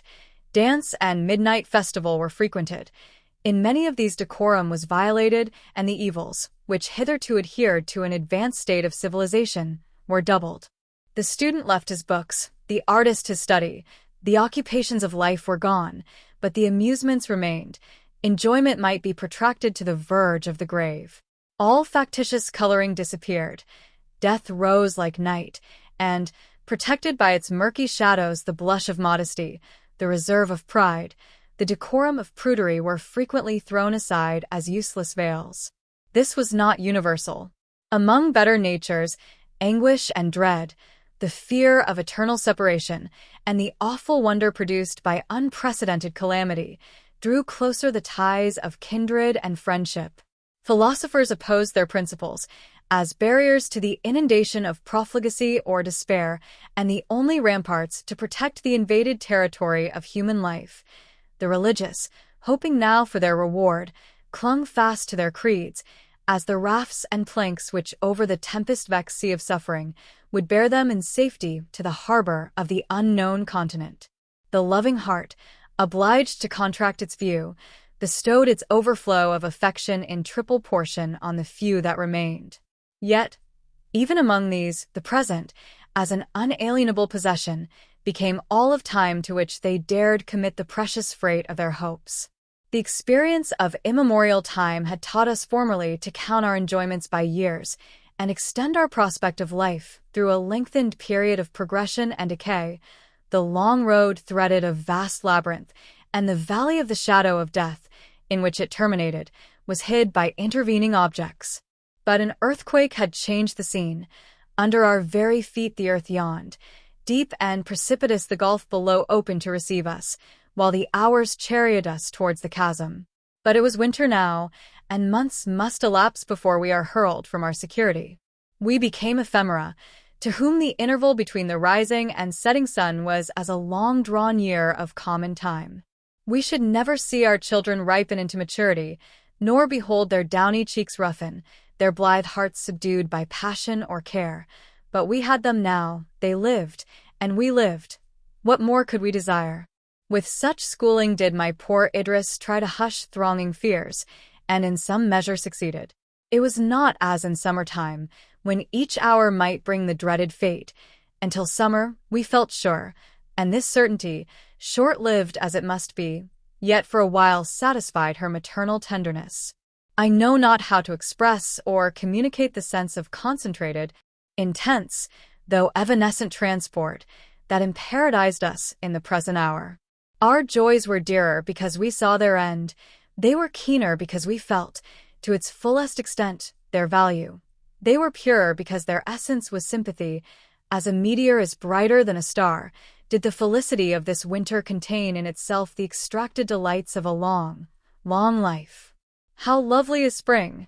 As we looked from Windsor Terrace on the 16 fertile counties spread beneath, speckled by happy cottages and wealthier towns, all looked as in former years, heart-cheering and fair. The land was plowed, the slender blades of wheat broke through the dark soil, the fruit trees were covered with buds, the husbandman was abroad in the fields, the milkmaid tripped home with well-filled pails, the swallows and martins struck the sunny pools with their long, pointed wings, the new-dropped lambs reposed on the young grass, the tender growth of leaves, lifts its sweet head into the air and feeds. A silent space with ever-sprouting green. 12. Man himself seemed to regenerate, and feel the frost of winter yield to an elastic and warm renewal of life. Reason told us that care and sorrow would grow with the opening year, but how to believe the ominous voice breathed up with pestiferous vapors from fear's dim cavern, while nature, laughing and scattering from her green lap flowers and fruits and sparkling waters, invited us to join the gay masque of young life she led upon the scene? Where was the plague? Here, everywhere, one voice of horror and dismay exclaimed, when in the pleasant days of a sunny May the destroyer of man brooded again over the earth, forcing the spirit to leave its organic chrysalis and to enter upon an untried life. With one mighty sweep of its potent weapon, all caution, all care, all prudence were leveled low. Death sat at the tables of the great, stretched itself on the categour's pallet, seized the dastard who fled, quelled the brave man who resisted. Despondency entered every heart. Sorrow dimmed every eye. Sights of woe now became familiar to me, and were I to tell all of anguish and pain that I witnessed, of the despairing moans of age, and the more terrible smiles of infancy in the bosom of horror, my reader, his limbs quivering and his hair on end, would wonder how I did not, seized with sudden frenzy, dash myself from some precipice, and so close my eyes forever on the sad end of the world. But the powers of love, poetry, and creative fancy will dwell even beside the sick of the plague, with the squalid, and with the dying. A feeling of devotion, of duty, of a high and steady purpose, elevated me. A strange joy filled my heart. In the midst of saddest grief, I seemed to tread air, while the spirit of good shed round me an ambrosial atmosphere, which blunted the sting of sympathy and purified the air of sighs. If my wearied soul flagged in its career, I thought of my loved home, of the casket that contained my treasures, of the kiss of love and the filial caress, while my eyes were moistened by purest dew, and my heart was at once softened and refreshed by thrilling tenderness. Maternal affection had not rendered Idra selfish. At the beginning of our calamity she had, with thoughtless enthusiasm, devoted herself to the care of the sick and helpless. I checked her, and she submitted to my rule. I told her how the fear of her danger palsied my exertions, how the knowledge of her safety strung my nerves to endurance. I shewed her the dangers which her children incurred during her absence, and she at length agreed not to go beyond the enclosure of the forest. Indeed, within the walls of the castle we had a colony of the unhappy, deserted by their relatives and in themselves helpless, sufficient to occupy her time and attention, while ceaseless anxiety for my welfare and the health of her children, however she strove to curb or conceal it, absorbed all her thoughts and undermined the vital principle. After watching over and providing for their safety, her second care was to hide from me her anguish and tears. Each night I returned to the castle, and found there repose and love awaiting me. Often I waited beside the bed of death till midnight, and through the obscurity of rainy, cloudy nights rode many miles, sustained by one circumstance only, the safety and sheltered repose of those I loved. If some scene of tremendous agony shook my frame and fevered my brow, I would lay my head on the lap of Idris, and the tumultuous pulses subsided into a temperate flow. Her smile could raise me from hopelessness, her embrace bathed my sorrowing heart in calm peace. Summer advanced, and, crowned with the sun's potent rays, plague shot her unerring shafts over the earth. The nations beneath their influence bowed their heads and died. The corn that sprung up in plenty lay in autumn rotting on the ground, while the melancholy wretch who had gone out to gather bread for his children lay stiff and plague-struck in the furrow. The green woods waved their boughs majestically, while the dying were spread beneath their shade, answering the solemn melody with inharmonious cries. The painted birds flitted through the shades, the careless deer reposed unhurt upon the fern, the oxen and the horses strayed from their unguarded stables and grazed among the wheat, for death fell on man alone. With summer and mortality grew our fears. My poor love and I looked at each other, and our babes, we will save them, Idris, I said, I will save them. Years hence we shall recount to them our fears, then passed away with their occasion. Though they only should remain on the earth, still they shall live, nor shall their cheeks become pale, nor their sweet voices languish. Our eldest in some degree understood the scenes passing around, and at times he with serious looks questioned me concerning the reason of so vast a desolation. But he was only 10 years old, and the hilarity of youth soon chased unreasonable care from his brow. Evelyn, a laughing cherub, a gamesome infant, without idea of pain or sorrow, would, shaking back his light curls from his eyes, make the halls re-echo with his merriment, and in 1,000 artless ways attract our attention to his play. Clara, our lovely, gentle Clara, was our stay, our solace, our delight. She made it her task to attend the sick, comfort the sorrowing, assist the aged, and partake the sports and awaken the gaiety of the young. She flitted through the rooms, like a good spirit, dispatched from the celestial kingdom to illumine our dark hour with alien splendor. Gratitude and praise marked where her footsteps had been. Yet, when she stood in unassuming simplicity before us, playing with our children, or with girlish assiduity performing little kind offices for Idris, one wondered in what fair lineament of her pure loveliness, in what soft tone of her thrilling voice, so much of heroism, sagacity, and active goodness resided. The summer passed tediously, for we trusted that winter would at least check the disease. That it would vanish altogether was an hope too dear, too heartfelt, to be expressed. When such a thought was heedlessly uttered, the hearers, with a gush of tears and passionate sobs, bore witness how deep their fears were, how small their hopes.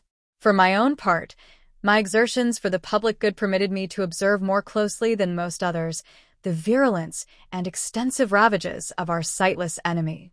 A short month has destroyed a village, and where in May the first person sickened, in June the paths were deformed by unburied corpses, the houses tenantless, no smoke arising from the chimneys, and the housewife's clock marked only the hour when death had been triumphant. From such scenes I have sometimes saved a deserted infant, sometimes led a young and grieving mother from the lifeless image of her firstborn, or drawn the sturdy laborer from childish weeping over his extinct family.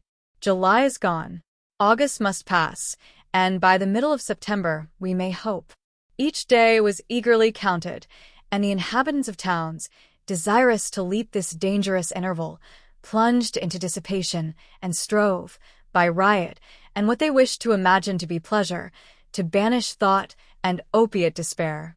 None but Adrian could have tamed the motley population of London, which, like a troop of unbitted steeds rushing to their pastures, had thrown aside all minor fears, through the operation of the fear paramount.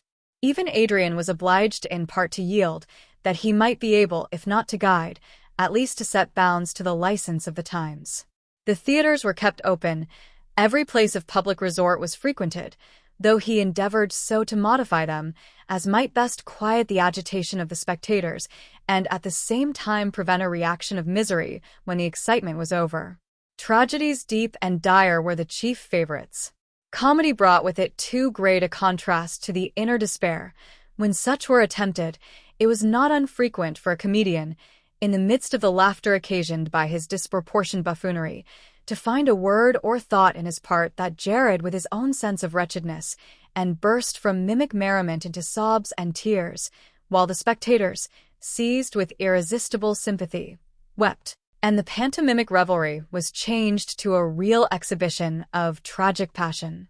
It was not in my nature to derive consolation from such scenes, from theaters, whose buffoon laughter and discordant mirth awakened distempered sympathy, or where fictitious tears and wailings mocked the heartfelt grief within, from festival or crowded meeting, where hilarity sprung from the worst feelings of our nature, or such enthrallment of the better ones as impressed it with garish and false varnish, from assemblies of mourners in the guise of revellers. Once, however, I witnessed a scene of singular interest at one of the theaters, where nature overpowered art, as an overflowing cataract will tear away the puny manufacture of a mock cascade, which had before been fed by a small portion of its waters. I had come to London to see Adrian. He was not at the palace, and, though the attendants did not know whither he had gone, they did not expect him till late at night. It was between 6 and 7 o'clock, a fine summer afternoon, and I spent my leisure hours in a ramble through the empty streets of London, now turning to avoid an approaching funeral, now urged by curiosity to observe the state of a particular spot. My wanderings were instinct with pain, for silence and desertion characterized every place I visited, and the few beings I met were so pale and woebegone, so marked with care and depressed by fear, that weary of encountering only signs of misery, I began to retread my steps towards home. I was now in Holborn, and passed by a public house filled with uproarious companions, whose songs, laughter, and shouts were more sorrowful than the pale looks and silence of the mourner. Such an one was near, hovering round this house. The sorry plight of her dress displayed her poverty. She was ghastly pale, and continued approaching, first the window, and then the door of the house, as if fearful, yet longing to enter. A sudden burst of song and merriment seemed to sting her to the heart.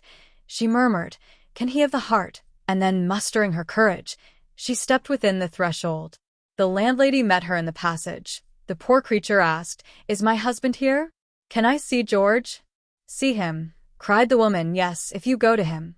Last night he was taken with the plague, and we sent him to the hospital." The unfortunate inquirer staggered against a wall. A faint cry escaped her. "Oh, were you cruel enough," she exclaimed, "to send him there?" The landlady meanwhile hurried away, but a more compassionate barmaid gave her a detailed account, the sum of which was that her husband had been taken ill after a night of riot and sent by his boon companions with all expedition to St. Bartholomew's Hospital. I had watched this scene, for there was a gentleness about the poor woman that interested me. She now tottered away from the door, walking as well as she could down Holborn Hill, but her strength soon failed her. She leaned against a wall, and her head sunk on her bosom, while her pallid cheek became still more white. I went up to her and offered my services. She hardly looked up. "You can do me no good," she replied. "I must go to the hospital. If I do not die before I get there." There were still a few hackney coaches accustomed to stand about the streets, more truly from habit than for use. I put her in one of these, and entered with her that I might secure her entrance into the hospital. Our way was short, and she said little, except interrupted ejaculations of reproach that he had left her, exclamations on the unkindness of some of his friends, and hope that she would find him alive. There was a simple, natural earnestness about her that interested me in her fate, especially when she assured me that her husband was the best of men, had been so, till one of business during these unhappy times had thrown him into bad company. He could not bear to come home, she said, only to see our children die. A man cannot have the patience a mother has, with her own flesh and blood. We were set down at St. Bartholomew's, and entered the wretched precincts of the House of Disease. The poor creature clung closer to me, as she saw with what heartless haste they bore the dead from the wards, and took them into a room, whose half-opened door displayed a number of corpses, horrible to behold by one unaccustomed to such scenes. We were directed to the ward where her husband had been first taken, and still was, the nurse said, if alive.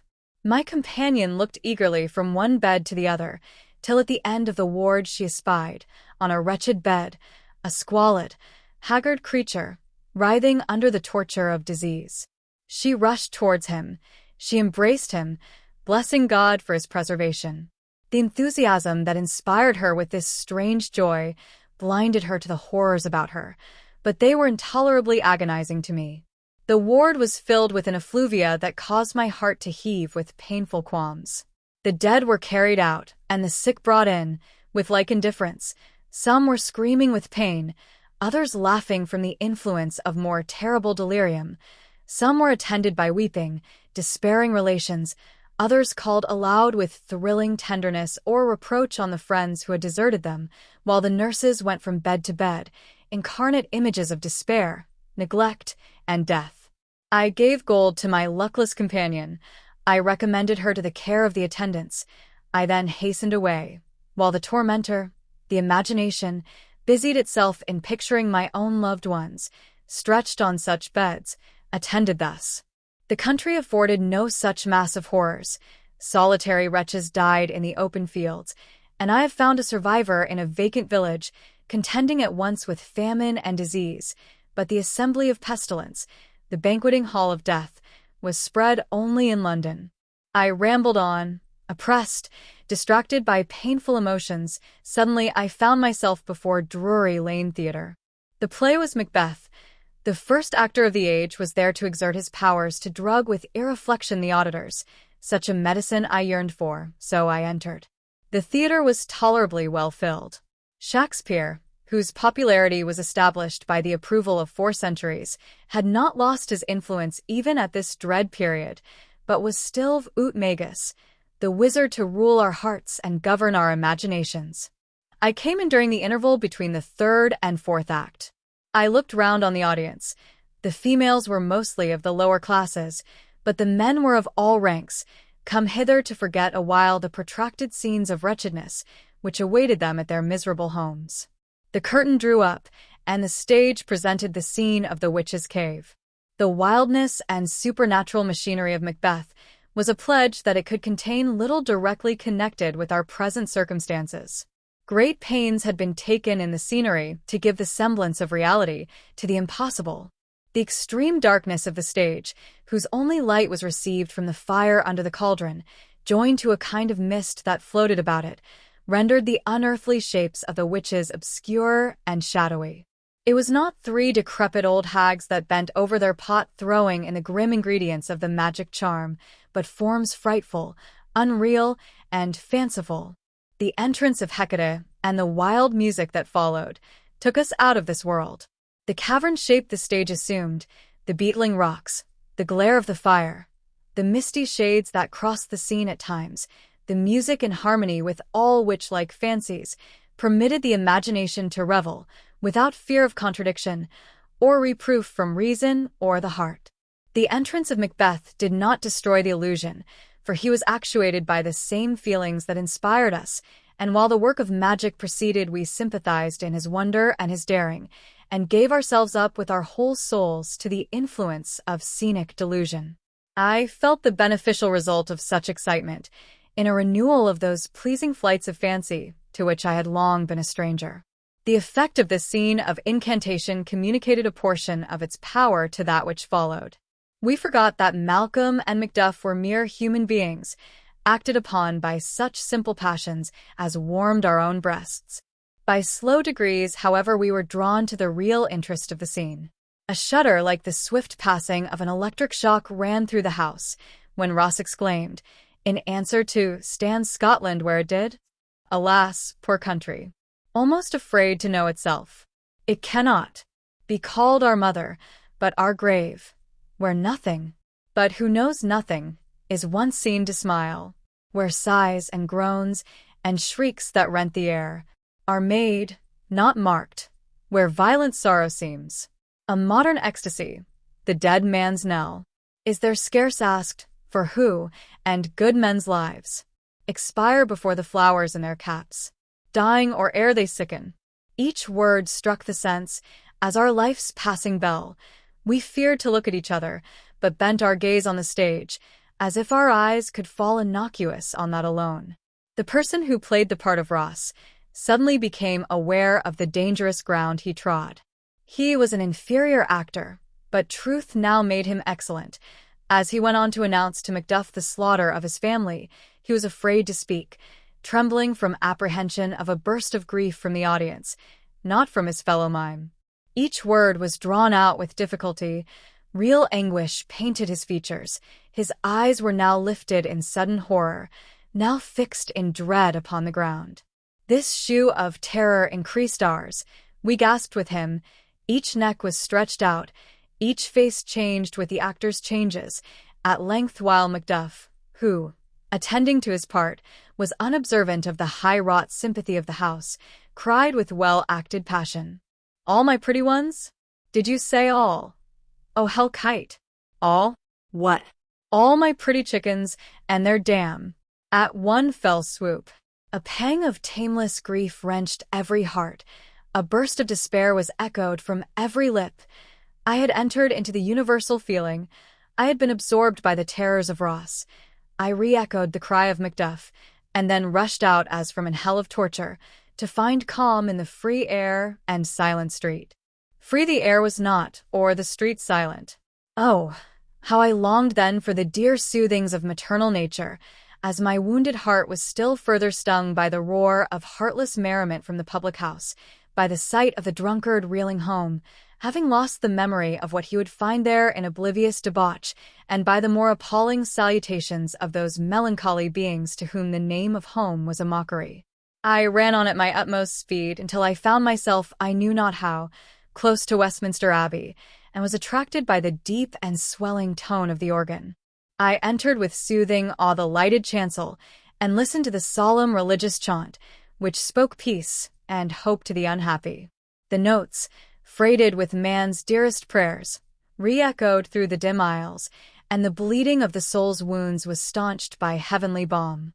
In spite of the misery I deprecated and could not understand, In spite of the cold hearths of wide London and the corpse-strewn fields of my native land, in spite of all the variety of agonizing emotions I had that evening experienced, I thought that in reply to our melodious adjurations, the Creator looked down in compassion and promise of relief. The awful peal of the heaven-winged music seemed fitting voice wherewith to commune with the Supreme.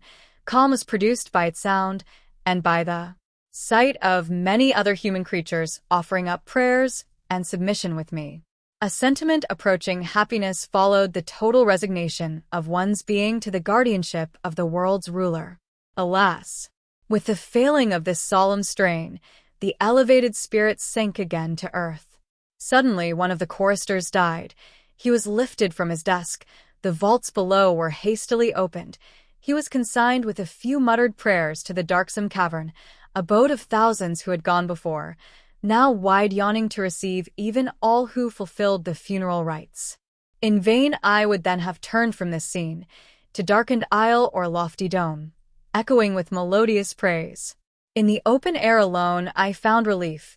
Among nature's beauteous works, her God reassumed his attribute of benevolence, and again I could trust that he who built up the mountains, planted the forests, and poured out the rivers, would erect another state for lost humanity, where we might awaken again to our affections, our happiness, and our faith. Fortunately for me, those circumstances were of rare occurrence that obliged me to visit London, and my duties were confined to the rural district which our lofty castle overlooked, and here labor stood in the place of pastime, to occupy such of the country people as were sufficiently exempt from sorrow or disease. My endeavors were directed towards urging them to their usual attention to their crops, and to the acting as if pestilence did not exist. The mower's scythe was at times heard, yet the joyless haymakers, after they had listlessly turned the grass, forgot to cart it. The shepherd, when he had sheared his sheep, would let the wool lie to be scattered by the winds, deeming it useless to provide clothing for another winter. At times, however, the spirit of life was awakened by these employments.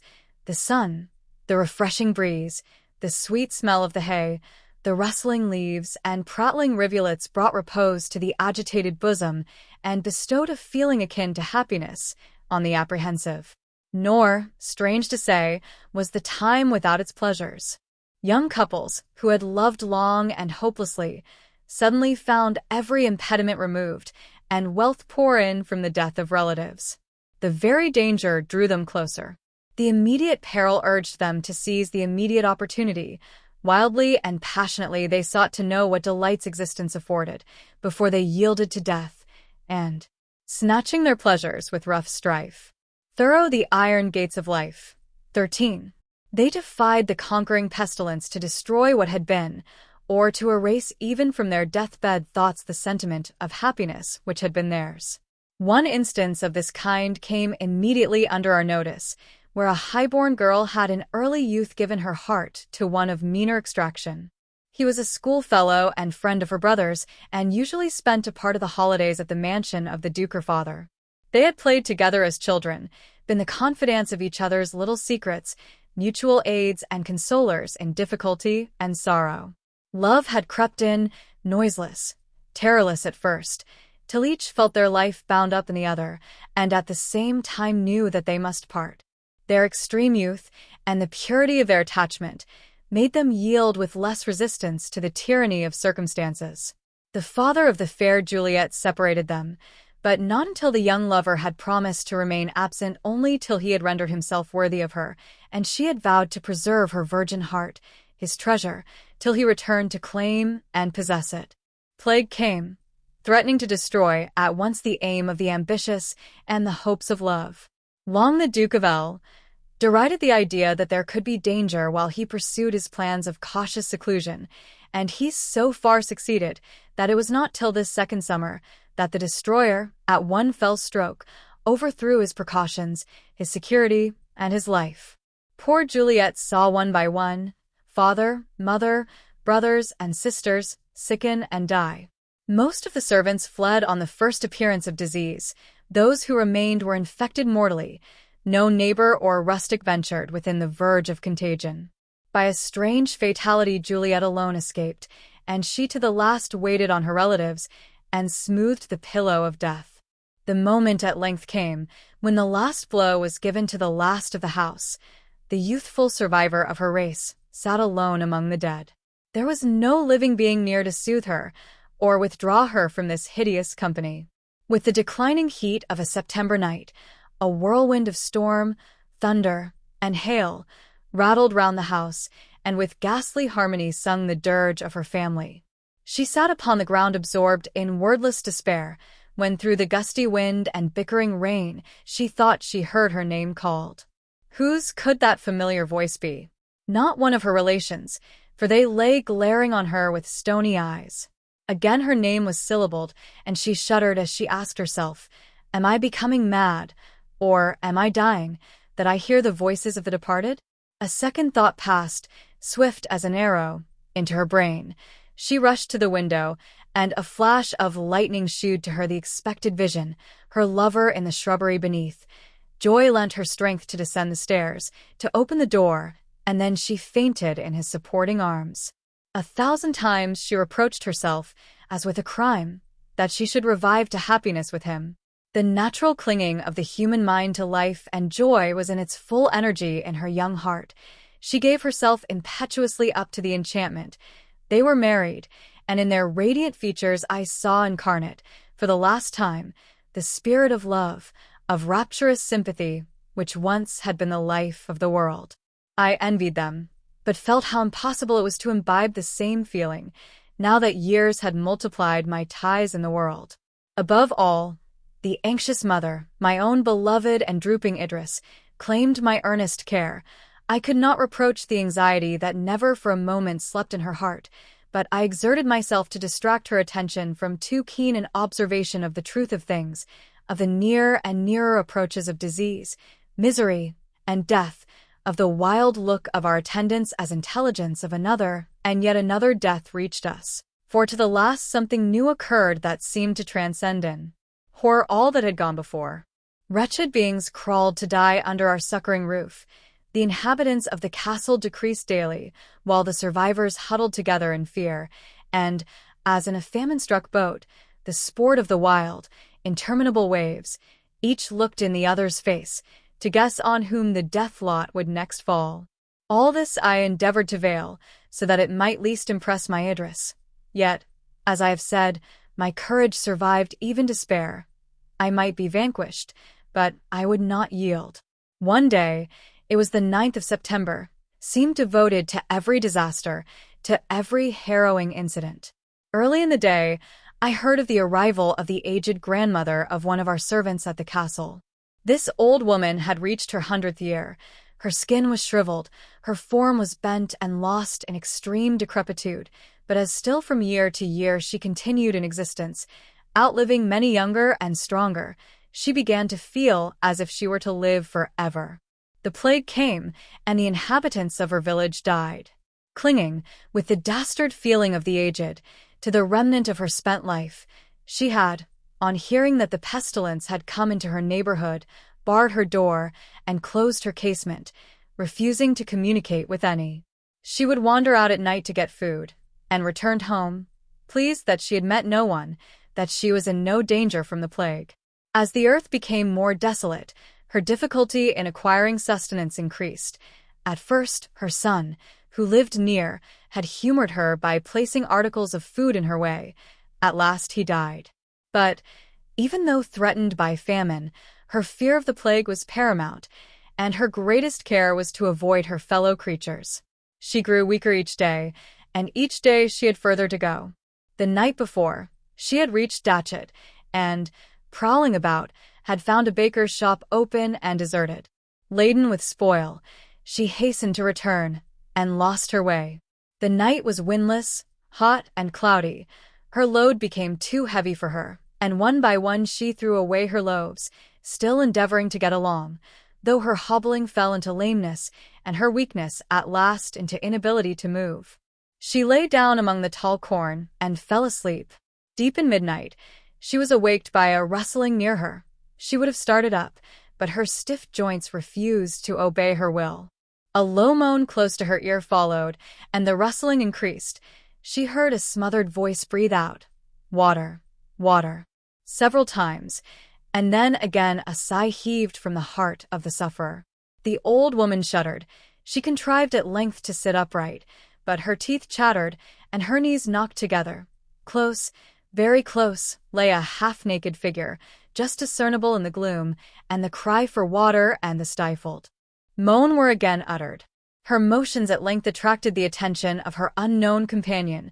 Her hand was seized with a convulsive violence that made the grasp feel like iron, the fingers like the keen teeth of a trap. "At last you are come," were the words given forth, but this exertion was the last effort of the dying. The joints relaxed, the figure fell prostrate, one low moan. The last marked the moment of death.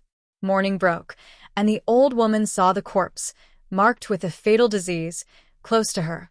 Her wrist was livid with the hold loosened by death. She felt struck by the plague. Her aged frame was unable to bear her away with sufficient speed, and now, believing herself infected, she no longer dreaded the association of others, but, as swiftly as she might, came to her granddaughter, at Windsor Castle, there to lament and die. The sight was horrible. Still she clung to life, and lamented her mischance with cries and hideous groans, while the swift advance of the disease shewed, what proved to be the fact, that she could not survive many hours. While I was directing that the necessary care should be taken of her, Clara came in. She was trembling and pale, and, when I anxiously asked her the cause of her agitation, she threw herself into my arms weeping and exclaiming, "Uncle, dearest uncle, do not hate me forever. I must tell you, for you must know, that Evelyn, poor little Evelyn," her voice was choked by sobs. The fear of so mighty a calamity as the loss of our adored infant made the current of my blood pause with chilly horror, but the remembrance of the mother restored my presence of mind. I sought the little bed of my darling. He was oppressed by fever, but I fondly and fearfully trusted, that there were no symptoms of the plague. He was not 3 years old, and his illness appeared only one of those attacks incident to infancy. I watched him long, his heavy half-closed lids, his burning cheeks and restless twining of his small fingers. The fever was violent, the torpor complete, enough, without the greater fear of pestilence, to awaken alarm. Idris must not see him in this state. Clara, though only 12 years old, was rendered, through extreme sensibility, so prudent and careful that I felt secure in entrusting the charge of him to her, and it was my task to prevent Idris from observing their absence. I administered the fitting remedies, and left my sweet niece to watch beside him, and bring me notice of any change she should observe. I then went to Idris, contriving in my way plausible excuses for remaining all day in the castle, and endeavoring to disperse the traces of care from my brow. Fortunately, she was not alone. I found Merivale, the astronomer, with her. He was far too long-sighted in his view of humanity to heed the casualties of the day, and lived in the midst of contagion unconscious of its existence. This poor man, learned as Laplace, guileless and unforeseeing as a child, had often been on the point of starvation, he, his pale wife and numerous offspring, while he neither felt hunger nor observed distress. His astronomical theories absorbed him. Calculations were scrawled with coal on the bare walls of his garret. A hard-earned guinea, or an article of dress, was exchanged for a book without remorse. He neither heard his children cry, nor observed his companion's emaciated form, and the excessive calamity was merely to him as the occurrence of a cloudy night, when he would have given his right hand to observe a celestial phenomenon. His wife was one of those wondrous beings, to be found only among women, with affections not to be diminished by misfortune. Her mind was divided between boundless admiration for her husband and tender anxiety for her children. She waited on him, worked for them, and never complained, though care rendered her life one long-drawn, melancholy dream. He had introduced himself to Adrian, by a request he made to observe some planetary motions from his glass. His poverty was easily detected and relieved. He often thanked us for the books we lent him, and for the use of our instruments, but never spoke of his altered abode or change of circumstances. His wife assured us that he had not observed any difference. except in the absence of the children from his study, and to her infinite surprise he complained of this unaccustomed quiet. He came now to announce to us the completion of his essay on the pericyclical motions of the Earth's axis and the precession of the equinoctial points. If an old Roman of the period of the Republic had returned to life and talked of the impending election of some laurel-crowned consul or of the last battle with Mithridates, his ideas would not have been more alien to the times than the conversation of Merival. Man, no longer with an appetite for sympathy, clothed his thoughts in visible signs, nor were there any readers left, while each one, having thrown away his sword with opposing shield alone, awaited the plague. Merival talked of the state of mankind 6,000 years hence. He might, with equal interest to us, have added a commentary to describe the unknown and unimaginable lineaments of the creatures who would then occupy the vacated dwelling of mankind. We had not the heart to undeceive the poor old man, and at the moment I came in, he was reading parts of his book to Idris, asking what answer could be given to this or that position. Idris could not refrain from a smile as she listened. She had already gathered from him that his family was alive and in health. Though not apt to forget the precipice of time on which she stood, yet I could perceive that she was amused for a moment by the contrast between the contracted view we had so long taken of human life and the 7 league strides with which Merival paced to coming eternity. I was glad to see her smile, because it assured me of her total ignorance of her infant's danger, but I shuddered to think of the revulsion that would be occasioned by a discovery of the truth. While Merival was talking, Clara softly opened a door behind Idris and beckoned me to come with a gesture and look of grief. A mirror betrayed the sign to Idris. She started up.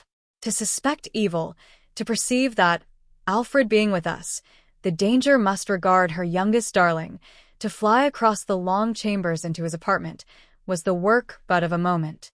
There she beheld her Evelyn lying fever-stricken and motionless. I followed her, and strove to inspire more hope than I could myself entertain, but she shook her head mournfully. Anguish deprived her of presence of mind. She gave up to me and Clara the physician's and nurse's parts. She sat by the bed, holding one little burning hand, and, with glazed eyes fixed on her babe, passed the long day in one unvaried agony. It was not the plague that visited our little boy so roughly, but she could not listen to my assurances. Apprehension deprived her of judgment and reflection. Every slight convulsion of her child's features shook her frame. If he moved, she dreaded the instant crisis. If he remained still, she saw death in his torpor, and the cloud on her brow darkened. The poor little thing's fever increased towards night. The sensation is most dreary, to use no stronger term, with which one looks forward to passing the long hours of night beside a sick bed, especially if the patient be an infant, who cannot explain its pain, and whose flickering life resembles the wasting flame of the watchlight, whose narrow fire is shaken by the wind, and on whose edge devouring darkness hovers. 14. With eagerness one turns toward the east. With angry impatience one marks the uncheckered darkness. The crowing of a cock, that sound of glee during daytime, comes wailing and untunable. The creaking of rafters and slight stir of invisible insect is heard and felt as the signal and type of desolation. Clara, overcome by weariness, had seated herself at the foot of her cousin's bed, and in spite of her efforts slumber weighed down her lids. Twice or thrice she shook it off, but at length she was conquered and slept. Idris sat at the bedside, holding Evelyn's hand. We were afraid to speak to each other. I watched the stars, I hung over my child, I felt his little pulse, I drew near the mother. Again I receded. At the turn of morning a gentle sigh from the patient attracted me. The burning spot on his cheek faded, his pulse beat softly and regularly. Torpor yielded to sleep. For a long time I dared not hope, but when his unobstructed breathing and the moisture that suffused his forehead were tokens no longer to be mistaken of the departure of mortal malady, I ventured to whisper the news of the change to Idris, and at length succeeded in persuading her that I spoke truth. But neither this assurance, nor the speedy convalescence of our child could restore her, even to the portion of peace she before enjoyed. Her fear had been too deep, too absorbing, too entire, to be changed to security. She felt as if during her past calm she had dreamed, but was now awake. She was, as one, in some lone watchtower on the deep, awakened from soothing visions of the home he loves, trembling to hear the wrathful billows roar, wink with a frown. 15, as one who has been cradled by a storm and awakes to find the vessel sinking. Before, she had been visited by pangs of fear. Now, she never enjoyed an interval of hope. No smile of the heart ever irradiated her fair countenance. Sometimes she forced one, and then gushing tears would flow, and the sea of grief close above these wrecks of past happiness. Still, while I was near her, she could not be in utter despair. She fully confided herself to me. She did not seem to fear my death, or revert to its possibility. To my guardianship she consigned the full freight of her anxieties, reposing on my love, as a wind-nipped fawn by the side of a doe, as a wounded nestling under its mother's wing, as a tiny, shattered boat, quivering still, beneath some protecting willow tree. While I, not proudly as in days of joy, yet tenderly, and with glad consciousness of the comfort I afforded, drew my trembling girl close to my heart, and tried to ward every painful thought or rough circumstance from her sensitive nature. One other incident occurred at the end of this summer. The Countess of Windsor, ex-Queen of England, returned from Germany. She had at the beginning of the season quitted the vacant city of Vienna, and, unable to tame her haughty mind to anything like submission, she had delayed at Hamburg, and, when at last she came to London, many weeks elapsed before she gave Adrian notice of her arrival. In spite of her coldness and long absence, he welcomed her with sensibility, displaying such affection as sought to heal the wounds of pride and sorrow, and was repulsed only by her total apparent want of sympathy. Idris heard of her mother's return with pleasure. Her own maternal feelings were so ardent that she imagined her parent must now, in this waste world, have lost pride and harshness, and would receive with delight her filial attentions. The first check to her duteous demonstrations was a formal intimation from the fallen majesty of England that I was in no manner to be intruded upon her. She consented, she said, to forgive her daughter and acknowledge her grandchildren. Larger concessions must not be expected. To me this proceeding appeared, if so light a term may be permitted, extremely whimsical. Now that the race of man had lost in fact all distinction of rank, this pride was doubly fortuitous. Now that we felt a kindred, fraternal nature with all who bore the stamp of humanity, this angry reminiscence of times forever gone was worse than foolish. Idris was too much taken up by her own dreadful fears to be angry, hardly grieved, for she judged that insensibility must be the source of this continued rancor. This was not altogether the fact, but predominant self-will assumed the arms and mask of callous feeling, and the haughty lady disdained to exhibit any token of the struggle she endured, while the slave of pride, she fancied that she sacrificed her happiness to a mutable principle. False was all this. False all but the affections of our nature, and the links of sympathy with pleasure or pain. There was but one good and one evil in the world, life and death. The pomp of rank, the assumption of power, the possessions of wealth vanished like morning mist. One living beggar had become of more worth than a national peerage of dead lords, alas the day, than of dead heroes, patriots, or men of genius. There was much of degradation in this, for even vice and virtue had lost their attributes. Life, the continuation of our animal mechanism, was the alpha and omega of the desires, the prayers, the prostrate ambition of human race. 10. Calderon de la Barca. 11. 2. Wordsworth. 12. Keats. 13. Andrew Marvell. 14. The Cenci.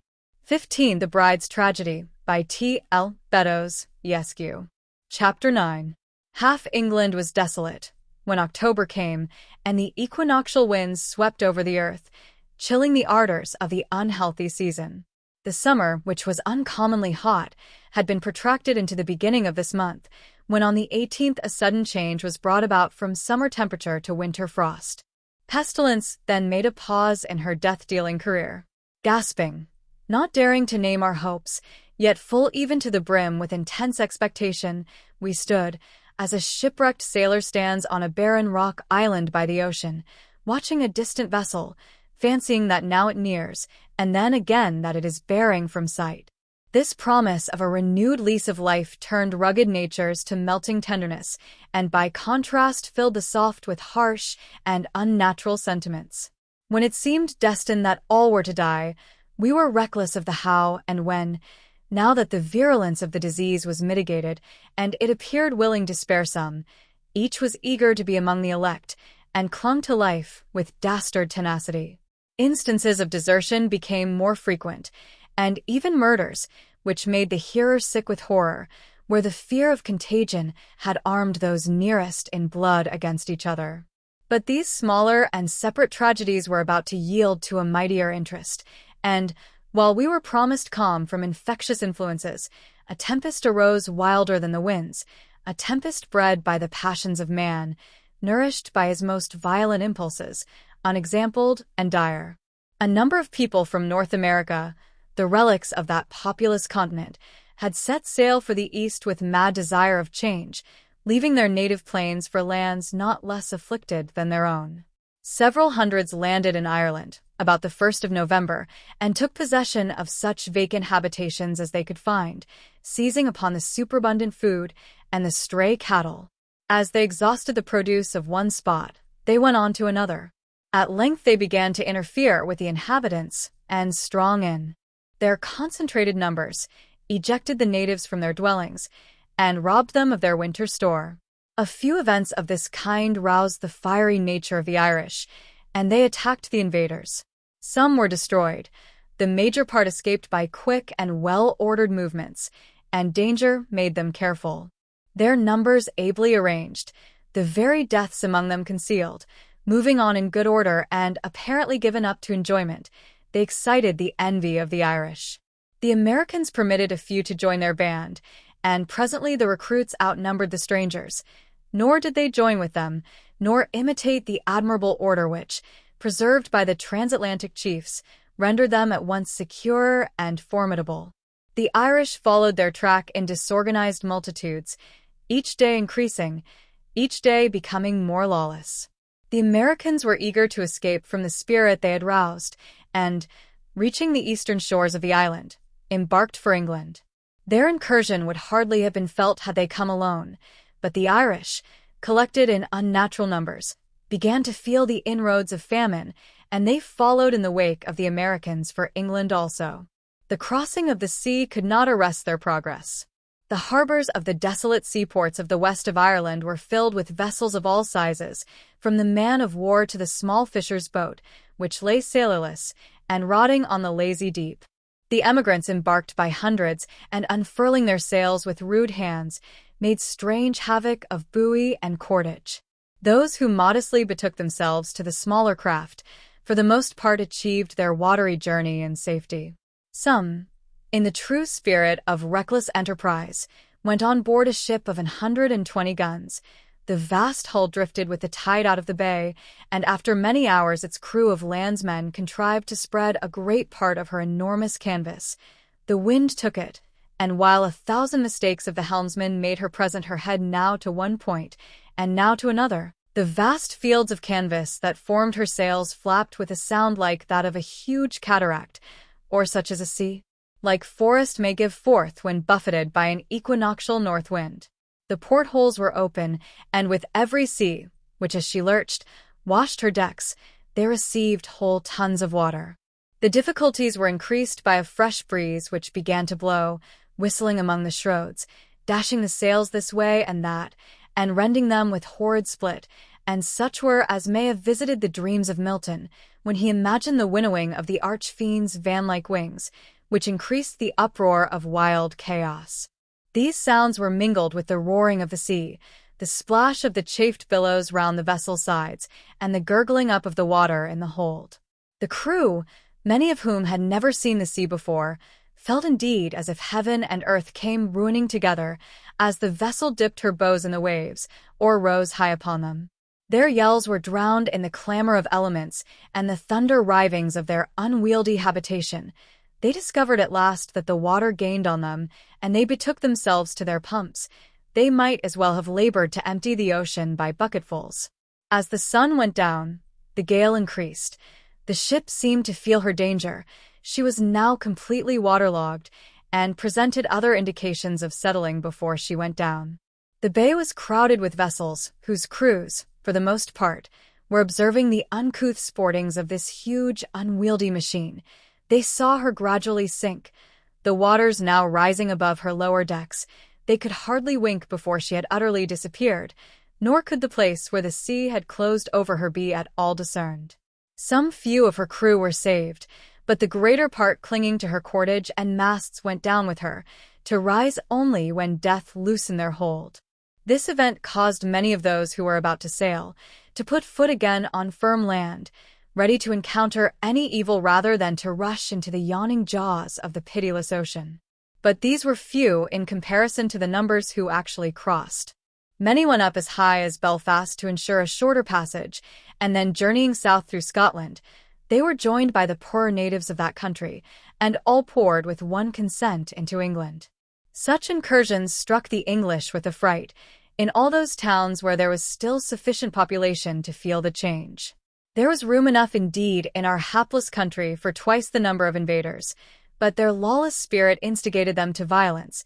They took a delight in thrusting the possessors from their houses, in seizing on some mansion of luxury, where the noble dwellers secluded themselves in fear of the plague, in forcing these of either sex to become their servants and purveyors, till, the ruin complete in one place, they removed their locust visitation to another.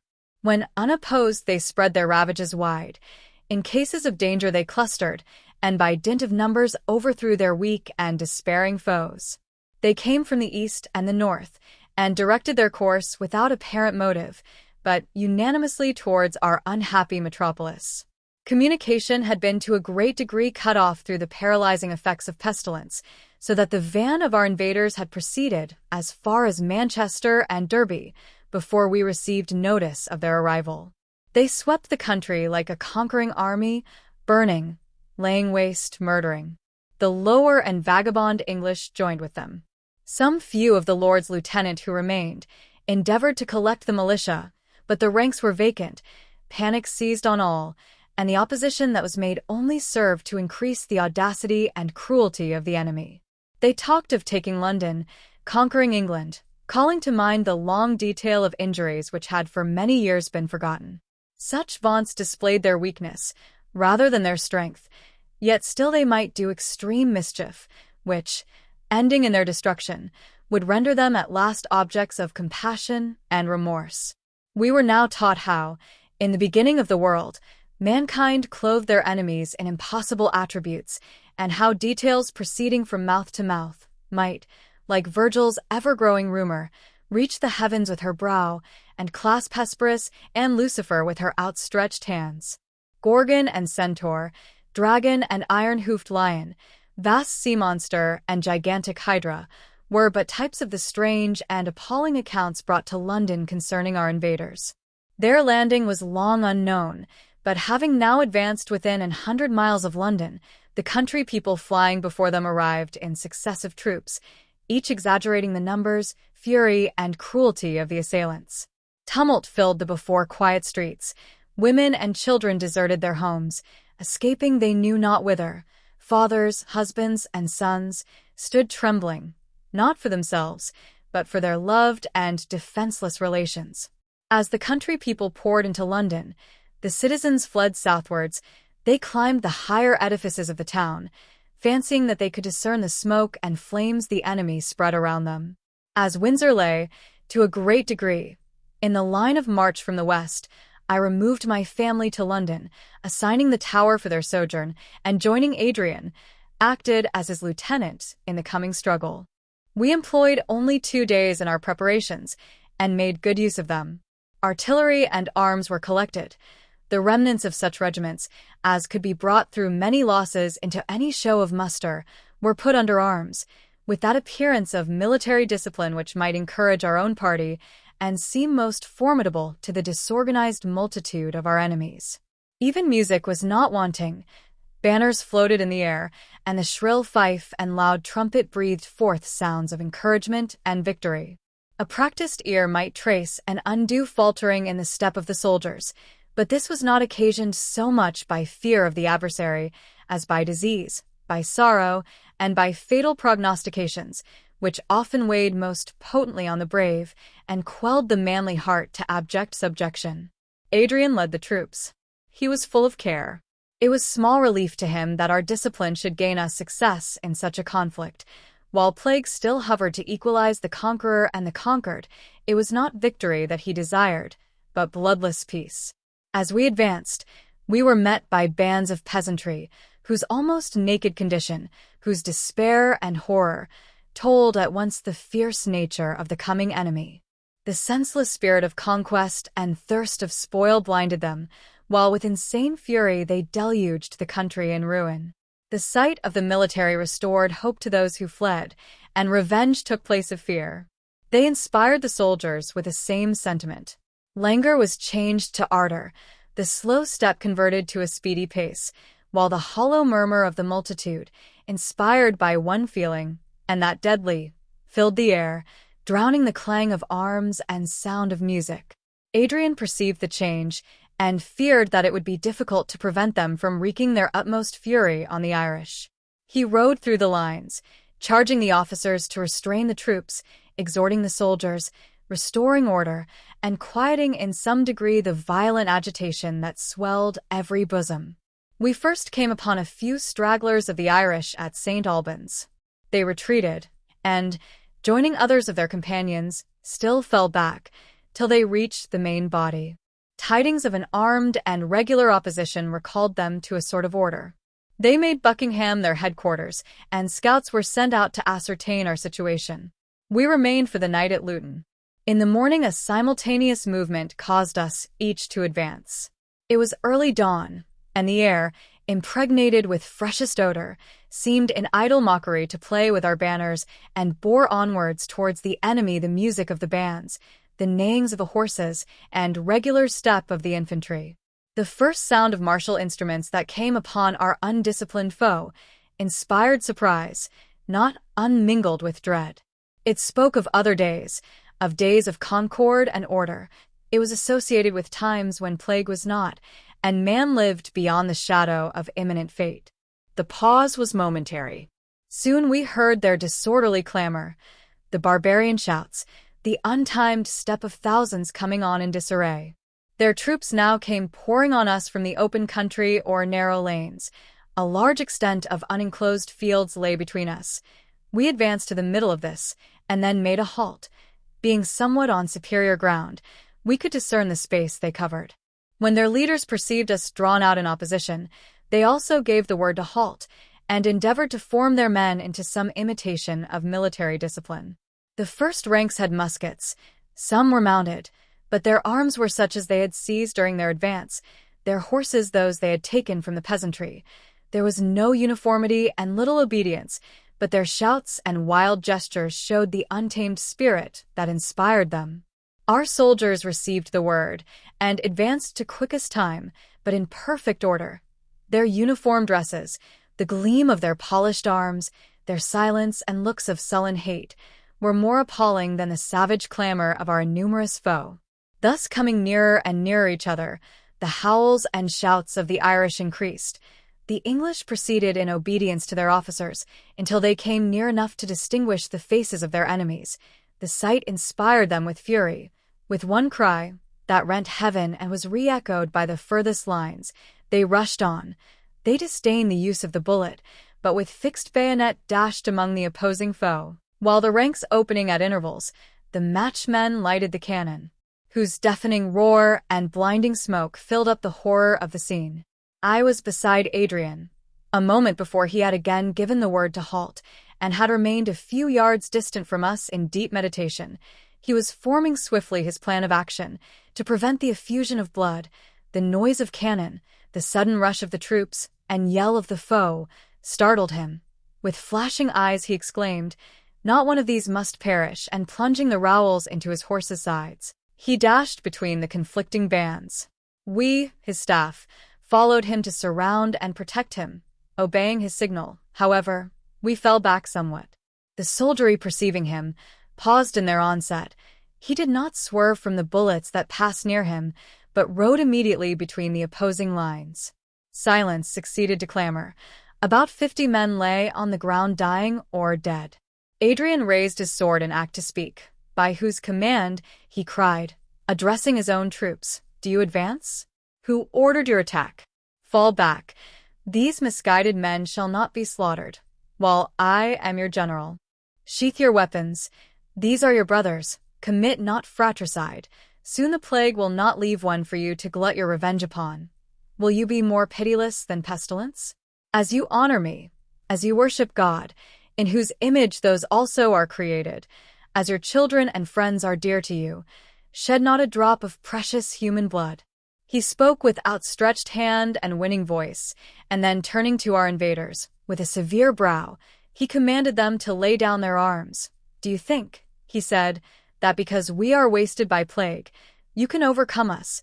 The plague is also among you, and when ye are vanquished by famine and disease, the ghosts of those you have murdered will arise to bid you not hope in death. Lay down your arms, barbarous and cruel men, men whose hands are stained with the blood of the innocent, whose souls are weighed down by the orphan's cry. We shall conquer, for the right is on our side. Already your cheeks are pale. The weapons fall from your nerveless grasp. Lay down your arms, fellow men. Brethren, pardon, succor, and brotherly love await your repentance. You are dear to us, because you are the frail shape of humanity. Each one among you will find a friend and host among these forces.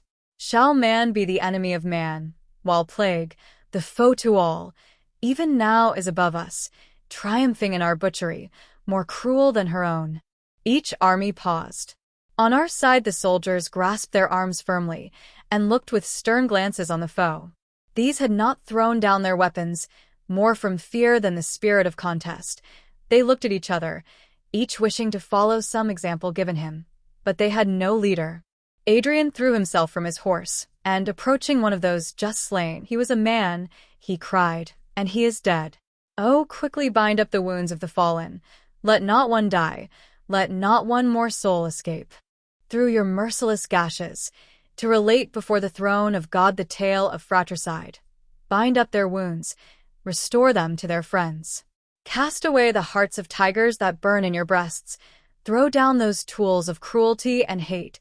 In this pause of exterminating destiny, let each man be brother, guardian, and stay to the other.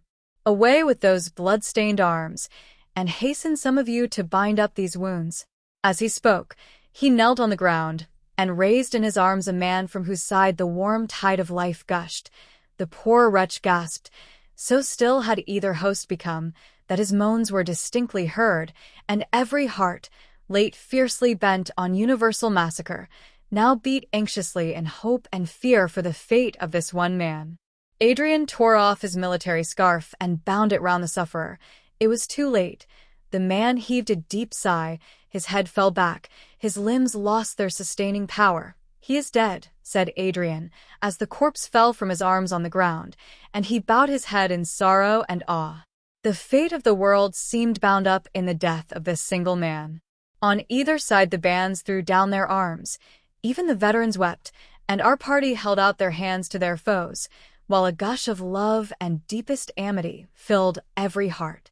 The two forces mingling, unarmed and hand in hand, talking only how each might assist the other, the adversaries conjoined, each repenting, the one side their former cruelties, the other their late violence. They obeyed the orders of the general to proceed towards London. Adrian was obliged to exert his utmost prudence, first to allay the discord, and then to provide for the multitude of the invaders. They were marched to various parts of the southern counties, quartered in deserted villages. A part were sent back to their own island, while the season of winter so far revived our energy that the passes of the country were defended, and any increase of numbers prohibited. On this occasion Adrian and Idris met after a separation of nearly a year. Adrian had been occupied in fulfilling a laborious and painful task. He had been familiar with every species of human misery, and had forever found his powers inadequate, his aid of small avail. Yet the purpose of his soul, his energy and ardent resolution, prevented any reaction of sorrow. He seemed born anew, and virtue, more potent than Median alchemy, endued him with health and strength. Idris hardly recognized the fragile being, whose form had seemed to bend even to the summer breeze, in the energetic man, whose very excess of sensibility rendered him more capable of fulfilling his station of pilot in storm-tossed England. It was not thus with Idris.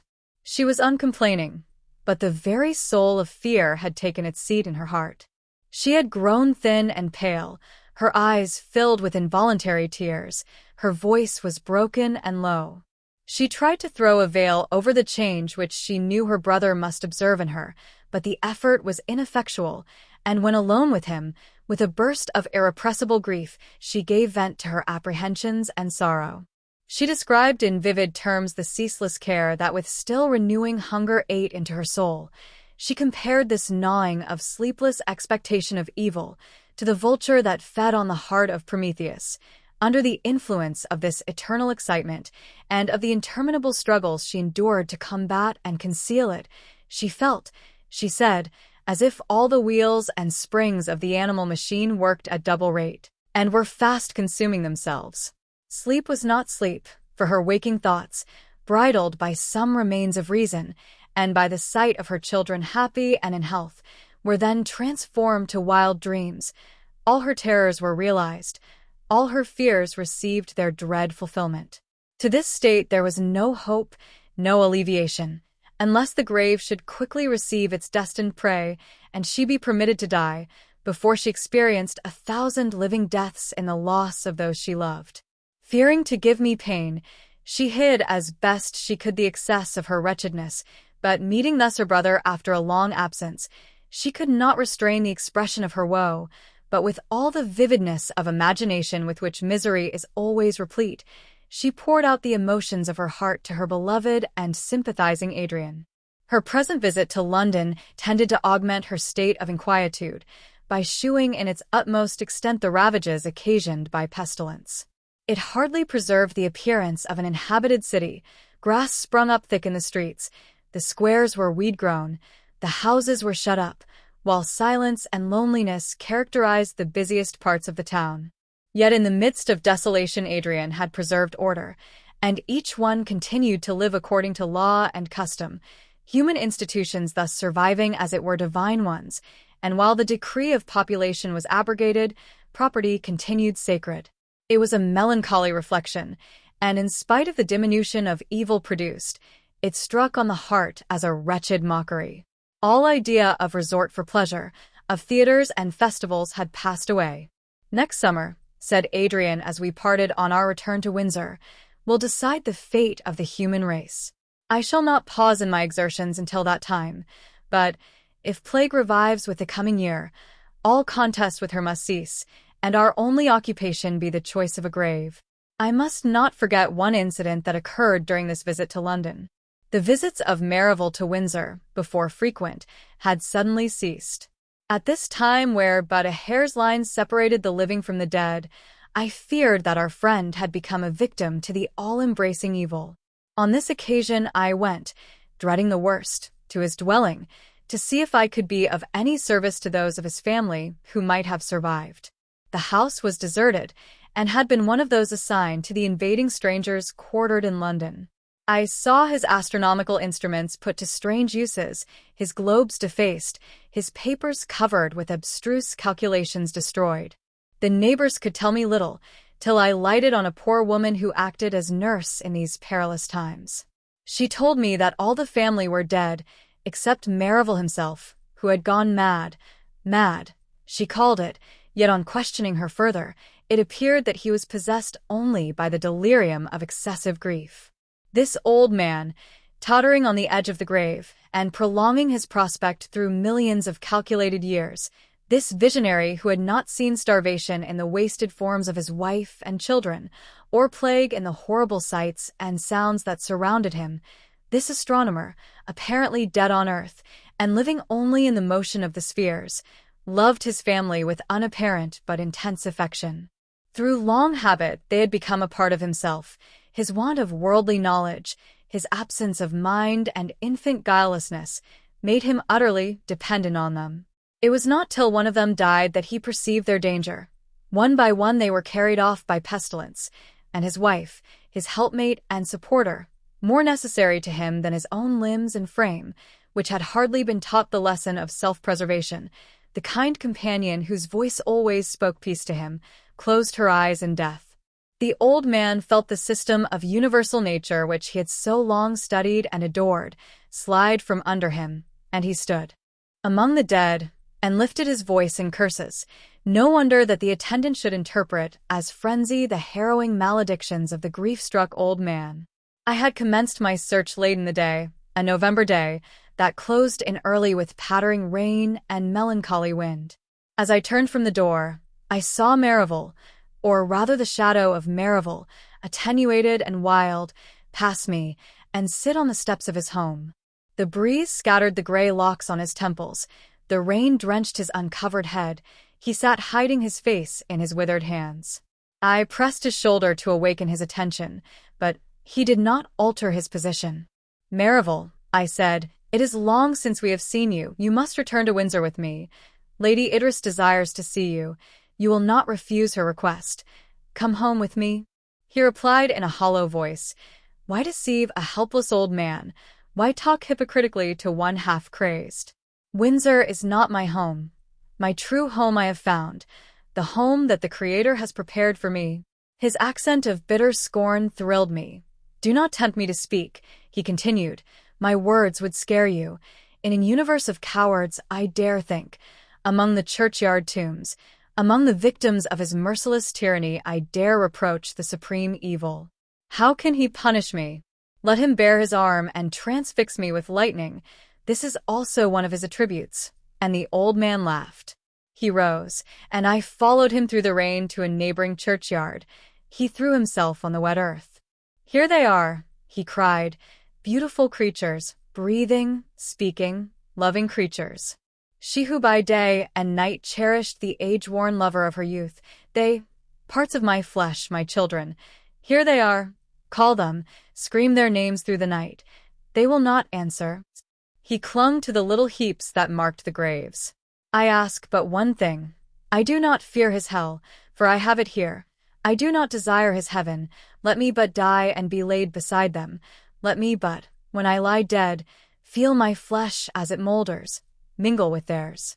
Promise," and he raised himself painfully and seized my arm, "promise to bury me with them." "So God help me and mine as I promise," I replied, "on one condition. Return with me to Windsor." "To Windsor," he cried with a shriek. "Never. From this place I never go. My bones, my flesh, I myself, are already buried here, and what you see of me is corrupted clay like them. I will lie here, and cling here, till rain, and hail, and lightning, and storm, ruining on me, make me one in substance with them below." In a few words, I must conclude this tragedy. I was obliged to leave London, and Adrian undertook to watch over him. The task was soon fulfilled. Age, grief, and inclement weather, all united to hush his sorrows and bring repose to his heart, whose beats were agony. He died embracing the sod, which was piled above his breast, when he was placed beside the beings whom he regretted with such wild despair. I returned to Windsor at the wish of Idris, who seemed to think that there was greater safety for her children at that spot, and because, once having taken on me the guardianship of the district, I would not desert it while an inhabitant survived. I went also to act in conformity with Adrian's plans, which was to congregate in masses what remained of the population, for he possessed the conviction that it was only through the benevolent and social virtues that any safety was to be hoped for the remnant of mankind. It was a melancholy thing to return to this spot so dear to us, as the scene of a happiness rarely before enjoyed, here to mark the extinction of our species, and trace the deep, unerasable footsteps of disease over the fertile and cherished soil. The aspect of the country had so far changed that it had been impossible to enter on the task of sowing seed and other autumnal labors. That season was now gone, and winter had set in with sudden and unusual severity. Alternate frosts and thaws succeeding to floods rendered the country impassable. Heavy falls of snow gave an arctic appearance to the scenery. The roofs of the houses peeped from the white mass. The lowly cot and stately mansion, alike deserted, were blocked up, their thresholds uncleared. The windows were broken by the hail, while the prevalence of a northeast wind rendered outdoor exertions extremely painful. The altered state of society made these accidents of nature sources of real misery. The luxury of command and the attentions of servitude were lost. It is true that the necessaries of life were assembled in such quantities as to supply to superfluity the wants of the diminished population, but still much labor was required to arrange these, as it were, raw materials, and depressed by sickness and fearful of the future, we had not energy to enter boldly and decidedly on any system. I can speak for myself. Want of energy was not my failing. The intense life that quickened my pulses and animated my frame had the effect not of drawing me into the mazes of active life, but of exalting my lowliness and of bestowing majestic proportions on insignificant objects. I could have lived the life of a peasant in the same way. My trifling occupations were swelled into important pursuits. My affections were impetuous and engrossing passions, and nature, with all her changes, was invested in divine attributes. The very spirit of the Greek mythology inhabited my heart. I deified the uplands, glades, and streams. I had sight of Proteus coming from the sea, and heard old Triton blow his wreath horn. 16. Strange, that while the earth preserved her monotonous course, I dwelt with ever-renewing wonder on her antique laws, and now that with eccentric wheel she rushed into an untried path, I should feel this spirit fade. I struggled with despondency and weariness, but like a fog, they choked me. Perhaps, after the labors and stupendous excitement of the past summer, the calm of winter and the almost menial toils it brought with it were by natural reaction doubly irksome. It was not the grasping passion of the preceding year which gave life and individuality to each moment. It was not the aching pangs induced by the distresses of the times. The utter inutility that had attended all my exertions took from them their usual effects of exhilaration, and despair rendered abortive the balm of self-applause. I longed to return to my old occupations, but of what use were they? To read were futile, to write, vanity indeed. The earth, late wide circus for the display of dignified exploits, vast theater for a magnificent drama, now presented a vacant space, an empty stage. For actor or spectator there was no longer aught to say or hear. Our little town of Windsor, in which the survivors from the neighboring counties were chiefly assembled, wore a melancholy aspect. Its streets were blocked up with snow. The few passengers seemed palsied and frozen by the ungenial visitation of winter. To escape these evils was the aim and scope of all our exertions. Families late devoted to exalting and refined pursuits, rich, blooming and young, with diminished numbers and care-fraught hearts, huddled over a fire, grown selfish and groveling through suffering. Without the aid of servants, it was necessary to discharge all household duties. Hands unused to such labor must knead the bread, or in the absence of flour, the statesman or perfumed courtier must undertake the butcher's office.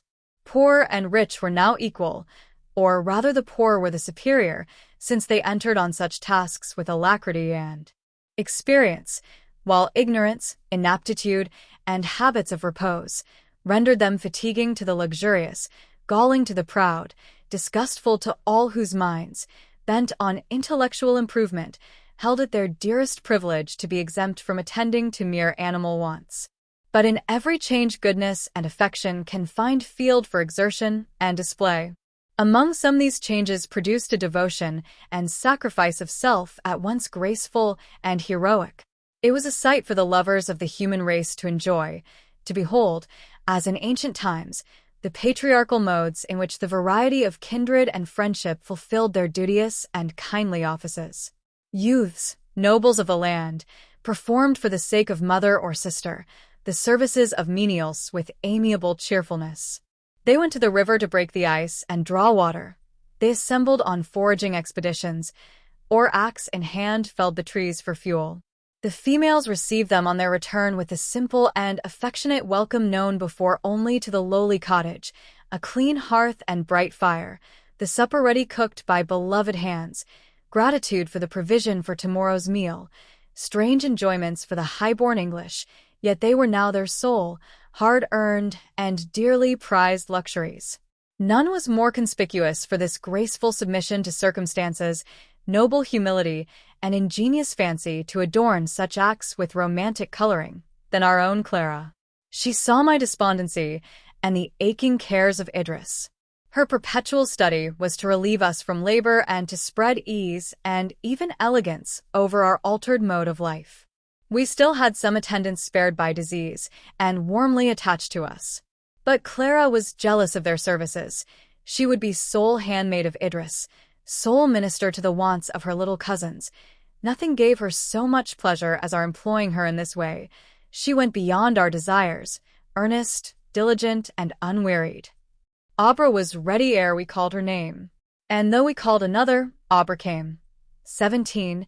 It was my task each day to visit the various families assembled in our town, and when the weather permitted, I was glad to prolong my ride and to muse in solitude over every changeful appearance of our destiny, endeavoring to gather lessons for the future from the experience of the past. The impatience with which, while in society, the ills that afflicted my species inspired me were softened by loneliness, when individual suffering was merged in the general calamity, strange to say, less afflicting to contemplate. Thus often, pushing my way with difficulty through the narrow snow-blocked town, I crossed the bridge and passed through Eton. No youthful congregation of gallant-hearted boys thronged the portal of the college. Sad silence pervaded the busy schoolroom and noisy playground. I extended my ride towards Salt Hill, on every side impeded by the snow. Were those the fertile fields I loved? Was that the interchange of gentle upland and cultivated dale, once covered with waving corn, diversified by stately trees, watered by the meandering Thames? One sheet of white covered it, while bitter recollection told me that cold as the winter-clothed earth were the hearts of the inhabitants. I met troops of horses, herds of cattle, flocks of sheep, wandering at will, here throwing down a hayrick and nestling from cold in its heart, which afforded them shelter and food, their having taken possession of a vacant cottage. Once on a frosty day, pushed on by restless, unsatisfying reflections, I sought a favorite haunt, a little wood not far distant from Salt Hill. A bubbling spring prattles over stones on one side, and a plantation of a few elms and beeches hardly deserve, and yet continue the name of wood. This spot had for me peculiar charms. It had been a favorite resort of Adrian. It was secluded, and he often said that in boyhood his happiest hours were spent here. Having escaped the stately bondage of his mother, he sat on the rough-hewn steps that led to the spring, now reading a favorite book, now musing, with speculation beyond his years, on the still unraveled skein of morals or metaphysics. A melancholy foreboding assured me that I should never see this place more, so with careful thought I noted each tree, every winding of the streamlet, and irregularity of the soil, that I might better call up its idea in absence.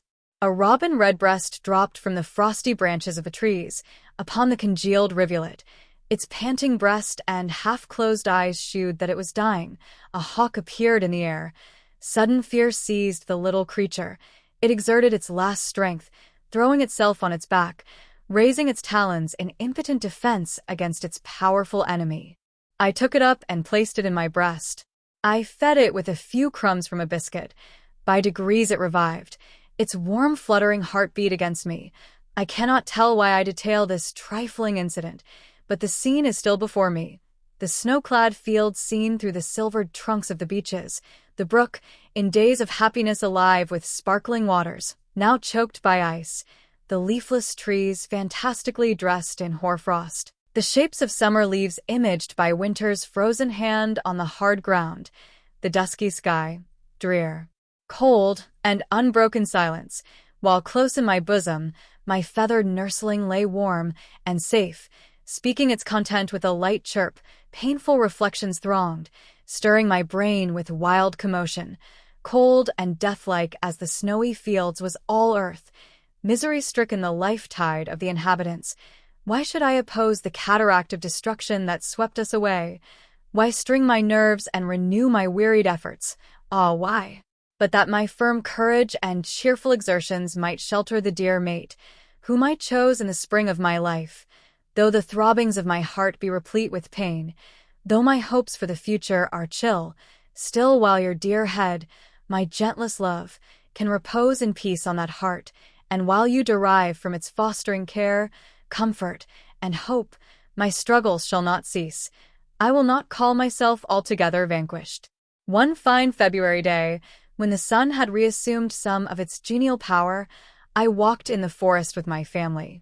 It was one of those lovely winter days which assert the capacity of nature to bestow beauty on barrenness. The leafless trees spread their fibrous branches against the pure sky. Their intricate and pervious tracery resembled delicate seaweed. The deer were turning up the snow in search of the hidden grass. The white was made intensely dazzling by the sun, and trunks of the trees, rendered more conspicuous by the loss of preponderating foliage, gathered around like the labyrinthine columns of a vast temple. It was impossible not to receive pleasure from the sight of these things. Our children, freed from the bondage of winter, bounded before us, pursuing the deer, or rousing the pheasants and partridges from their coverts. Idris leant on my arm. Her sadness yielded to the present sense of pleasure. We met other families on the long walk, enjoying like ourselves the return of the genial season. At once, I seemed to awake. I cast off the clinging sloth of the past months. Earth assumed a new appearance, and my view of the future was suddenly made clear. I exclaimed, I have now found out the secret. What secret? In answer to this question, I described our gloomy winter life, our sordid cares, our menial labors. This northern country, I said, is no place for our diminished race. When mankind were few, it was not here that they battled with the powerful agents of nature and were enabled to cover the globe with offspring. We must seek some natural paradise, some garden of the earth, where our simple wants may be easily supplied and the enjoyment of a delicious climate compensate for the social pleasures we have lost. If we survive this coming summer, I will not spend the ensuing winter in England, neither I nor any of us. I spoke without much heed, and the very conclusion of what I said brought with it other thoughts. Should we, any of us, survive the coming summer? I saw the brow of Idris clouded. I again felt that we were enchained to the car of fate, over whose coursers we had no control. We could no longer say, this we will do, and this we will leave undone. A mightier power than the human was at hand to destroy our plans or to achieve the work we avoided. It were madness to calculate upon another winter. This was our last. The coming summer was the extreme end of our vista, and, when we arrived there, instead of a continuation of the long road, a gulf yawned, into which we must of force be precipitated. The last blessing of humanity was wrested from us. We might no longer hope. Can the madman, as he clinks his chains, hope? Can the wretch, led to the scaffold, who when he lays his head on the block, marks the double shadow of himself and the executioner, whose uplifted arm bears the axe, hope? Can the shipwrecked mariner, who spent with swimming, hears close behind the splashing waters divided by a shark which pursues him through the Atlantic, hope? Such hope as theirs, we also may entertain.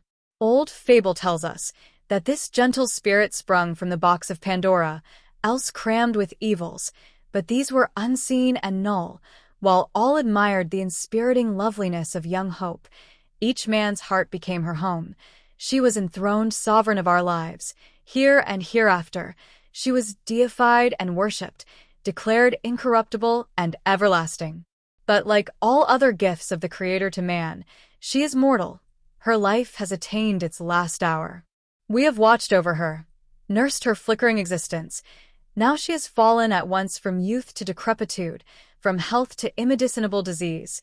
Even as we spend ourselves in struggles for her recovery, she dies. To all nations the voice goes forth, Hope is dead. We are but mourners in the funeral train, and what immortal essence or perishable creation will refuse to make one in the sad procession that attends to its grave the dead comforter of humanity? Does not the sun call in his light? And day, like a thin exhalation, melt away, both wrapping up their beams in clouds to be themselves close mourners at this obsequy. 18. 16. Wordsworth. 17. Prior's Solomon. 18. Cleveland's poems. And that brings us to the close of Volume 2 of The Last Man, here on Grimoire Audiobooks. Thank you for journeying with us through Mary Shelley's dark and gripping vision of a world in crisis. In this volume, we've seen the emotional and physical toll of the encroaching plague as Lionel Verney and his friends struggle to hold on to hope and humanity amidst growing despair. Shelley's powerful writing reminds us of the resilience of the human spirit, even in the face of overwhelming loss. If you're ready to see how this story unfolds, don't forget to subscribe and join us for the final volume of The Last Man. There's still more of Shelley's haunting world to explore, along with many other timeless classics in our Grimoire Audiobooks library. Until next time, stay strong, stay curious, and let great stories continue to light your way.